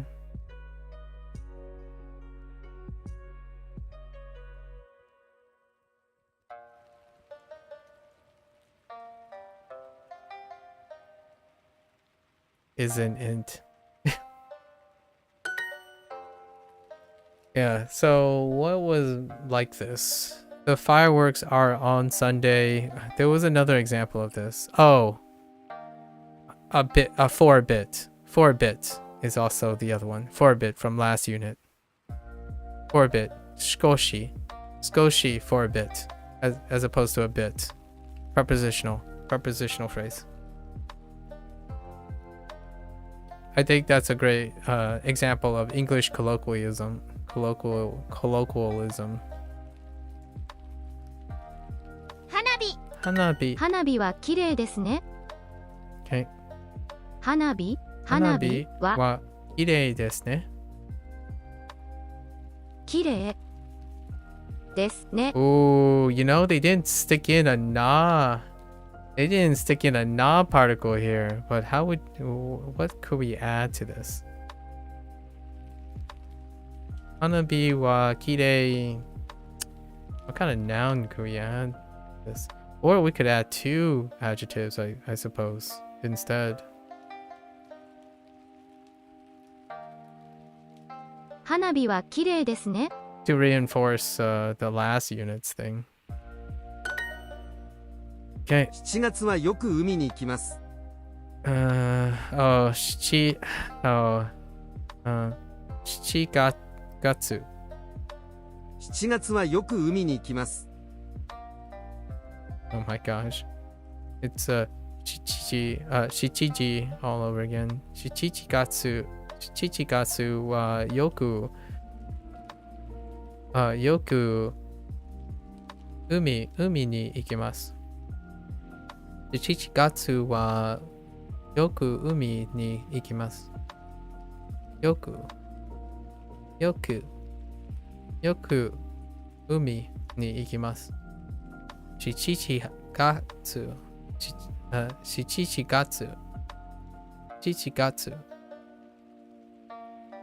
Okay. 7月 July. Oh, well, that unlocks a whole can of worms. Nice. Okay.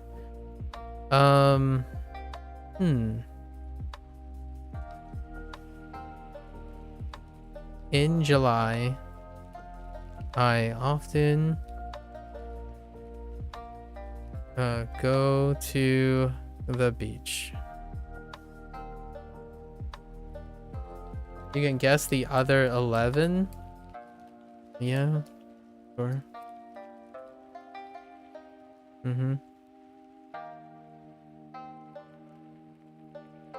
7月はいつも横浜に行きます。 I heard Shichigatsu. 7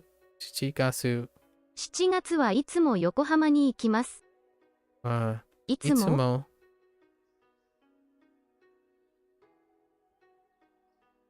7月はいつも横浜に行きます。横浜に行きます。横浜に行きます。7月はいつも横浜に行きます。7月はとてもいつもいつ7月はいつも横浜に行きます。7月はいつも横浜に行きます。来週の天気はどうですか？来週の天気はどうですか? Oh yeah. Yep, they did introduce the rest. So 来週. So we're gonna have like 来週, my shoe, etc. Well, I'm kind of curious if they're gonna go even one step further. We'll see. Since we already have kyo, right?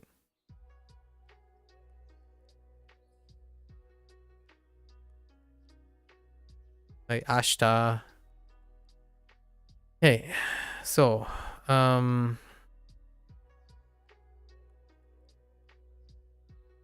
how is next week's weather? How is next week's weather?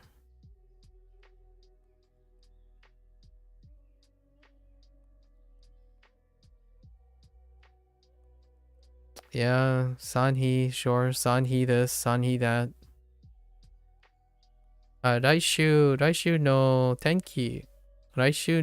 気はどうですか? 来週は夏休みですね。どこに行きますか？ Interesting. That's a nice phrase.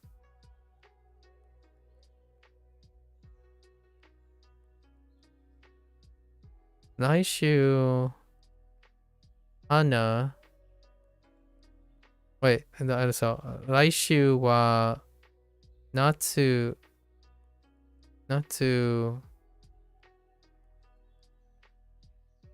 休みですね.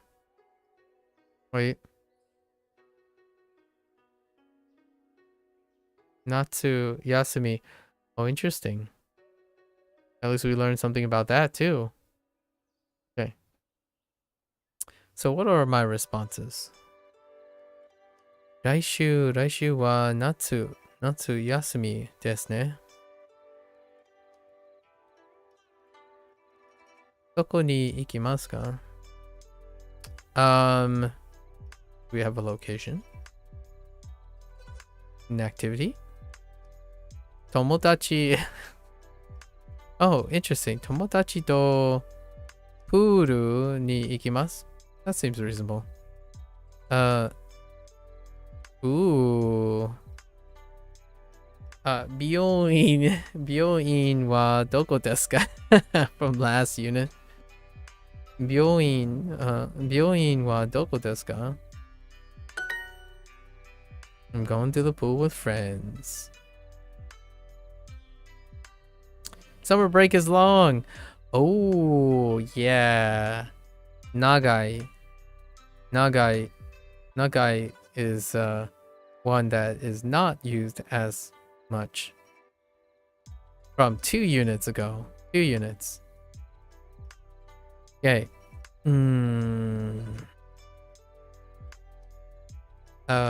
Natsu.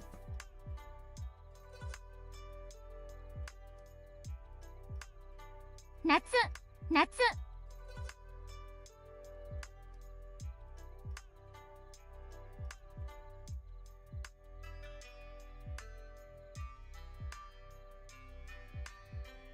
Literally don't know this one without the kanji. Interesting. That's a rarity.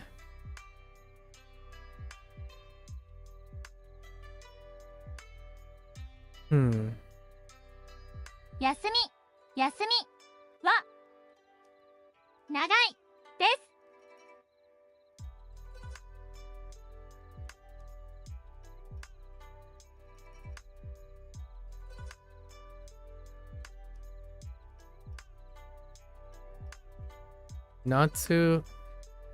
Natsu yasumi wa nagai desu.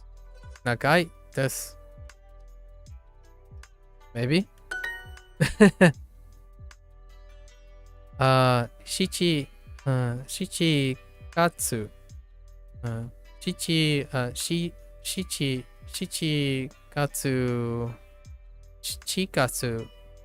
gatsu. 7月。よく、 Yoku. よく。 Oh, actually.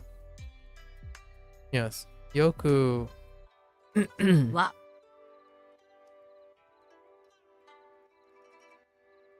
Yes. Topic. Needs a topic marker. 7月。7月はよく海海に行きます。行きます。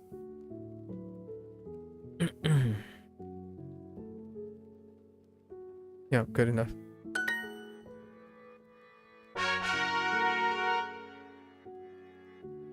Off 9 we go. 月。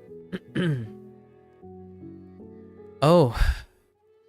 Wait, did you say kugatsu? 9月。 Yep, they're reintroducing this too. This is introduced again because even though we got gatsu, kugatsu is not kyugatsu.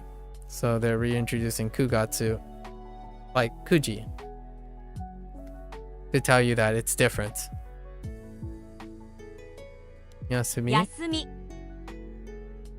shinbun, 新聞。 i, 日。 shichigatsu, 7月。 and then kugatsu. 9月。9月。 Hooray, we now get to deal with how horrible months' names are in English. Oh. Lotus, do you do programming at all? Do you do programming languages at all?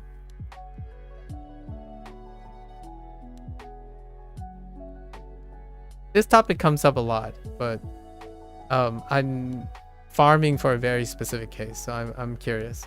SoCal would I would be able to say something to SoCal because he SoCal is doing something in IT and he's learning Python right now.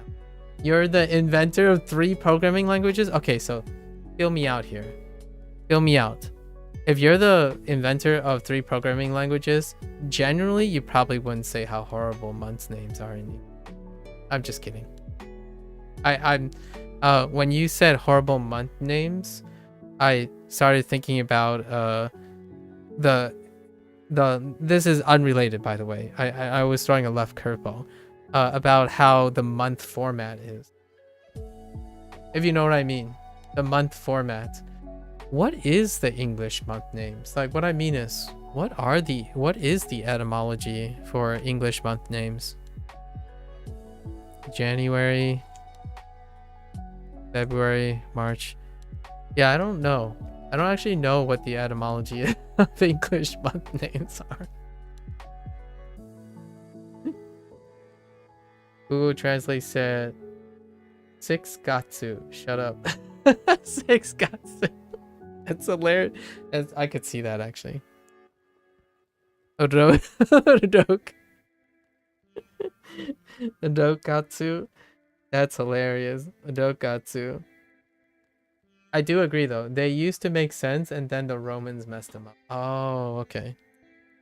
All right. I'm going to write a note to myself so that I can digress about this tomorrow. About why our months are so screwed up. Right? Why English months are so screwed up. Oct 8, October equals 10. Oh, that's so true. I know about this. And then the November and December. Oh my gosh. Like it's offset by 2. I know. Yeah. November. I totally get what you mean. And then the September. Yeah. Yeah, the endings. Dude. I totally remember this. I forgot about it though. And Julius Augustus. Yeah, Julius and Augustus. Fair. That makes sense. The offset by 2 because of Julius and Augustus.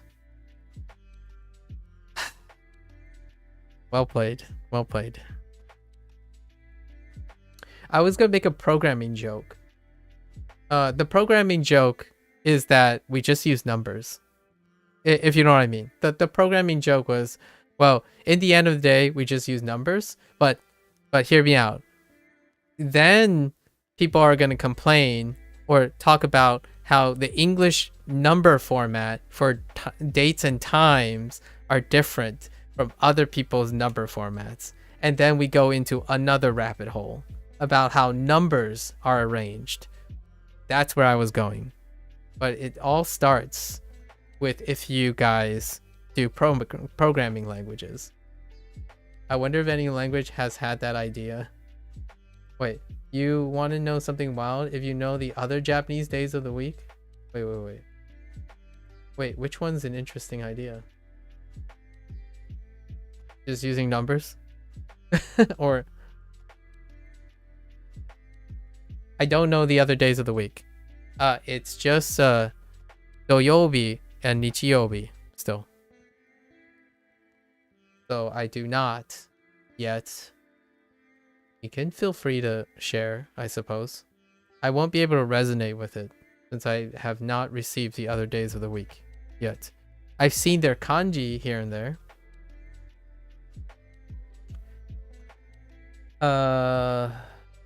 Doyobi is Saturn.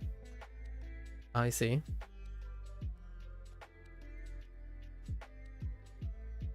Does Saturn have anything to do with dirt?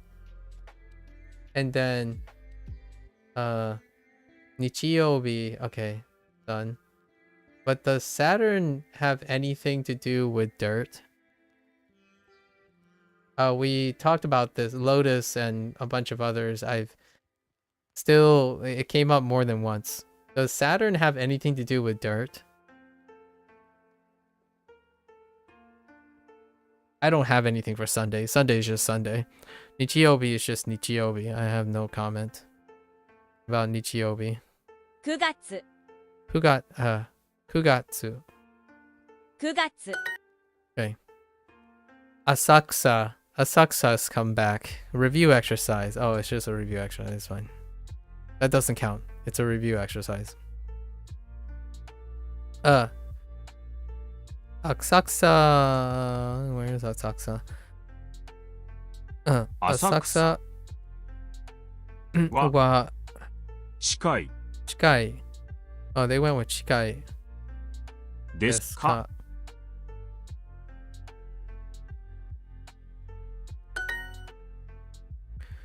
Fall. Aki.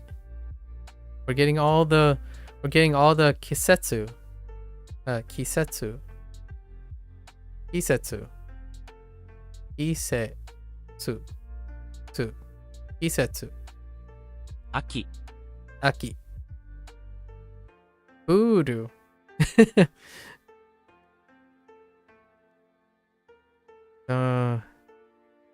Kumori. Oh, I get it. Kumo, cloud, ri. Oh, it actually sounds like cloudy. That's funny. It's probably a coincidence, but still. Kumori. Kumo. Kumo is cloud. If you do the other 5 to stellar objects, they all correspond to the same ones in land. Oh, okay. Kumo is also spider. Yeah. Hi.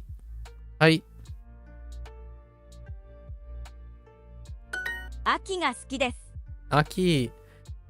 Aki ga suki desu. Oh, I can get behind this. I do like the fall.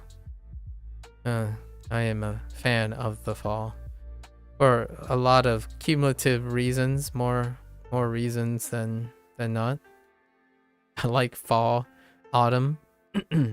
Is there a separate word for autumn?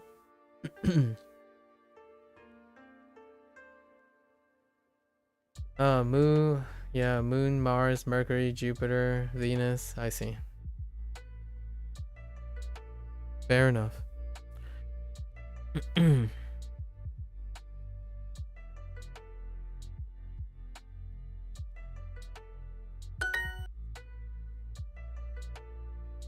Kumori. 曇り Kumori.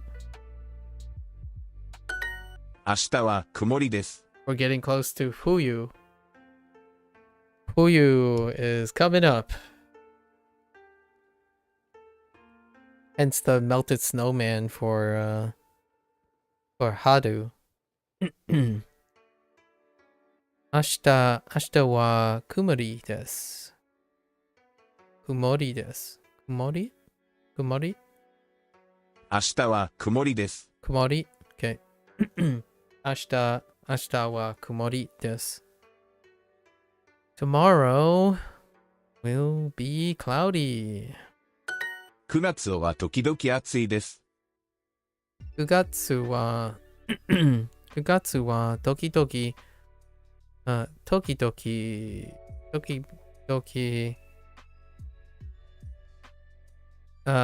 暑いです。暑い。Okay.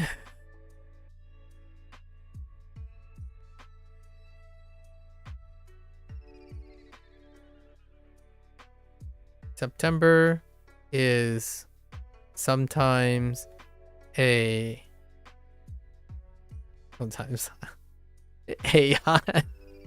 暑い。暑い。暑い。September is sometimes a hot. Okay.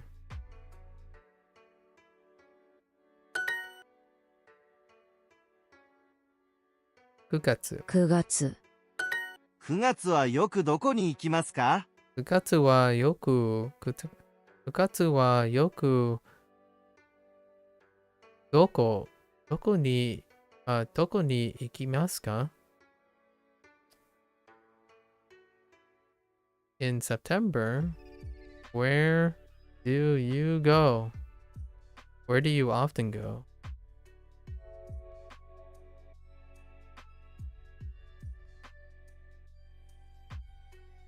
Japanese exclusive calls Chinese that Japanese days of the weeks are silly. Oh, I see. That's fair. Gotta take what's useful, right? Pick and choose. Integrates. A little from column A, a little from column B.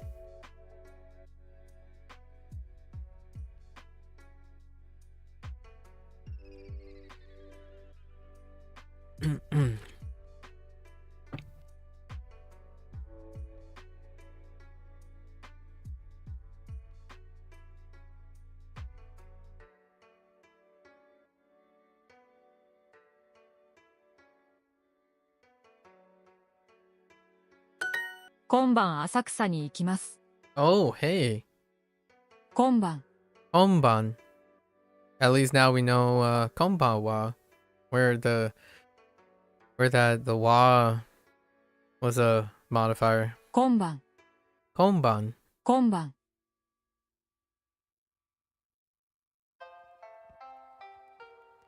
A lot of times units aren't consistent between Chinese and Japanese. Yeah, I can imagine that. Konban. Konban.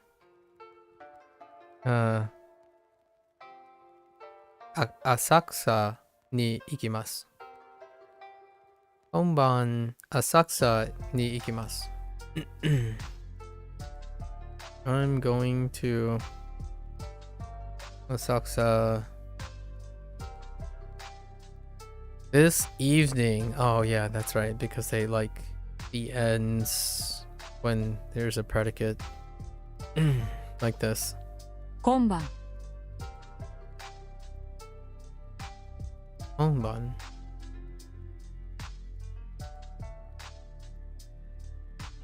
So does that suggest?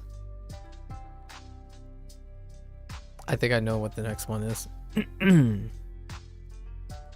Let's guess. Kon asa. 今晩新しいレストランに行きます。今晩。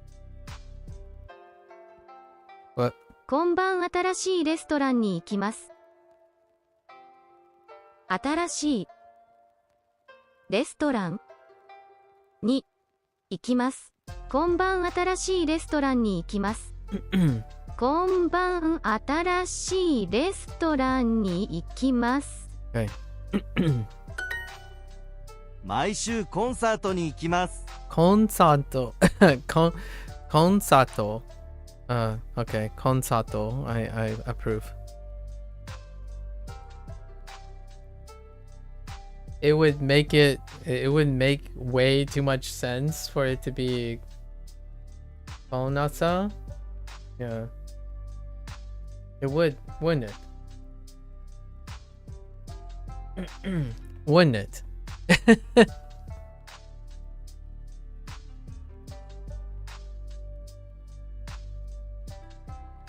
Again, this is about guessing, guys. You're spoiling a 1,000-year-old language. The idea is for the discovery. This is a video game, after all. Since I'm not learning Japanese. What do you guys think this is? Duolingo doesn't teach me Japanese, okay? It's called pattern recognition. I'm playing a video game. Stop it. Stop spoiling the video game. I don't like backseat gaming. Get back into the closet. Get back into your coin locker. Coin locker.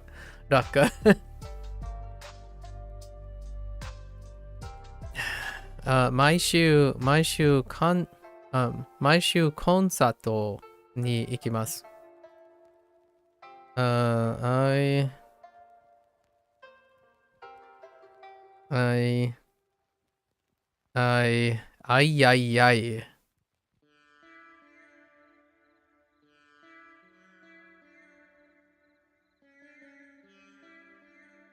I go to concerts.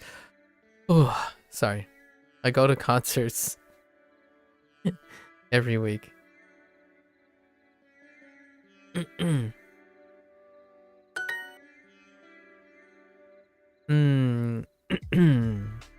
Aki wa yoku コンサートに行きますか? Boy, would it be? Oh no, I don't think they could do it. If they put Miku in the middle, that would have been pretty meme.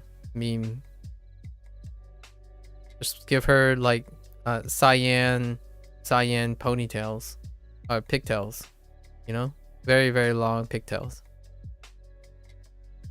Aki wa yoku コンサートに行きますか? What are our other choices?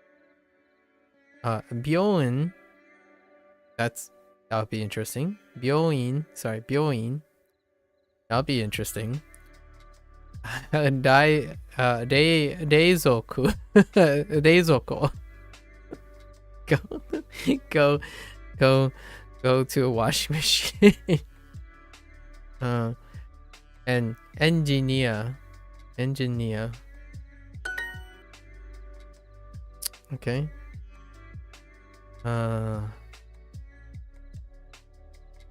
Dokoru.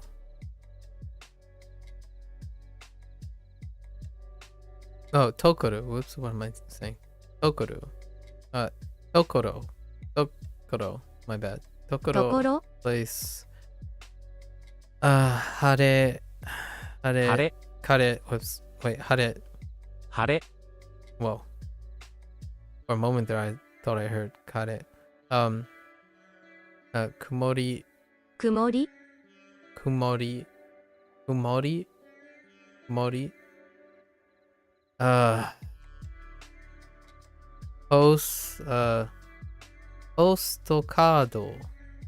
Postcard. Going and then keisatsu. Did they localize the pictures? I don't know. No idea. I mean, it's pretty generic, really. In the fall, I often go to concerts. I don't. It's been a while since I've been to a concert.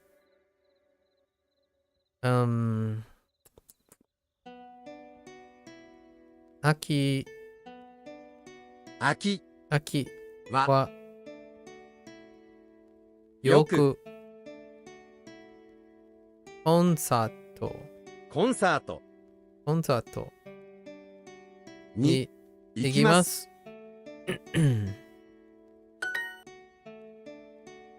I'm going to a new restaurant this evening.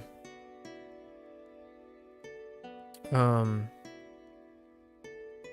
晩本番新しい新しいレストランレストランレストランに行きます。行きます Can you get in there, please? Thanks.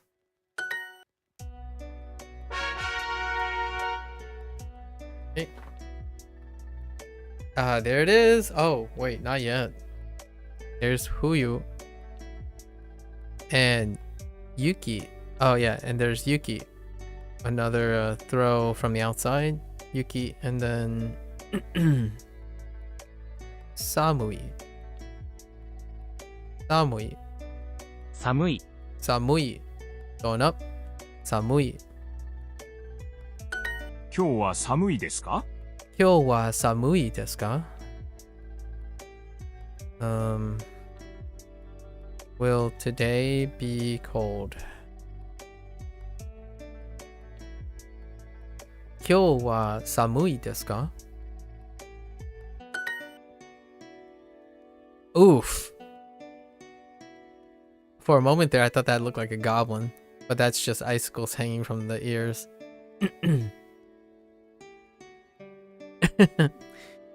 今日はとても寒いです。寒い。早い、fast. 晴れ hot or hot as in temperature hot. And then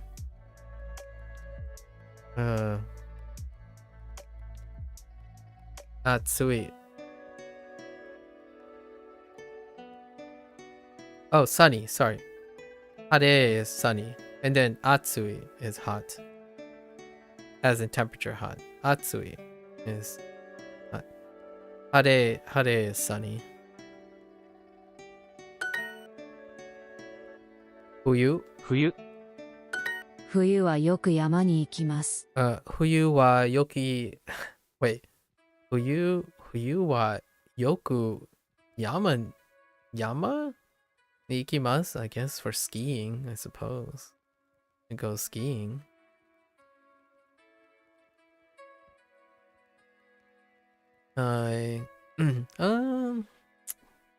Lodge, cabin, hot cocoa. I see cocoa already. I see cocoa. That does make you think of cocoa. Localize, I suppose. I often go to the mountains. Oh, I want it in front.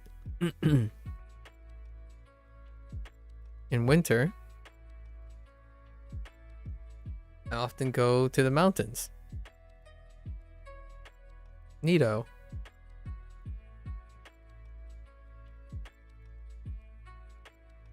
In the winter.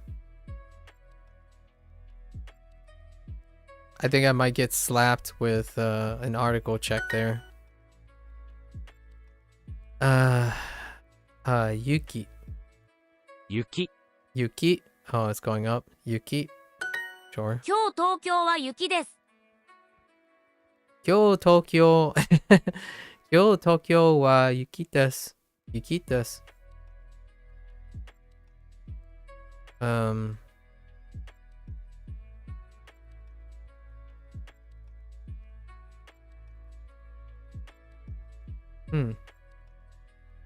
Tokyo will be snowy today. I mean, you could put it in the front.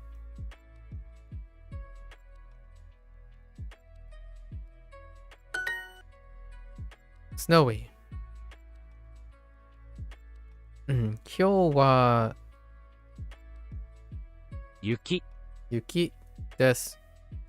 今日は雪です。We have Sarada. Sarada. Okay. Don. And man, they really like to stick in the daguchi. Or deguchi, sorry, deguchi. Exit, コ deguchi. コアが欲しいです。 Oh, cocoa. There it is, cocoa. Cocoa ga hoshii desu. Fair enough.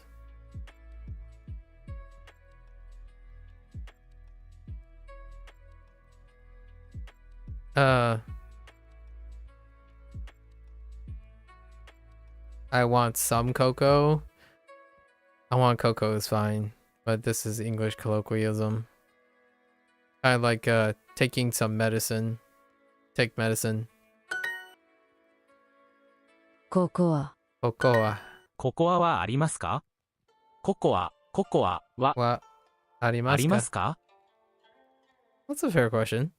ココアはありますか？明日温泉に行きます。 Ashita onsen. Oh, hey, that's a word Onsen. I'm familiar with. Onsen. Onsen ni ikimasu. I have actually been to a hot spring, but not in the place that most people would commonly think of. And by that I mean not Japan.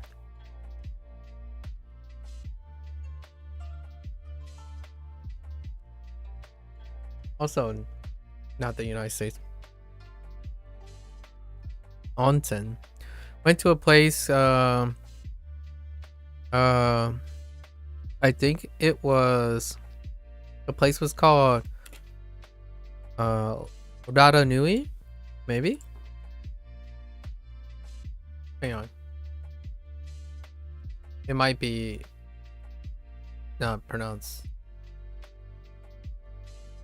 properly. I want to say it's Rapa Nui. Rapa Nui. Rapa Nui. Oh, yeah. Or maybe even might not have been Rapa Nui. It might have been somewhere in the South Island now that I think about it.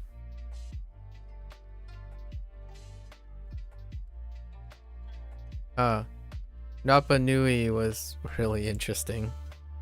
Steam comes directly from the ground. I hear Iceland has great onsen spring, hot springs. I see. That I believe that. Yeah, Rapa Nui in New Zealand, like steam practically comes out of the ground. When you like walk around, the floor is hot. Like even the paved roads are hot. It's kind of like like if you wanted to go to an onsen, there's very specific places in Japan that are geothermically active places that you can go to. I think it might be the one that I'm thinking of is in the Kyushu region, I think. Probably the Kyushu region. Yeah, geothermically active places. It's kind of very sus, but you know. Yeah. When I remember arriving on a bus with like everyone, and Rapa Nui was basically it smelled like sulfur. Sulfur. Lots and lots of sulfur in the air. You kind of get used to it. It smells like rotten eggs, basically, right? That sulfur smell. Ashita onsen. Ashita onsen ni ikimasu. I am. Oh, of course. I'm going to a hot spring. See you tomorrow. tomorrow. I'm going to the hot spring. Ran out. I'm going to a hot spring tomorrow. 来週家族と温泉に行きます。来週家族と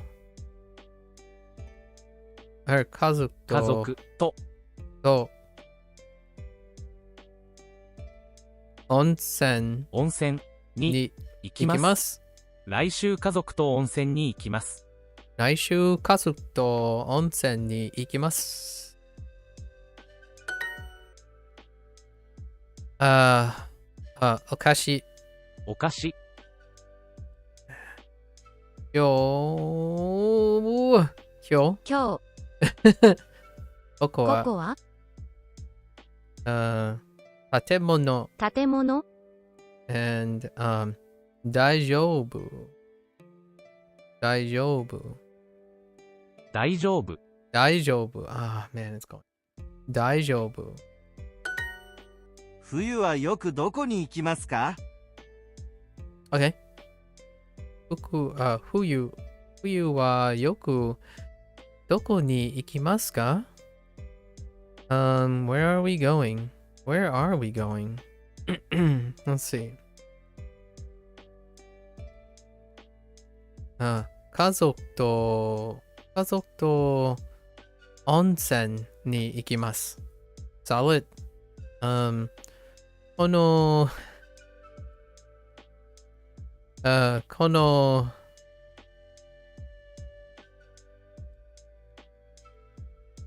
デザートはいくらですか？ How much is this dessert? Okay. On snowy days, I often eat warm udon. Oh yeah, I can get behind that. I was actually doing that earlier. Like on rainy days, I would eat ramen or some sort of soup noodle. I said that earlier. Like, oh yeah, you can do it, and then you can put in yoku, and like doki doki. There are lots of expressions that can be used here. Excellent. So, on snowy days, okay. So we have yuki, 雪 no, の hi, よく yoku, よく yoku.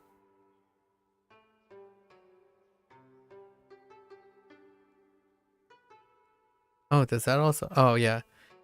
温 Atara, か温かい atatakai udon. Udon うどん をを食べます Oh wait.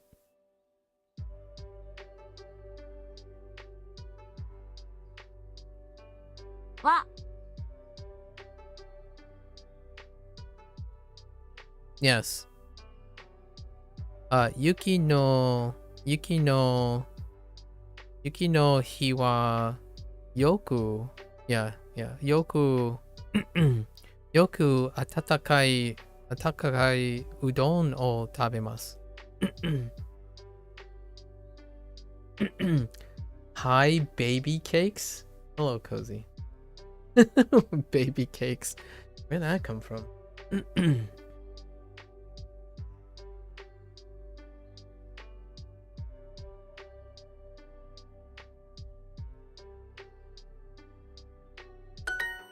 Okay. I'm going to a hot spring tomorrow. So, onsen. No. 明日温泉に行きます。明日明日温泉温泉にに行行きまきますす。Okay. Okay, so we gotta set up our kanji so that we can fill up. So we're gonna rapidly try to complete all our kanji sections again. Because now they're all refreshed, and we'll see if there's anything new in our kanji section. We only got one? Only one in all of Unit 8. Come on, Duolingo. Don't do this to me. Duo, you could have at least given me 3 or 4. 5. I would even take 5. Maybe even 7. 1? Only got Gatsu. Feels bad, man. Okay. Anyways. 5 hearts. No problems. Let's go. Only one kanji. Okay. On sunny days, I hang out with friends. How did I screw this up? The wa particle. That's exactly what I remembered on the last prompt. I wad myself. I think. Okay. 晴れ Hare の no 日 i は wa 友達友達とと遊びます。よくどんなコンサートに行きますか？よくどんな Oh hey. I love this. These are getting fun. よくどんなコンサートに行きますか What kind of concerts you go to you often go to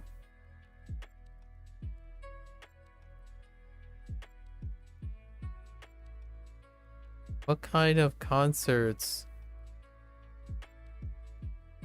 do you often go to?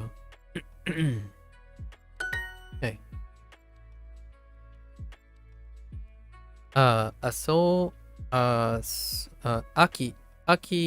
Aki wa yoku コンサートに行きますか？コンサートコンサートに行きますか？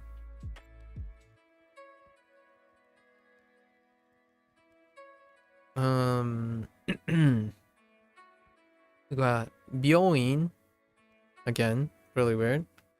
Oh, these are the same choices. Engineer and 冷蔵庫冷蔵庫冷蔵庫 I swear. Swear, man. 冷蔵庫 The fridge. Oh, and I think I accidentally said washing machine the last time. Again, fridge. Man. 冷蔵庫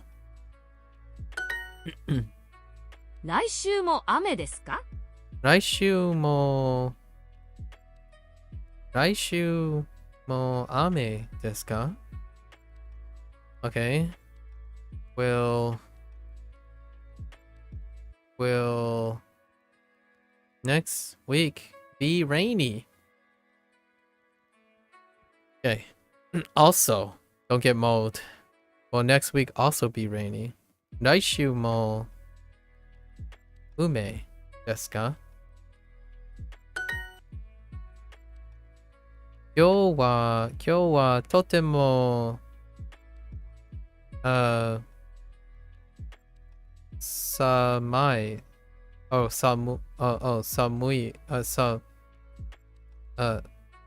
寒い。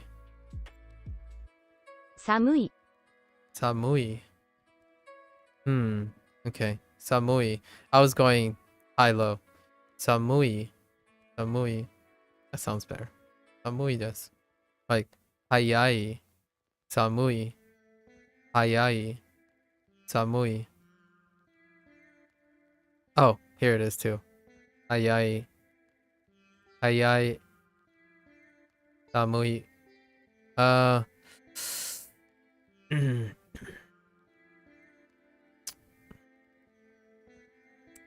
晴れ。暑い。Oh no. 暑い。Or it could be 暑い。暑い暑い。Pop down. High low.暑い。寒い。早い。早い。明日はまだ寒いですか？明日は明日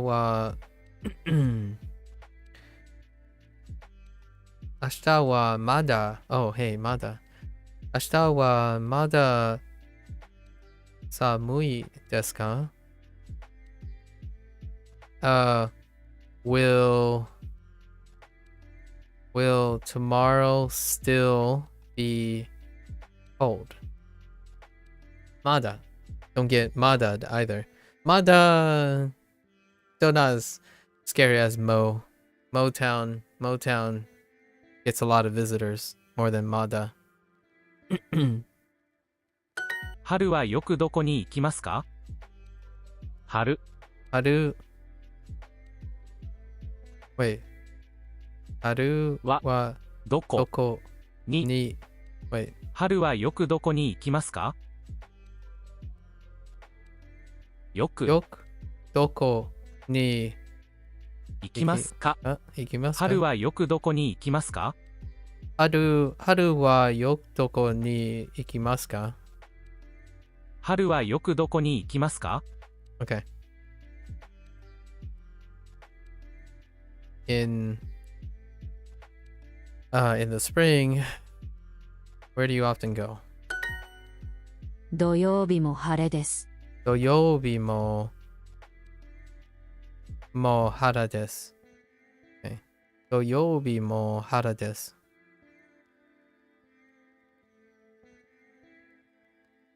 Saturday will also be hara desu. 今日東京は晴れじゃないです。東京 Oops. 東京 I heard. Wait. Wait. 今日 Kyo, 東京 Tokyo. 今日東京は晴れじゃないです。 Wow, that sounds so weird. 今日東京は晴れじゃないです。 Wa, hare, 晴れじゃないです。 desu. 今日東京は晴れじゃないです。 Kyoto. Oh. Wow, that's so weird. I see what they're doing here. It's so funny because Kyoto, right? Kyoto. Wait. Kyoto. Yeah, Kyoto wa hara janai desu. Oh my gosh, that's almost a Kyo. wordplay. Kyoto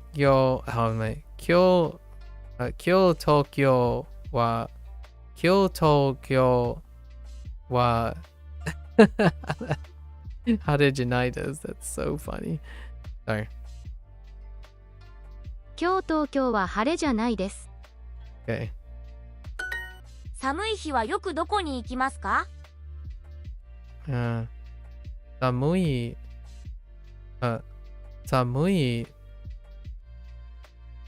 hi. Oh really? Samui hi. Okay. Samui hi wa yoku doko ni ikimasu ka? Yoku 友達と暖かいカフェに行きます。That's reasonable.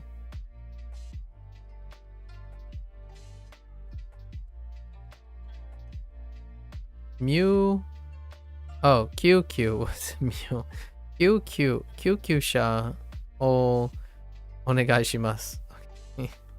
今日東京は曇りです。 Why do you keep saying that? Stop saying that. 今日 Tokyo. Wait.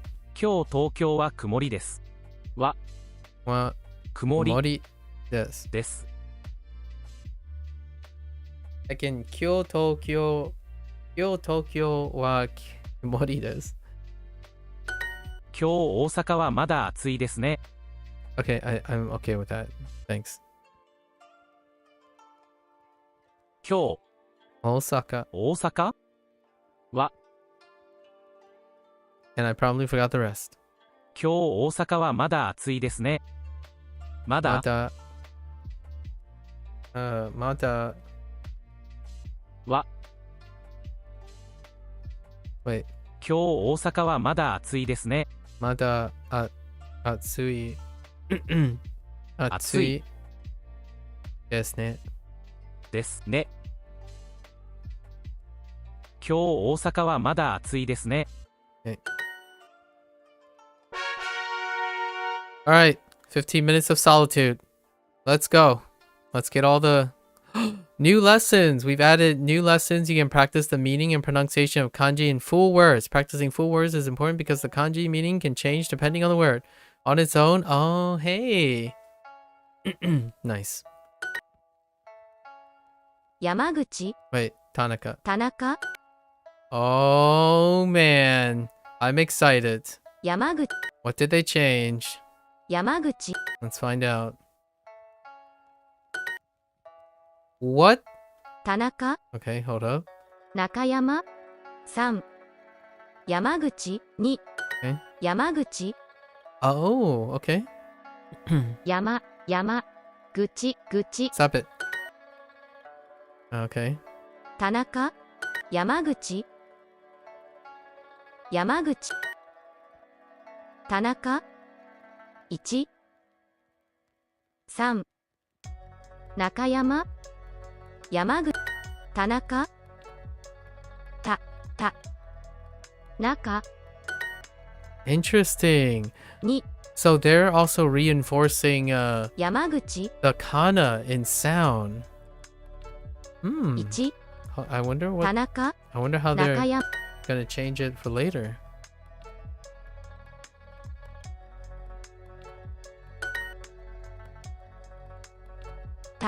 Oops. 山口 Oh my goodness. 2 That is so interesting. 田中 That's so awesome. 中山 Oh my gosh, this is awesome. 1山口 So now they're reinforcing the sound with the kanji and skipping over the kana. That's funny. That's so cool. All right. Oh, what are the new lessons here? Okay. Nakayama. Tokyo. 東京 Okay. Nakayama. 中山 Nakayama. Sure. 中山 Tokyo. 中山 Nakayama. 私 Watashi. 山口 Yamaguchi. 1 Ichi. 東京 Tokyo. 中山 Nakayama.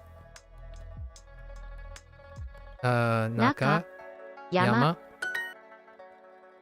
Tokyo. 東京 Cool. 中山 Nakayama. 中山 Oh, this is still relatively easy for me, but still. 中山 Because I already did this before. Manually. Tanaka. Tanaka. 東京 Tokyo. 1 Ichi. 山口 Yamaguchi. 東京 Tokyo. 京 Whoops. 都 Tokyo. Tanaka. Ichi. Oops. Oh. 1 Ichi. Tokyo. 東京 中 Nakayama. 山 Watashi.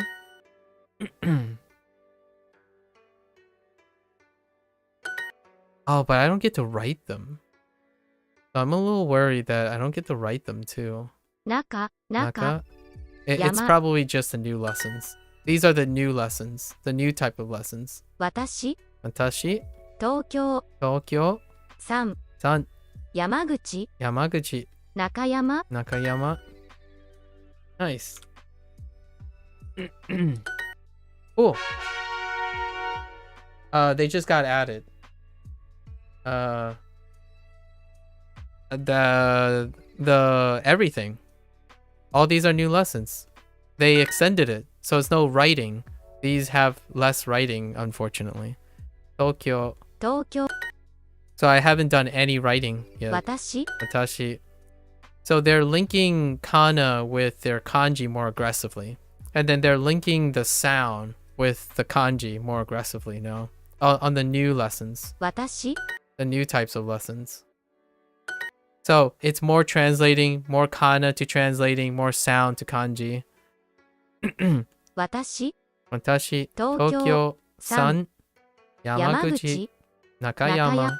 私、私。私、私、 Okay. 東京。東京、私、私、私、私。3。山口。1。東京。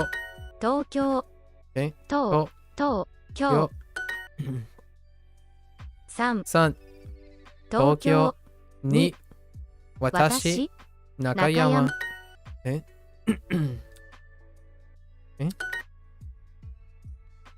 私。私、 That's awkward. That type of line. All these are actually most of these are new. 東京、東京。 1、 1。 2、 2。私、私。中山、中山. Sure. Hey. I gotta finish all of these. What's the next one? Kyoto. Why does that look kind of weird? It's kind of fat. What the heck? That icon was kind of fat. Nihon? 日本、 Okay. Kyoto. 京都、 Okay. Kyoto. 京都、 Nihon. Oh, and it's bringing. Oh, it's cumulative. 田中、 Tanaka, 東京、 Tokyo, 山口、 Yamaguchi, 日本、 Kyoto. 京都、京都、 Ooh. 京、 Kyoto. と、 Nihon, 日本、京都、 Kyoto. 京都、 Oh, this is so much more engaging too. 山口、 Although I still miss writing. 日本、 They probably kept the other ones. It's just these are all the new ones, so it only lands on the new lessons until we can bootstrap. 京都、 Kyoto. 中山、田中、 Tanaka, 日本、 Nihon, 日本、 Nihon, 京都、 Kyoto, 山口、 Yamaguchi, 東京、 Tokyo, 日 Nihon, 本、 Nakayama. 中山、 Kyoto. Kyoto again. 京都、 Alright. 田中、 Tanaka, 京都、 Kyoto, 中山、 Nakayama, 東京、 Tokyo, 日本、 Nihon. Okay. Yo, let's get all of them. Chichi. Okay. Haha. 母、 Chichi. 父、 Uh-huh. Yeah, it's doing all of the steps. 私、 Watashi, San. son. Haha. 一、 Ichi. 父、 Chichi. So 父、 all of them. That's Chichi. awesome. 父、 Cool. 母、 Uh-huh. 父、父、 Okay. 一、 Ichi. 父、 Chichi. 母、 Haha. 私、 Watashi. Son. 三、 Okay. 母、 Haha. 母、 Okay. 母、 Haha. 二、 Ni. San. 三、 Chichi. 父、 Watashi. 私、 Okay.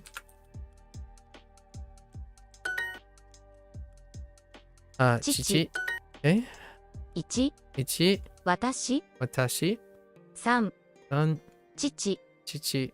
母、 Haha. Okay. Cool.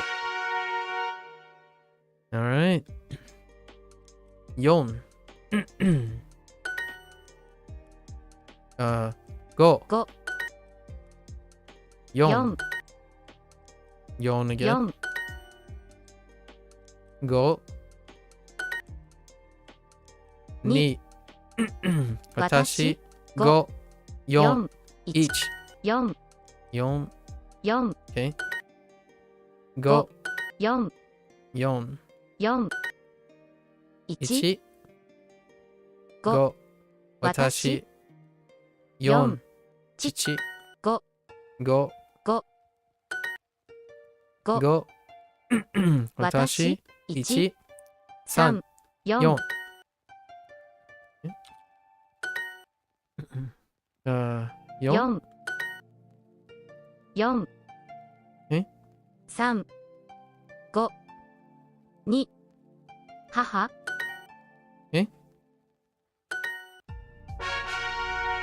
Nice. Last one. Nok. 7. 7、 Nok. 6、7、 Oh, sorry. 6、 Roku. Nana. I almost screwed up there. 6、 Roku. 7、 Nana. 2、 1. 1、 4. 4、6、 Roku. 6、7、6、6、6、 7、 7. 2. 5. 3、 7、 7. 7、7、6、 6. 4、 4. 7、 7. 5. 3. 3、 6. 6、6、1、5、7、3、6、 Oh, this is so addicting. Alright, now we gotta go to our next set. I have practiced 0 writing, unfortunately, because of the new set. Mimasu. Hon. 本、 For books. 見ます、 見ます、 Hon. 本、 Hon. 見ます、 4. 父、 5. 見ます、 Yeah, so it's cumulative now. み That's awesome. 見ます、 Oh, whoops. Oh. Whoops. I clicked on the wrong thing. It's awesome that it's cumulative now. 本、 Everything is cumulative. 見ます、 Sweet. 7、 That's another concern I had. 本、 So, it basically 読み reformed ます、 the... 見ます、 I can't talk Yum. and do this at the same time, Hom. but... They addressed another concern I had. By coincidence. 本、本、母、 Although now there's a chance that I won't get enough writing practice in, so I'll probably have to do the writing myself. Just like the kana. 日本、 Nihon, 中山、 Nakayama, 本、 Hon, 見ます、 Imasu. Maybe they removed how random it is. If they remove the random and just have it bootstrapped, then I could see not having a problem with that. ます、 Okay. 5、読みます、本、田中、 Oops. 田中、見ます、 見ます、見ます、 Yeah, this could be a little... Hopefully it's not random, so I can get all these things. Different meanings. Yeah, so now they have a lesson on different meanings where Nihon and then Hon becomes books. Yep. So all the stuff that I noticed on my own 日本、 are explained. Who would have 日 thought? 本、 Oh, oops.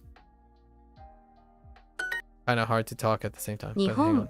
Nihon, 母、 Haha, 中山、 Nakayama, 本、東京、 Tokyo. Okay.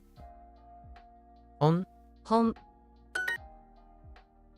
nice. 日本 Oh, that is weird. Oh no. に、本、 Oh no. 本、 Okay. Oh, that is weird. Oh no. I'm not sure if I like that. 日本、母、 中山、 Nakayama. 本、 Hon, 山、 Yamaguchi. Okay. Books. Hon. 本、 I don't know how I feel about that one. And then they're reinforcing. Sure. Watch. Yomimasu. 読みます、 Okay. 見ます、見ます、 Yomimasu. 母。読みます。6、日本、見ます。見ます。見ます。読みます。見ます。見ます。山口、父、読みます。見ます。5、読みます。読みます。よ、見ます。The text is kind of small though. That's a little problem. 読みます。5、本、中山、見ます。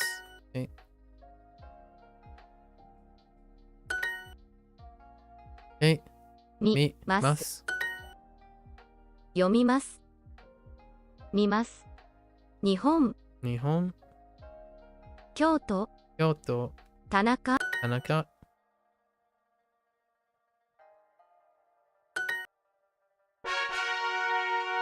Okay, that's the end of 15. 15 minutes, so I still got the rest to do. Wow. Okay, so what have I learned? So they addressed two things that I had concerns with, but then it also comes down to now I have more concerns, right? So I had concerns, but generally in practice, you know, you can't foresee things. So the one thing that the kanji section that I had a concern with was it didn't track repeated words, right? Or repeated kanji. So they did actually literally explicitly said that now. Where like it can, whoops, that's bad, said. So they explained it explicitly. That kanji can have different meaning but retain the same kanji. It can be pronounced differently, and it can still retain the meaning separately too. So different and same meanings, right? So it addressed that, and now they added the section where right here, whenever kanji is used more than once, right? This top one did not do anything, but here we saw that hon, this is the different meaning. Hon in nihon is different from the hon standing alone, right? So they literally explicitly explain why that's there. Also, every single section is cumulative now. Now it does raise a question. I hope it's not random. One of the concerns I had even doing the separate sections is that I can't hit all these kanji like evenly across. Like there's random exposure. So sometimes you'll get like only these two for a whole 15 minutes, right? And now since they're cumulative, the pool got bigger. So the puru got bigger. So now the question is, are they randomizing it or not randomizing it? Because what happens with big pools is that if you're drawing randomly, certain ones may never come up, or they will come up just by chance, not as great, right? Oftentimes, I prefer the serial nature, just make sure that it has to be a unique one until it repeats. So what I'm saying is more like the bag situation, right? If you have all the pools of possibilities, if they pick one, this thing is taken out of the pool until it repeats, and then it refills the pool once you encountered all of them. Hopefully that's what they do, in my opinion, personally. Now, what is also new is they did something that I already did myself, which is speech matching speech with kanji or kana. And oftentimes, this was not a thing. It was usually the translation or the kana. So oftentimes you're matching kana with kanji, or a translation with the kana, or the translation with the kanji. So in this case, now they have speech matching with the kanji. and that means I had to go from left to right. I have traditionally gone right to left because I'm more concerned with the pronunciation. So I read the kana, I pronounce the kana, or I read the kanji, I pronounce the kanji, and match it with either the kana or the English on the left. Now it's forced me to go this way because they forced the exercise that I already did. So they actually added the exercise that I was already doing to remember kana and not get stuck with like, oh, what is the kana of this kanji? I practice that all the time. I practice the kanji. I mean, I look at the kanji, but I see the kana and I pronounce the kana, as opposed to just look at the kanji and assume you know what the kanji is, right? And that's it. And you lose track of the kana in response. So now they did it where they leaped this, which you could lose the kana, but they added more exercises where you're linking English to kana and kana to kanji and English to kanji. So they've done all the possible permutations. Now the downside, in my opinion, is because of these new exercises, there's a lower emphasis on writing. And that's why I like this section for it. So hopefully when I finish all these new ones in the future, it looks like I never got the writing section because it's a unique thing. They're using uniques. Until this bar, this golden thing, is completely full in the entire section, they won't recycle non-uniques yet. So hopefully in another 2 or 3 kanji sections, I'll see what is the frequency of writing sections to these new sections. Because I prefer that they have writing be 70% of the time using this pool system. So if they use 70% of the time using this pool system for writing and then use these every once in a while, that's fine. Personally, I think these are not as... You kind of get these already in the units, in the learn section by association, but you do not get writing. Writing is unique. So I really, really hope that I didn't just lose something in order to gain another thing. I like the writing. I actually think, in my opinion, kanji, those writing section exercises should go into the hirakana and katakana section. And I'm curious now. I don't know they changed the... Just because I didn't use it doesn't mean I don't know they changed this. I'm curious. I'll probably have to do a kana section and a hiragana section in the future and see if they have writing sections on these. I would love to see the kanji section, the writing stuff, be transferred to the hiragana and the katakana section. That would be great. Anyways, that was my 15 minutes. It was up. So let's go back to lesson learning. And we'll do one more lesson after this. Wow. So I have mixed feelings, obviously. Personally, I have mixed feelings. I love this section because it was constant drilling on writing. And writing kanji, in my opinion, with all the being blasted by the same word over and over again, associates the kana with the writing. And yeah, everything's cumulative. I'm apprehensive about everything being cumulative. It's kind of nice at the same time, as long as it's a pool, unique pool system. Like you pull samples out and not return them to the pool until everything's hit.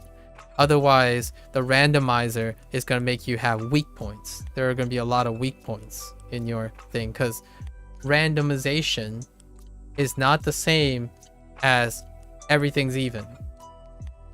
I had an argument about this before, or had a debate with someone about like, oh, not true randomization and stuff.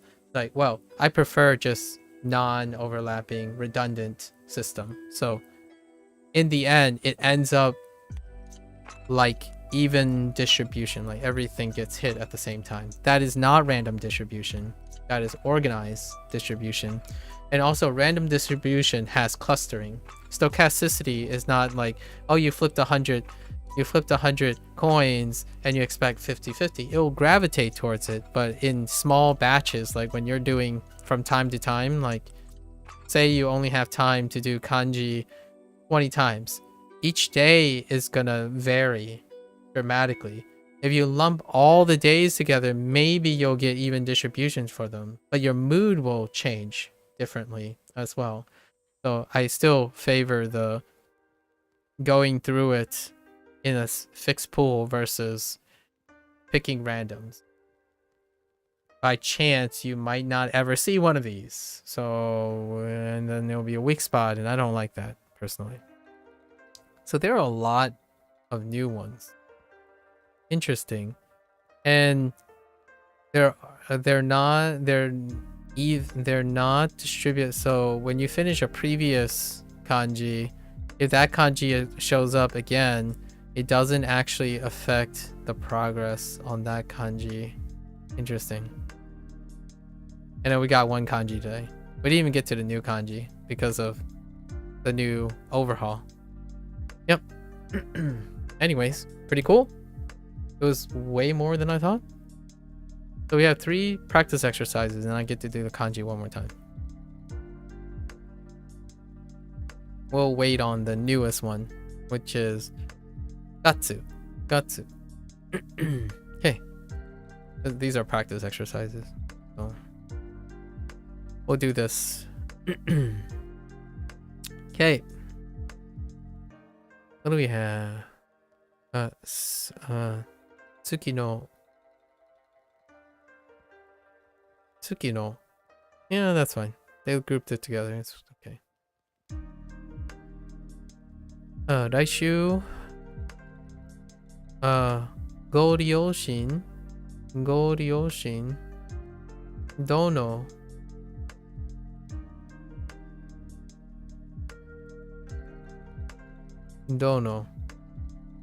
okay. And aircon.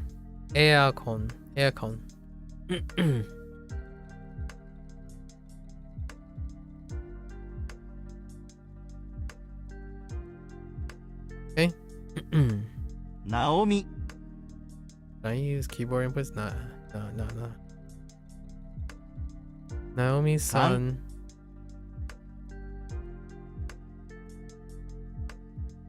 Raishu.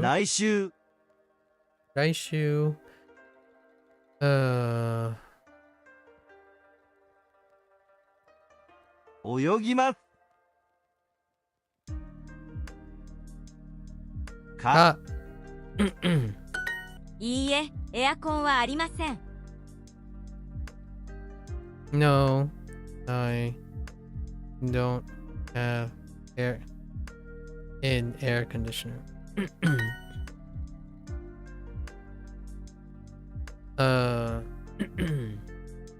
次のバスはもうすぐ来ます。来週新しいスマホを買います。I'm going to buy a new smartphone next week. Does the next bus go to Osaka? 次のバスは大阪に行きますか。ご両親の電話番号をお願いします。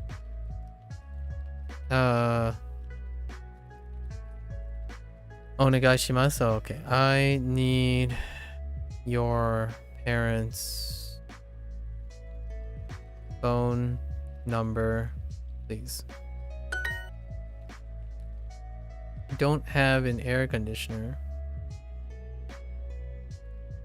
エアコンはありません。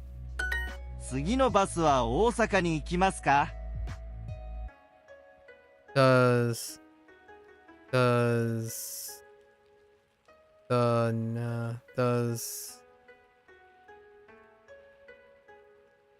the next bus? Does the next bus go to Osaka? Where do your parents live? ご両親に住んでいますか？ご両親は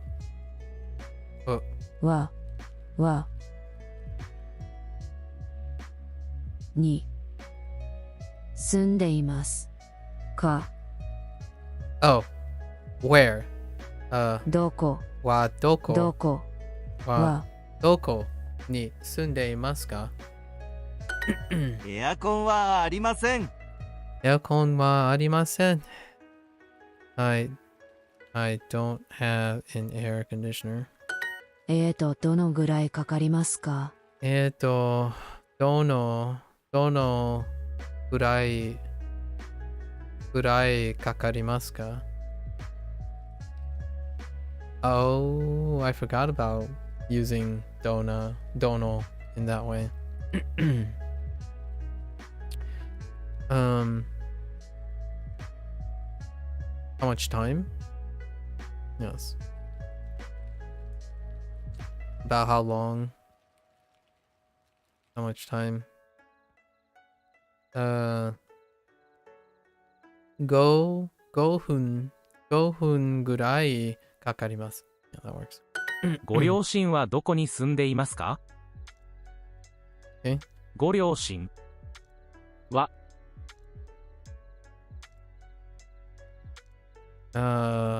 に住んでいます。ご両親はどこに住んでいますか？どこに住んでいますか？次は東京駅です。次は東京駅です。どのぐらいかかりますか？ That's not right. この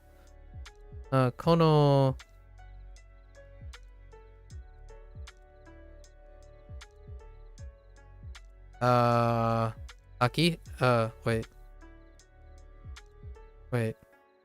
このカバンはOh no. My bad. Wait, どのぐらいかかりますか? Oh, how long is this going to take? Fair enough. That's saying this bag is very old. ナオミさん、来週泳ぎますか？来週 Oh wait. 来週、ナオミさん、来週泳ぎますか？ナオミさん、来週。What? 来週。ナオミさん、来週泳ぎますか？泳ぎますか？ナオミさん、来週泳ぎますか？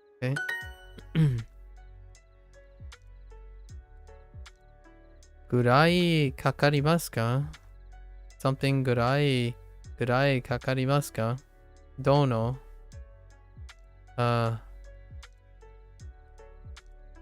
10分ですか？どこ？何I mean ゴロ駅のホラー今日ホラー映画が好きです。エリカさんは？ I like horror movies. And you, Erica? Ooh, these are new ones from last one. So, 今日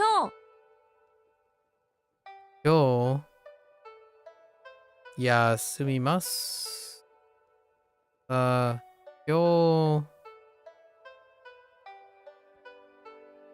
の休みます Oh, no. の少し今日少し休みます。Yeah. 週末は友達とホラーアニメを見ます。週末は友達とホラーアニメを見ます。Okay. I watch anime with my friends. With friends. Okay. They want it in the front on weekends. On weekends, I watch anime with friends. Oh, wait. I'm going. No, wait. Oh, I forgot horror. Horror anime with friends.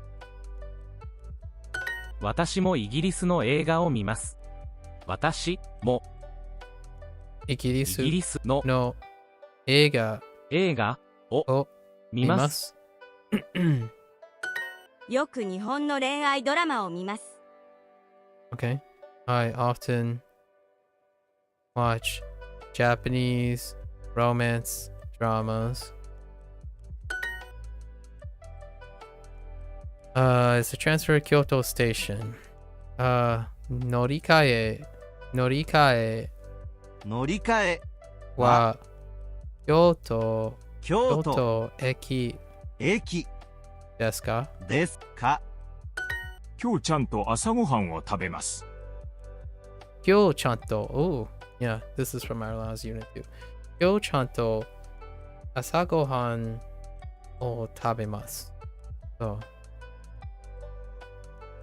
I'll make sure to. Oh, wait. Oh, no, it's not a question. I'll make sure to eat breakfast today. Okay. 毎日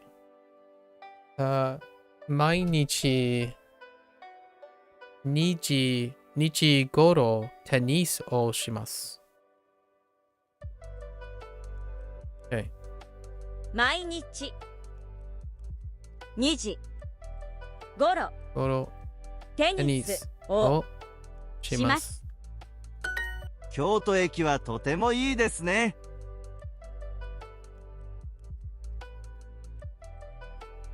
Okay. Kyoto Station is very nice, isn't it? Okay. It's the transfer Shibuya Station. 乗り換えは渋谷駅ですか？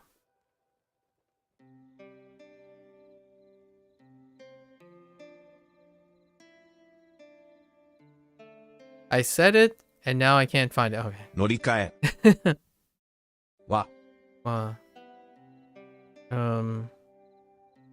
渋谷駅ですか？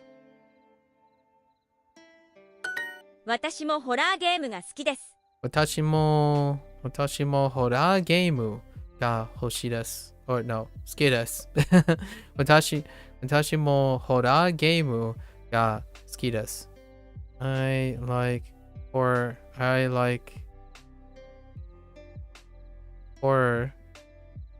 I also like horror games.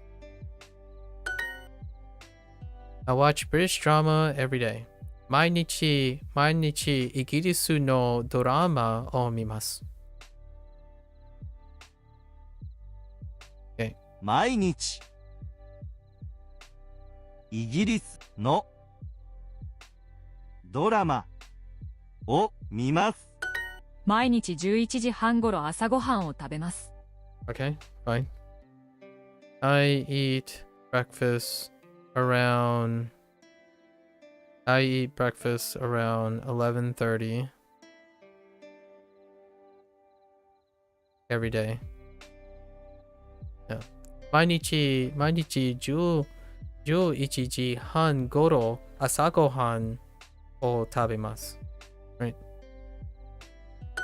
今日ちゃんと薬を飲みます。Okay. I will make sure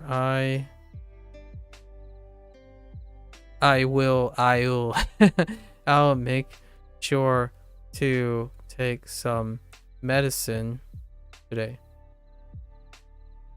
今日ちゃんと薬今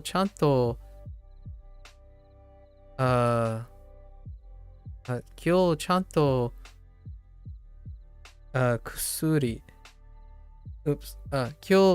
んと薬を飲みます。12時半ごろ昼ご飯を作ります。Yeah, okay. I make her 昼ご飯 lunch around 12:30. 12時半頃昼ご飯を作ります。Okay. Alright, we're gonna get to the other kanji. I'm like incredibly pumped from the kanji. My mind's kind of going in overdrive at the moment. Interestingly enough. 明日空手をします。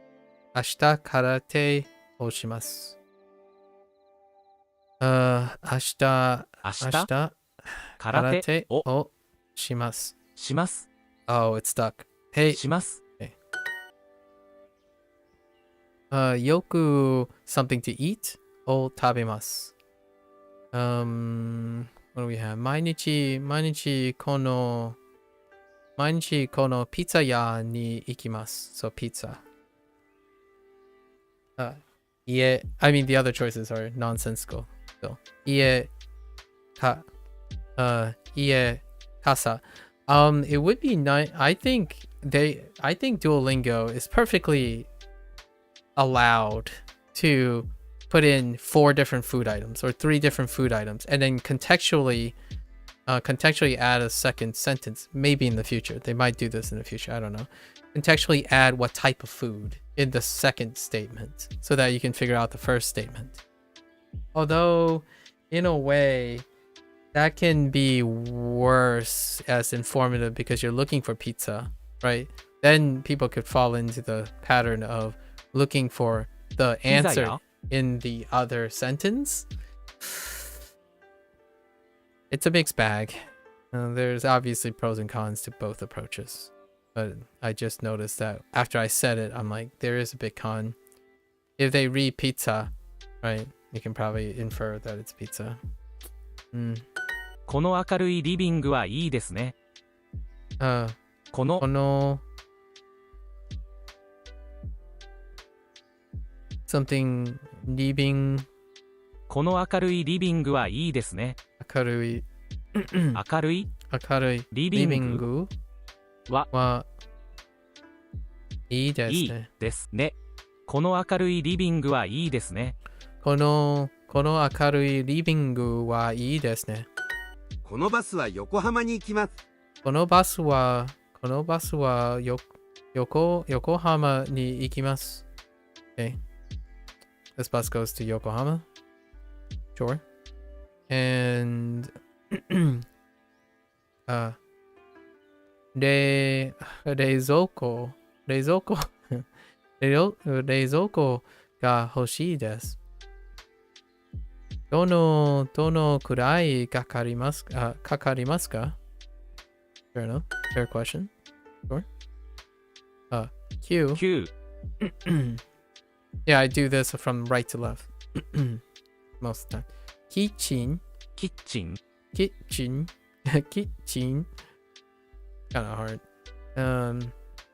Mystery. Kipu. Oh no, kyo. Just kidding. Eki. はい、少し具合が悪いです。はい。少し。Excuse me? はい、少し具合が悪いです。具合が悪いです。具合がです。具合が悪いです。I spent at least the last 2 or 3 days working on this. Gurai ga warui desu. Kind of pays off, right? Hai, hai, skoshi gurai ga warui desu. Right? 9時頃シャワーを浴びます。9時頃はシャワーを浴びます。Oh yeah, the 浴びます thing. So shower を浴びます。The special case. I shower. I shower around 9 時 9 o'clock. I take a shower. That's right. Although they do accept I shower around 9 o'clock.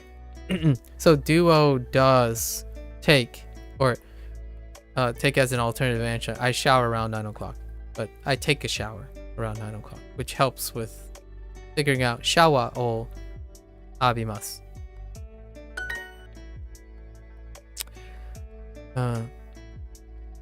Konnichiwa. Tanaka Ken-san oimasu. Which this one is also a single use case for the time being at the moment. こんにちは。田中健 Oh no, wait. と言います。You don't introduce yourself with an honorific. Whoops. Yeah. Konnichiwa. Tanaka Ken to iimasu. Although, I guess, in this case, I don't know if it's ever used in the third person.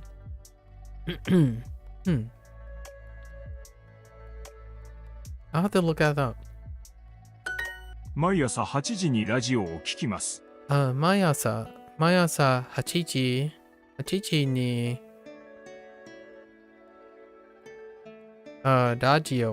ラジオを聞きます。I listen to the radio at 8 o'clock every morning. 毎朝。Sure. Will come soon. 次のバスはもうすぐ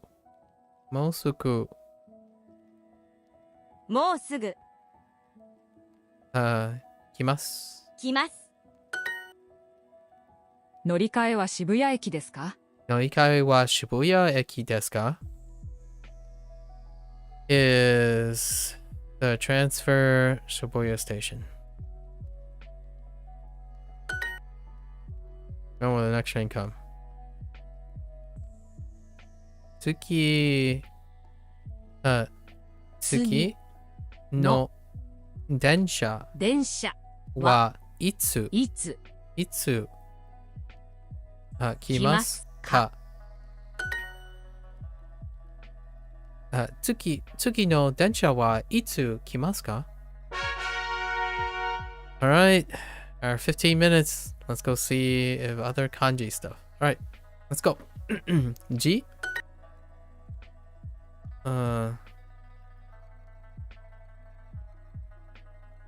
Ju. G. The text is so big and then it's so small. G again. Ju. Ju. 7時。10時。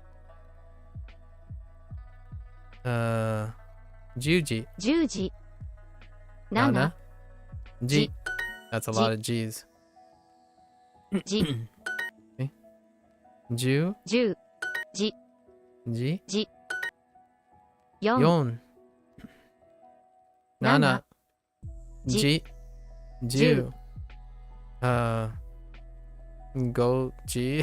5時。Okay. 10 6 10 4 10時。10時。じ。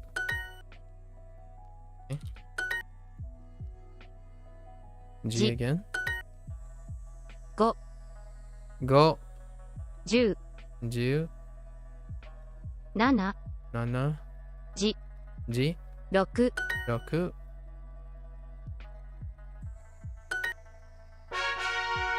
Alright.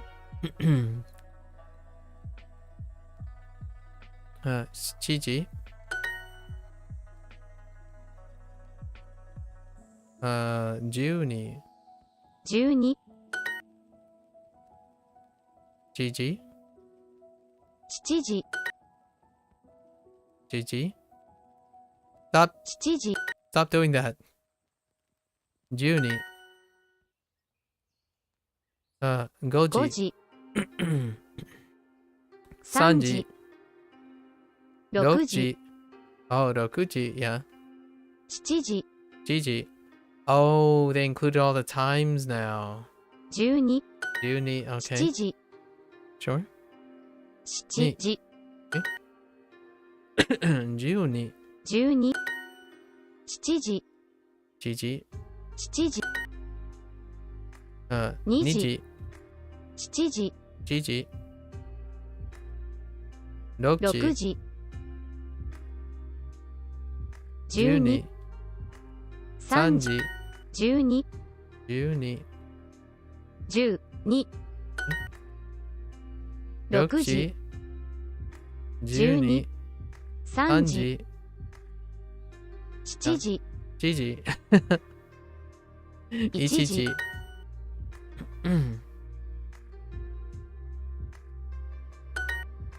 え7時。え3時。 3時。 11。 11。 12。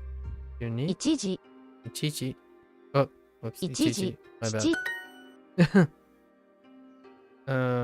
11。2. Whoops. 12. Alright. Different pronunciation. Oh, yeah. Now they're talking about different pronunciation. Yes. As well. So, all of the above. 10。7。 So, 7 7 時。7。 So they're deliberately doing nana 7。 and shichiji back and forth. Yeah. Got 7 it. 時。 Fair enough. 7。7。 Which we did manually. 7。 So we did 7 manually. 時。 So 7 it's 時。 not a big deal. Already did 7 this 時。 on its own. 10時。 Juji. 5。 Go. 7。 Nana. 6。 Nope. Yeah. 7時。 It's always in the same 7時。 group. 東京。 Tokyo. 11時。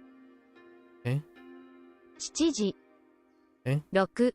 Yep. 7。え7。7。 So they're grinding that in too. 7時。4。 4. 7。 6. 6。5時。 5. 7時。 Yep. 7時。 7. 7。 Okay. 7時。 Yep. 5。 Yep. 私。 Mm-hmm. 1時。 Okay.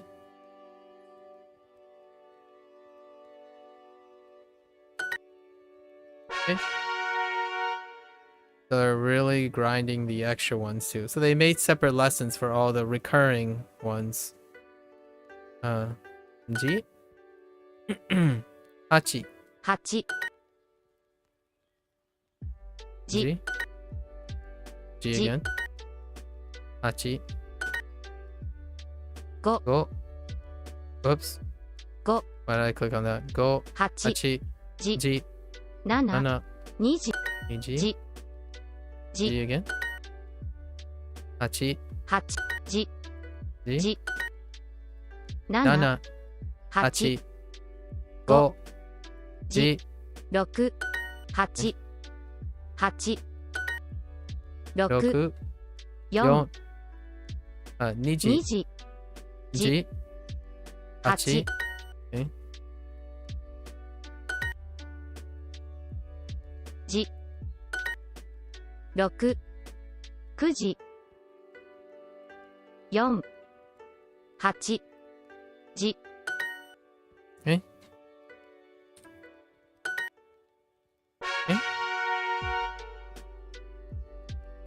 12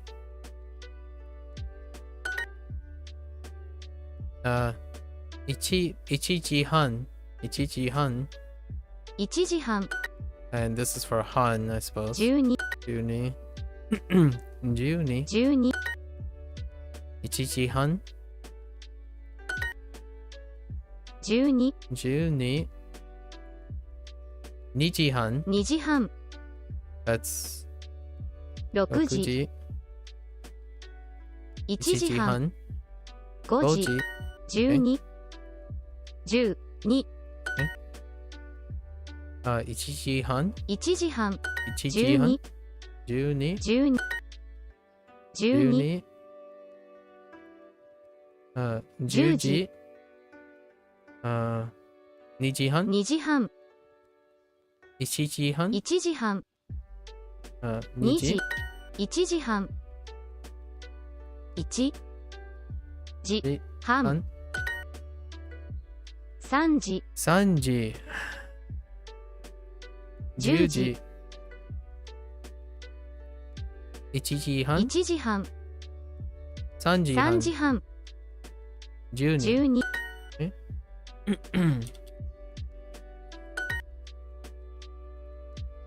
12 12 11 1時半8時2時半 Okay.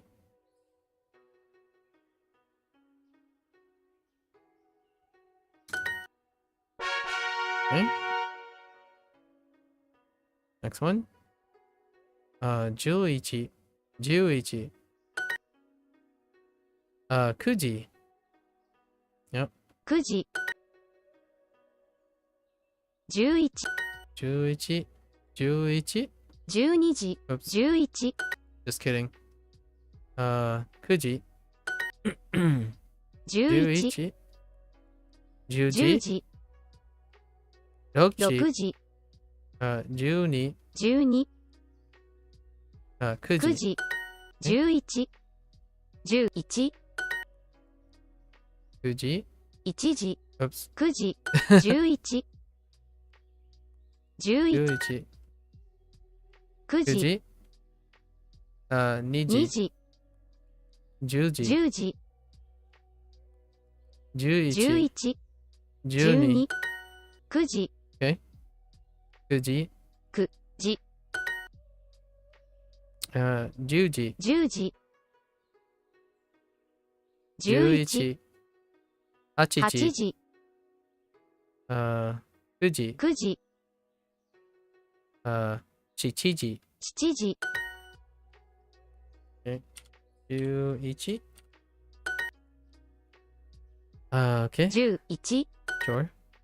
10時10時6時6時9時9時5時5時11 11 Okay, 9時 Alright. Alright, we're moving on to the next section. 古い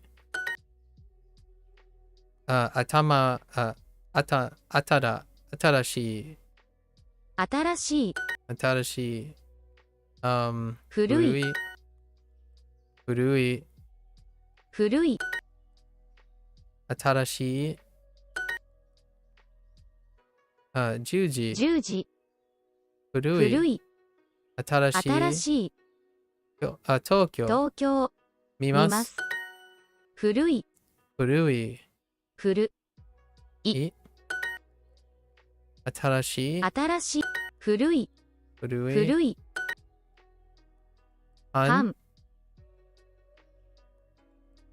古い古い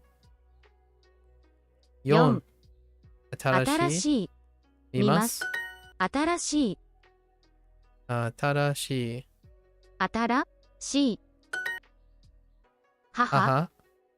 3時。新しい。古い。見ます。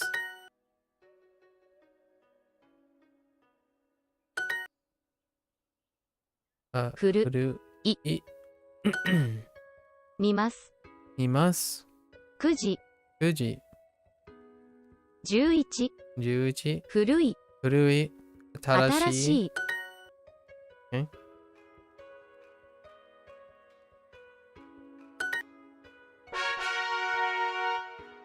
Let's go! 100。1000。1000。100。100。 100。100。 1000。5。1000。 1000。 8。 100。 7。 100。 100。 1000。 1000。 100。 100。 100。 5。 8。 1000。 10。 10。 1000。 1000。 5。 5。 100。 4。 1000。 8。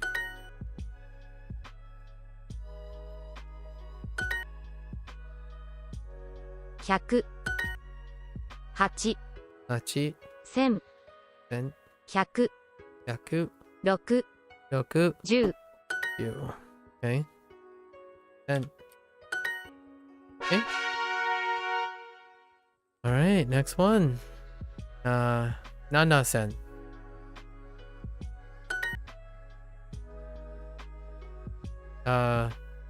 水。水。 7,000. 7000。 7,000. 7000。 水。 7000。 5000。 2,000. 水。5。 7000。 7。 1000。 水。水。7000。 7,000. 7000。 6,000. 6,000. 4000。 4,000. 父。 7,000. 7000。水。水。水。水。水。水。5,000. 7,000. 4,000. 7.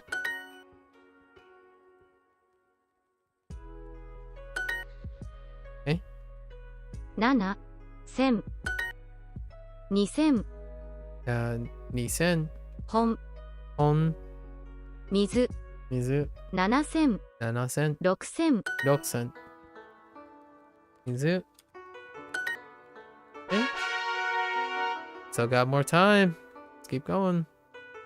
7,000. 7000。 7000。 Oops. 7000。 That was Shichiji. That was Shichiji. 7。 Shichiji. Yeah, Shichiji. 7時。 7,000. 7000。 I see what they're trying to do, 7。 and I screwed up. 7時。5時。 Oops. 7時。7。 7. 6000。 7,000. 7000。 Shichiji. 7時。 5,000. 7時。 Okay. 7時。9時。 Fuji. 7時。5。新しい。7000。7000。え7000。 Shichiji. 7時。 7,000. 7000。 7. 7。 2,000. 2000。 5,000. 5000。え7時。7時。 Okay. 7,000. 7時。7000 7 1 3 Chichiji. Shichiji. 7時 That's the end of 15. End of 15 minutes. Wow. Okay. Still got some time. Okay. Wait. I guess we keep them uncollapsed. I won't have time to do this again for a third time. Although, see, I don't know if this is going to be the new unit. I think this is a good place to stop for today.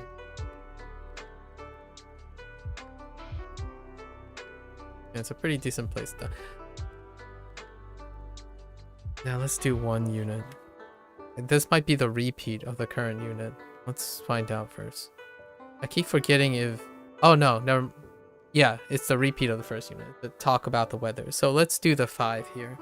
I think I can do the 5 pretty quickly. Weather seems to be fairly reasonable. We'll be a little bit more aggressively fast. Because we do or die, 5 hearts. Be a little bit quicker, right? 明日は雨じゃないです。明日は明日は雨じゃないです。明日は雨じゃないです。Yeah. Oh. Tomorrow isn't rainy. 今日は雨です。今日は雨です。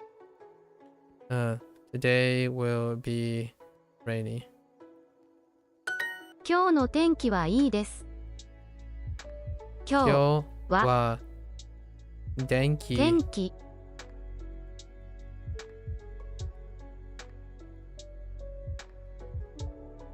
気No. 雨 Wait. 今日の天気はいいです。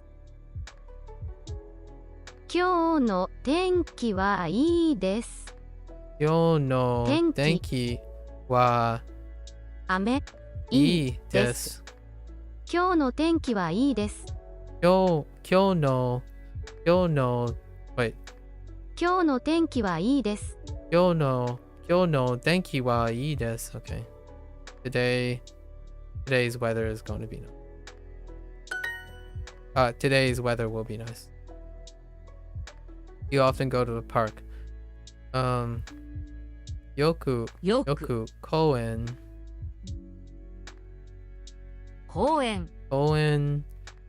行きます。そう、よく公園に行きますか？毎日公園に行きます。毎日公園に行きます。行きますはjust 行きます、I think. 毎日公園に行きます。毎日公園に行きます。今日は暖かいです。今日は暖かいです。暖かいです。Sounds really weird when I say it. Today will be warm. 明日の天気もいいですか？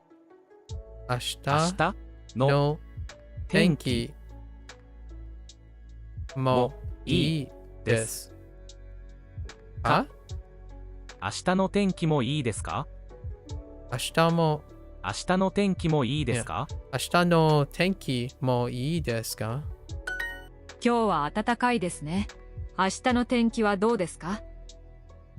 Okay. So, what is the weather going to be like? Today is hot, isn't it? The person's asking, what is tomorrow going to be like? Yeah. 明日の天気はどうですか？春はよく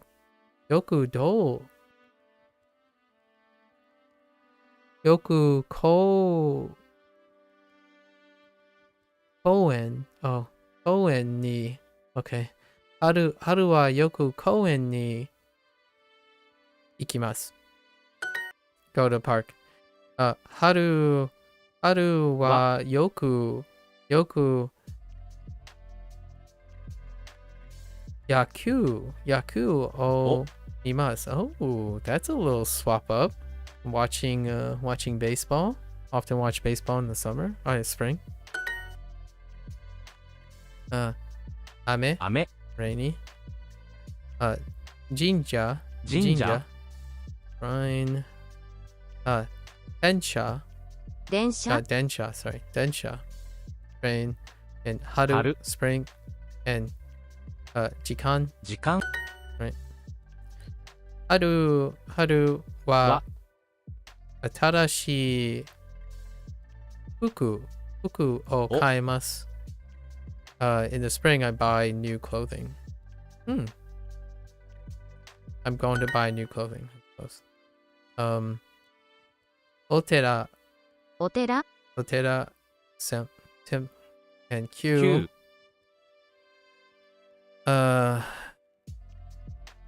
Nagai, 長い long.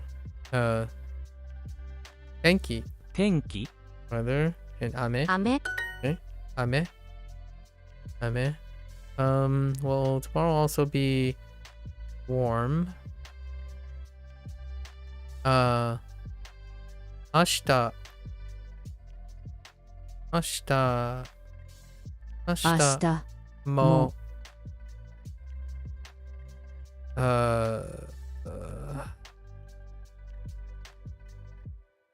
Kirei? No, not Kirei. It's oh, it's the other one. Oh wait. Oh, warm. Whoops, warm. Atatakai. 暖かい Atatakai.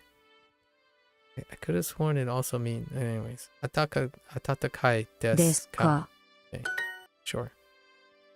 Of course you would put that in there.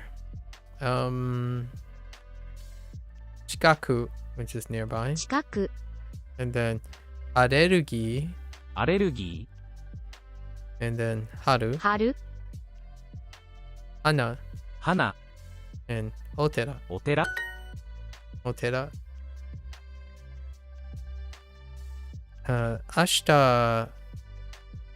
Ashita wa ame. Ame janai desu. Janai desu. 明日は wa ame 雨じゃないです janai desu. I go to the park every day. 毎日公園を行きます。毎日公園にに行行きまきますす。Okay? Sure. Next ひ one. ひ、日海はきれいですね海はきれいですね。海海ははきれいきれいでですねすね。海はきれいですね雨の日はアニメを見ます。雨の日はアニメを見ます。Okay? I watch anime, or on rainy days, I watch anime. Fair enough. 日 日 In the summer, I often eat ramen, so natsu はよくラーメンを食べます。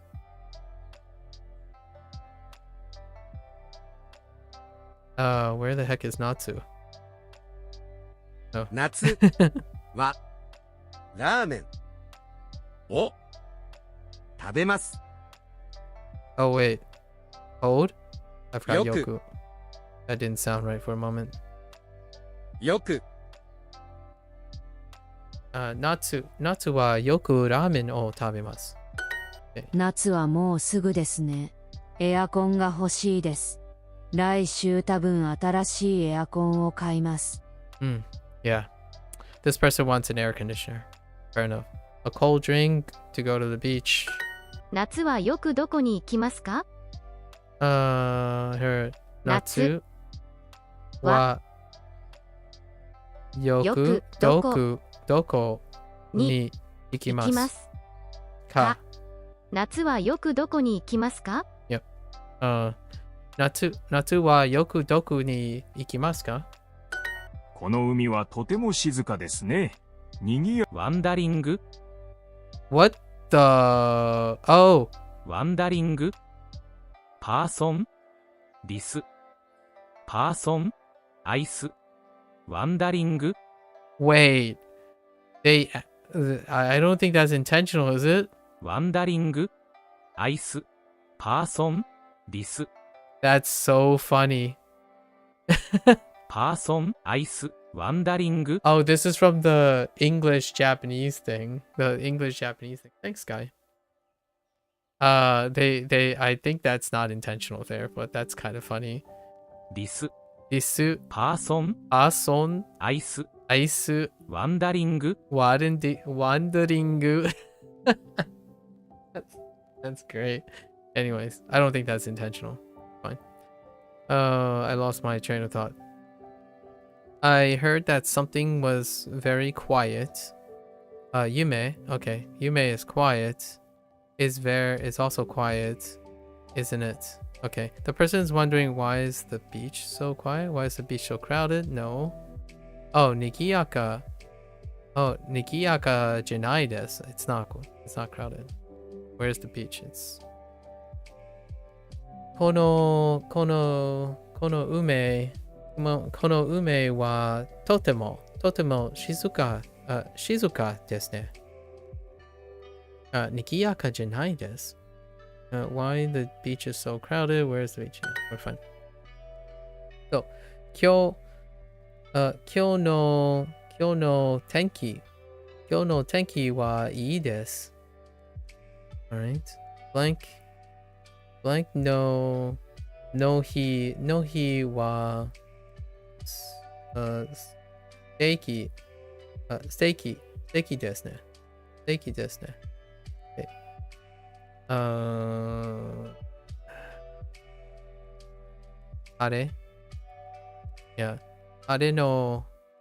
れの日はステーキですね。Good enough. 晴れの日はよく海に行きますか？に海。I said 海。駅。早い。早い晴れ。晴れ時間。春。晴れの日はよくどこに行きますか？山。日曜日。話します。火。水。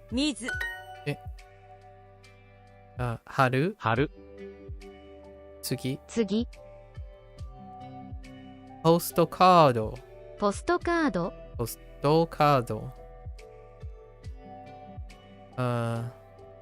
近く。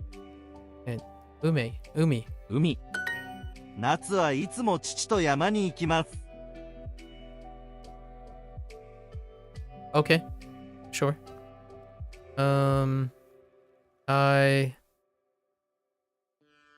go to the mountains with my dad in the summer.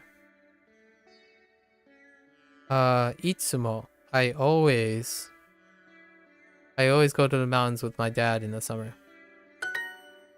Another correct in the summer. Oh yeah, they accept both. Okay, we tested it. They accept both. In the summer or at the end in the summer. Which personally, the always go to the mountain with my dad is more important to me. But let's try to keep it that way. Okay. Natsu wa yoku よくどこ行きますか？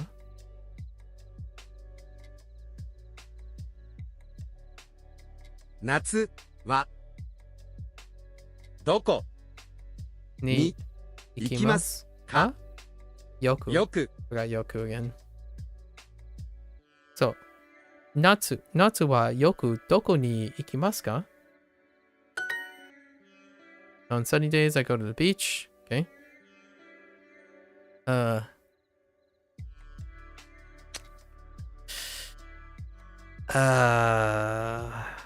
晴れ Okay. 晴れの日は海に行きます。Yeah. I don't know why I struggled with that one. That was a little weird. So, 晴れ晴れの日は海 sorry, not 海に行きます。Okay. Neat. Let's keep going. I'm going to the pool tomorrow. No. 明日暑い暑い明日プールに行きます。7月はよく京都に行きます。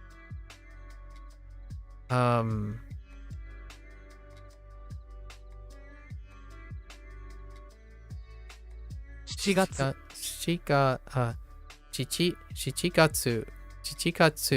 によくI don't remember. 7月はよく京都に行きます。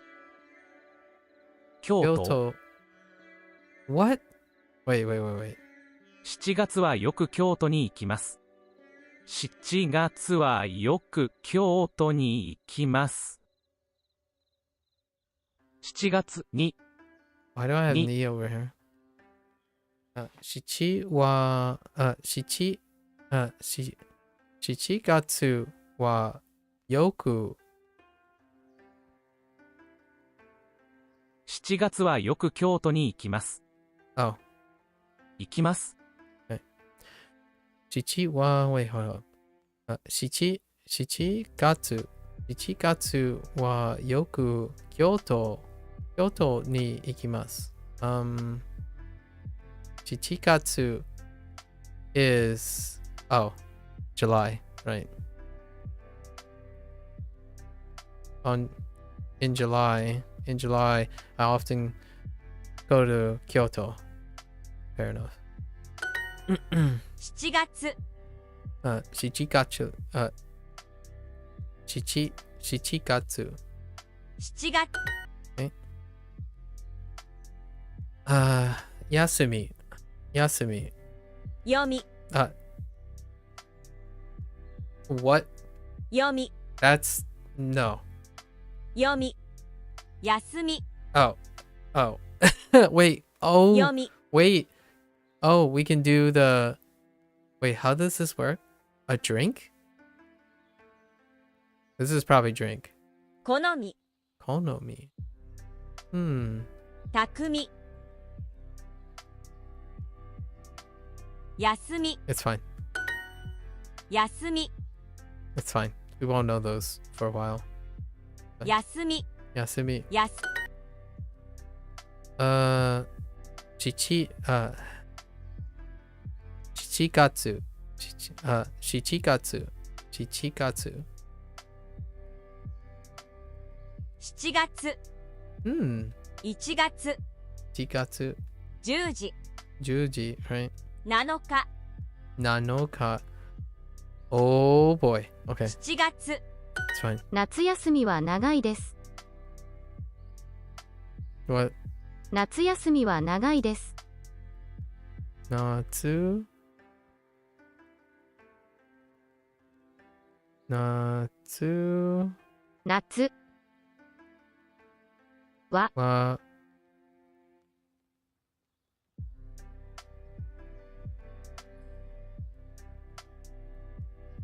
夏休みは長いです。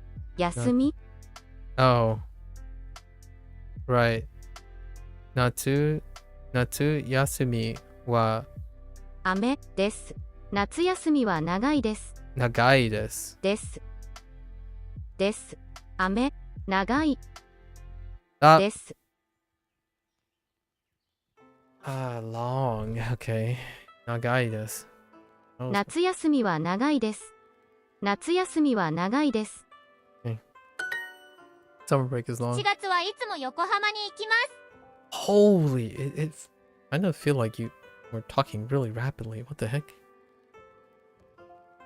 So we have Shichigatsu wa itsumo Yokohama ni ikimasu. In July, I always go to Yokohama. 7月はよく海に行きます。7月は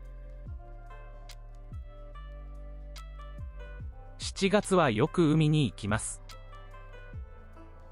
よく海に行きます。7月はよく海に行きます。7月はよく海に行きます。7月7月はよく海に行きます。今日は暑いですね。今日は暑い。今日は暑いですね。暑い。hot. Today is hot, isn't it? 暑いですね。夏休みはもうすぐです。来週プールに行きます。Interesting. What season is it? Summer. Let's read this though. 暑いですね. It's hot, isn't it?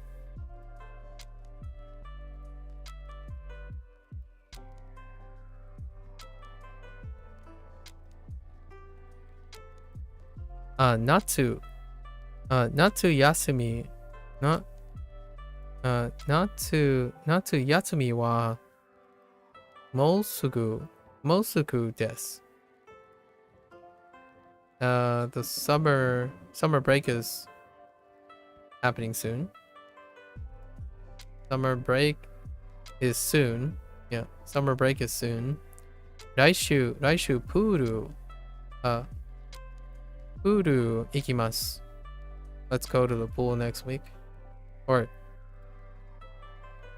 I'm going to the pool next week.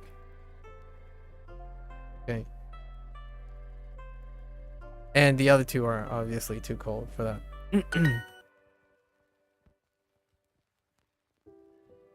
Aki and Fuyu.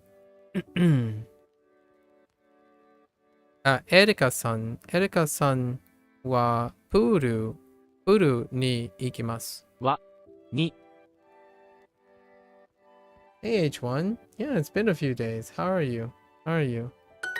ナオミさんは私の友達です。今日ナオミさんと花火を見ます。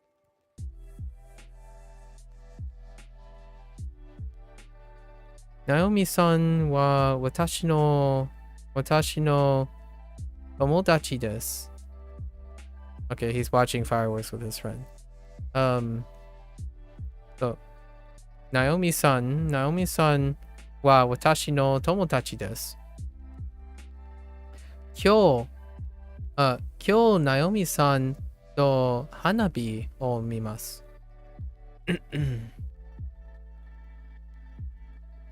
So tomodachi is the key word here, as opposed to haha, or actually not really haha. We don't have to. Technically, Duo hasn't allowed us to express his mother yet. I know how to express it, but not yet. And then his brother, technically not either. Interesting. Not yet. 675 days. Congrats, H1. Congrats on 675 days, man. 10分。10分。10分。10分。7月。7月。日。飲みます。飲みます。and 休み。休み。休み。うん。休み。花。花。早い。早い。高い。高い。休み。休み。山。山。Okay. 来週はあれですか？来週は晴れあれですか？花火は綺麗ですね。花火は綺麗ですね。Alright. Cool. 2 more? And we actually ended up doing all 12 of our lessons plus our practical things. Nice. And then we can start with new vocab tomorrow. Neat. 9月。9月。9月。9月。Wait. 9月. Oh, that's right. 9月。9月。September. I'm going to a new restaurant this evening. Okay.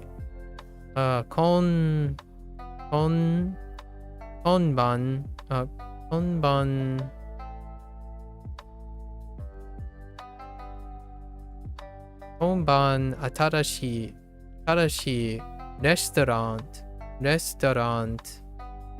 Oh, I put a T at the end. レストランを行きます。今晩。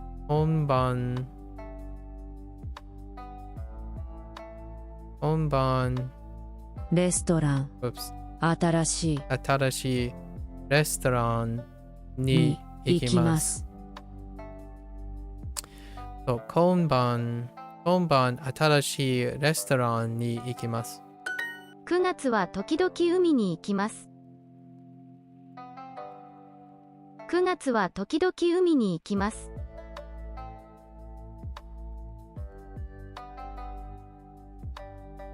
9月は時々。I wasn't sure what the location was. 9月は時々海に行きます。海に行きます。Really?9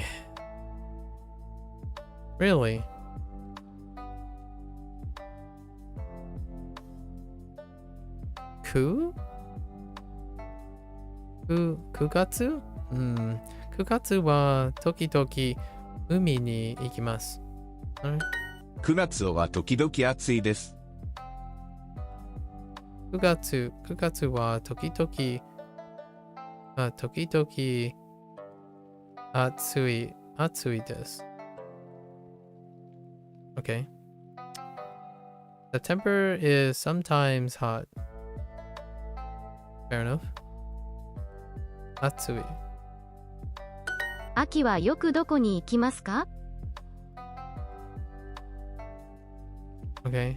I heard Aki. Did I hear Aki? 秋はよくどこに行きますか？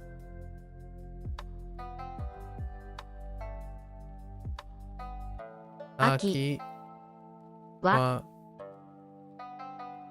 秋はよくどこに行きますか？よくどこにどこに行きますか？か。秋はよくどこに行きますか？秋によくどこに行きますか？ Where do you often go? In the fall? Or in the fall, where do you go? Where do you often go? The temperature is sometimes hot. Oh, we heard this. 9月 Wait, no. Yes. 9月は時々暑いです。9月は時々暑いです。暑い。そう。9月は時々暑いです。秋はよくコンサートに行きます。秋はよくコ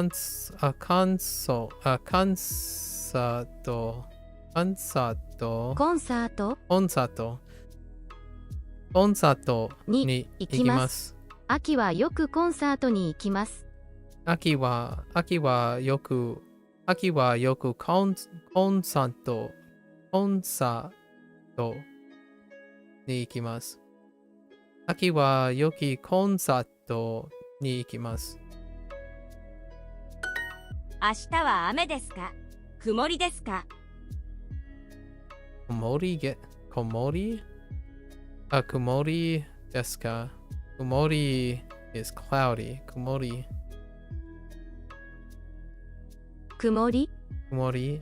Okay. 明日は雨ですか? Is it gonna rain? The person's asking about the weather. About tomorrow's schedule, about time. Interesting.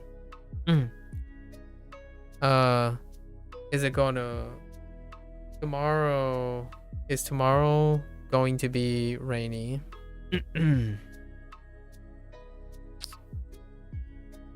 Is it cloudy?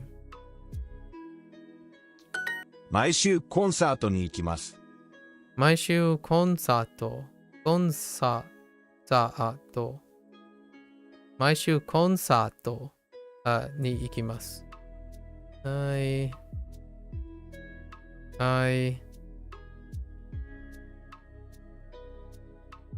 I go to concerts every week.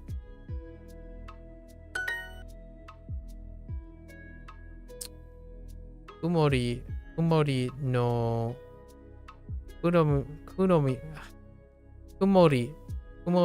の日はカフェに行きます。Oh, I see what you did there. Cute. A turn of phrase. 曇りの日曇りの日は曇りの日は漫画を読みます。漫画を読みます。明日も曇りです。Use 曇り in two different contexts. Sure.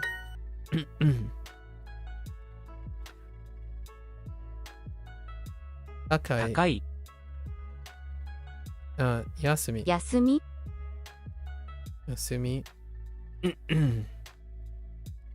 秋。海。ポストカード。Oh, postal card. Right. Post. What am I doing?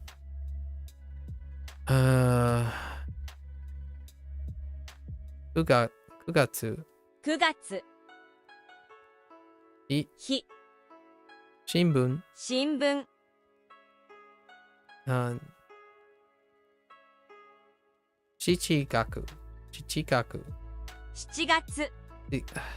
月. I basically almost said family. And then 休み。休み。 Yasumi. Stop doing that. Okay. いつもナオミさんとコンサートに行きます。そう。いつもナオミさんとコンサートに行きます。I'm going to Asakusa this evening. Okay. 今晩浅草に行きます。今晩浅草に行きます。今晩友達と渋谷に行きます。今晩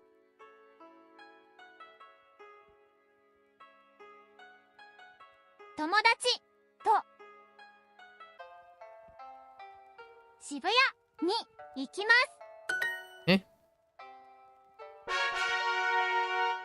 We are laser focused today.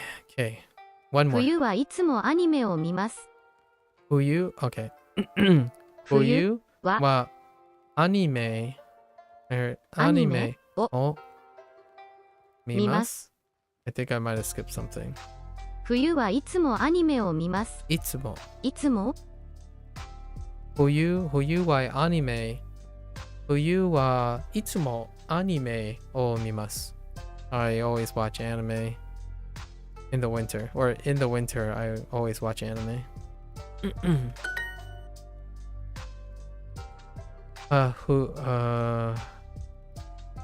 Yuki. 雪 Snowy.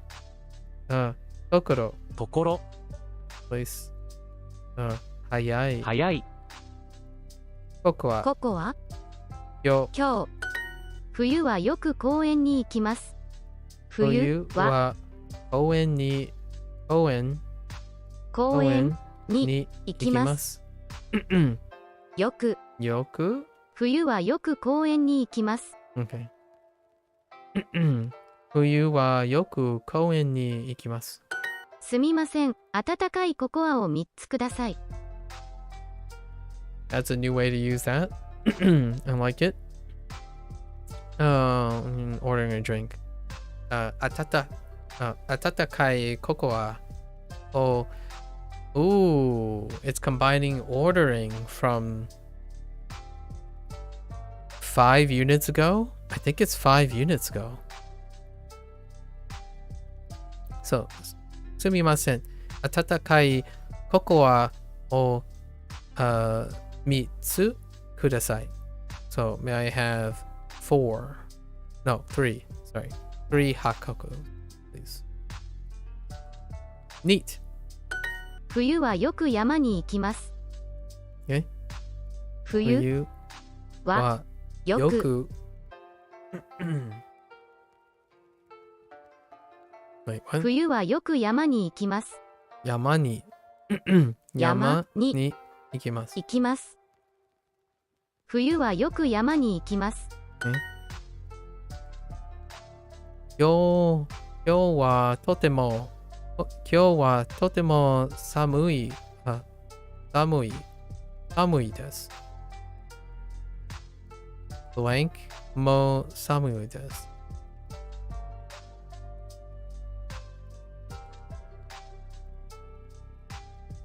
What is also cold? 寒い 明日? I mean, tomorrow? Sure. 2回? Wait. 今日は Oh, okay, it's tomorrow. はい。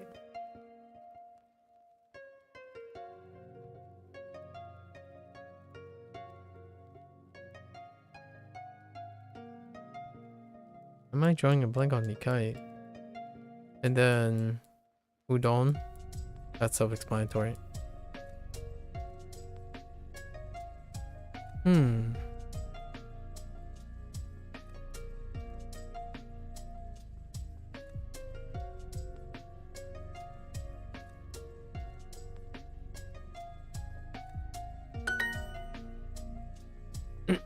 京都も雪ですか？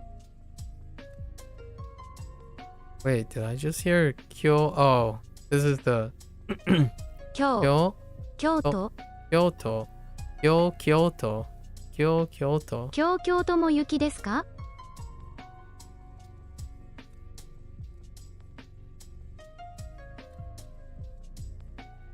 What? 京都も雪ですか？海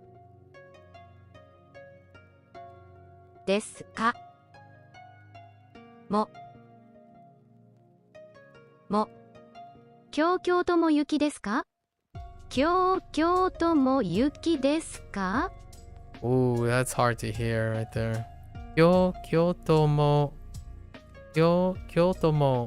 umi desu ka?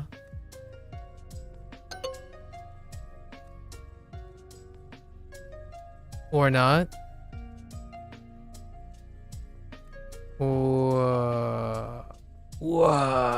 What am I doing?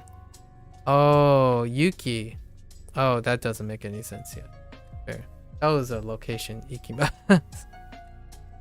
Ooh. Alright. It's okay. Last lesson. Kono. Kono.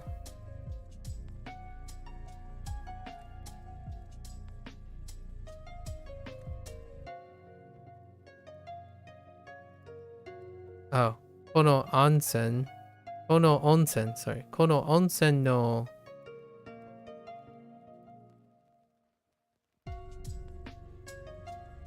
Something wa no kono onsen no mitsu. That's a different way of using mitsu for once. Kono onsen no mitsu wa totemo ii desu ne. At least we know it's for generic water too, and not just drinking water. Well, today be cold. Kyo wa samui 寒い desu ka? 冬はいつも温泉に行きます。冬は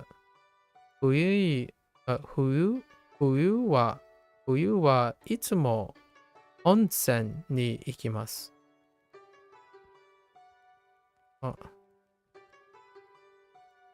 In the winter, I always go to hot springs.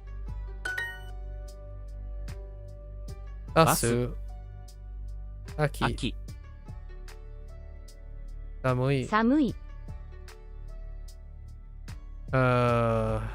大丈夫。警察。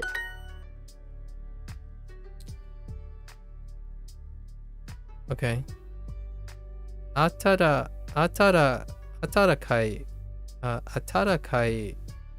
暖かいココアを飲みます。暖かいココアを飲みます。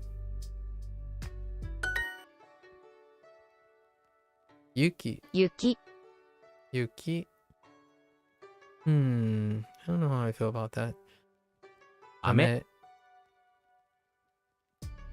ところ。お寺。次。来週家族と温泉に行きます。来週家族と温泉に行きます。Okay? I'm going to a hot spring with my family. I guess we can put next week in the front. On sunny days, I drink warm green tea.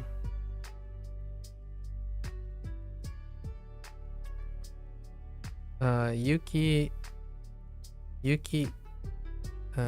雪 no 日 wa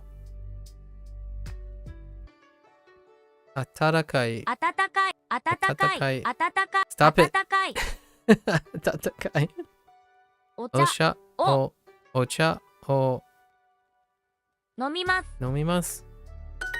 今日京都はとても寒いです。京都はとても寒いです。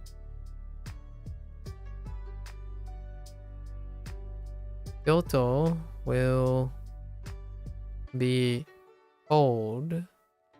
Will also, no, will be very cold today. 来週温泉に行きます。来週温泉に行きます。I'm going to a hot spring next week. 今日京都も雪ですか？ What do I do here? 京京都も雪雪です。です。今日京都も雪ですか？京都も雪ですか？か。Alright, we did it. That's it. 12 lessons and 3 practices. We're kind of this I think too big. I don't think there's anything remarkably tricky or maybe some new grammar points. There are some grammar points to pick up. Not too much. Not too much. And the kanji though, we actually fit in 2 kanji practice as well. So I'll keep doing the kanji practice this way until we fill in all the golds again. I'm pretty sure I know what that stroke order is. Let's just take a peep at the stroke order. Yep, no surprises. For days of the month. Gatsu. Well, let me practice something first. Shichi. Shichigatsu. Chichigatsu. Chichiji. Chichigatsu. Chichigatsu.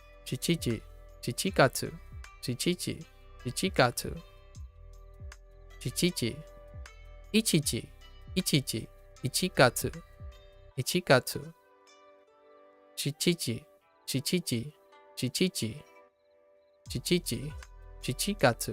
Chichigatsu. I'm kind of resting too long on the shichiji, on the shi, right? Shichiji. I mean, they're pronouncing it like a little bit shorter, but that's fine. That's both. Shichigatsu, Chichiji, Ichiji, Sanji, Chichiji,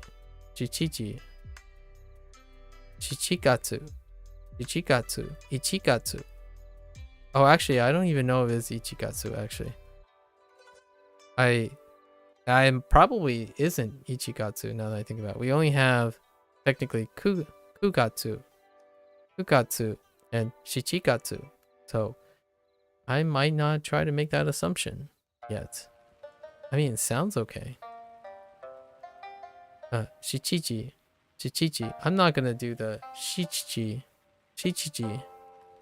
That's kind of sounding weird. Chichiji is fine. It'll be fine. Okay. Alright. There you have it. Don't know if I want to do day 45 or not. I think we might have a review on day 45. How does that end up? So today, yeah, we're gonna do a review on day 45. Halfway point? It's probably not halfway, right? Unit 8. If we do it on day 45, it would be mid unit 8. And what is this? 9? And it goes down to... Oh wait, it's not that bad. It's a little close to the halfway point. It's close to the halfway point. Yeah, we'll do 45. Maybe. Yeah, I'll think about it tomorrow. Depending on how tomorrow feels. We'll see. We'll do a review day on technically 46. Day 46. So we have 2 extra days. Or we do it tomorrow and then do the review day on the day of 45. Technically, I did it after 25 days. Actually, that's what we're going to do. We're going to do it on day 50. So every 25 days. The reason why I want to do that is I guess we can leave it at a solid 100 days, right? We can't land on 50. 60 feels weird. So we're going to go with 100 days. So the review is going to be on day 50. And hopefully I get through half of section 2. And then spend like 7 hours reviewing everything we've learned in section 2. Minus unit 1 and unit 2, which was from section 1. I'll probably end up throwing everything in. See how much we can regurgitate. Alright folks. We had an interesting discussion today. Let's now sit on it. Think about what I said today. Perhaps change my mind about something. That's the end of day 43. Thanks for hanging out. Thanks for listening. Good luck with everything you guys are doing. Learn some new languages. Perhaps share some ideas with others. You're always welcome to comment, discuss, and share your ideas. As long as you're not too insecure, I suppose, about me talking about him. And until next time, stay safe. Stay happy, stay healthy, right? And as always, mata ashita. じゃあね。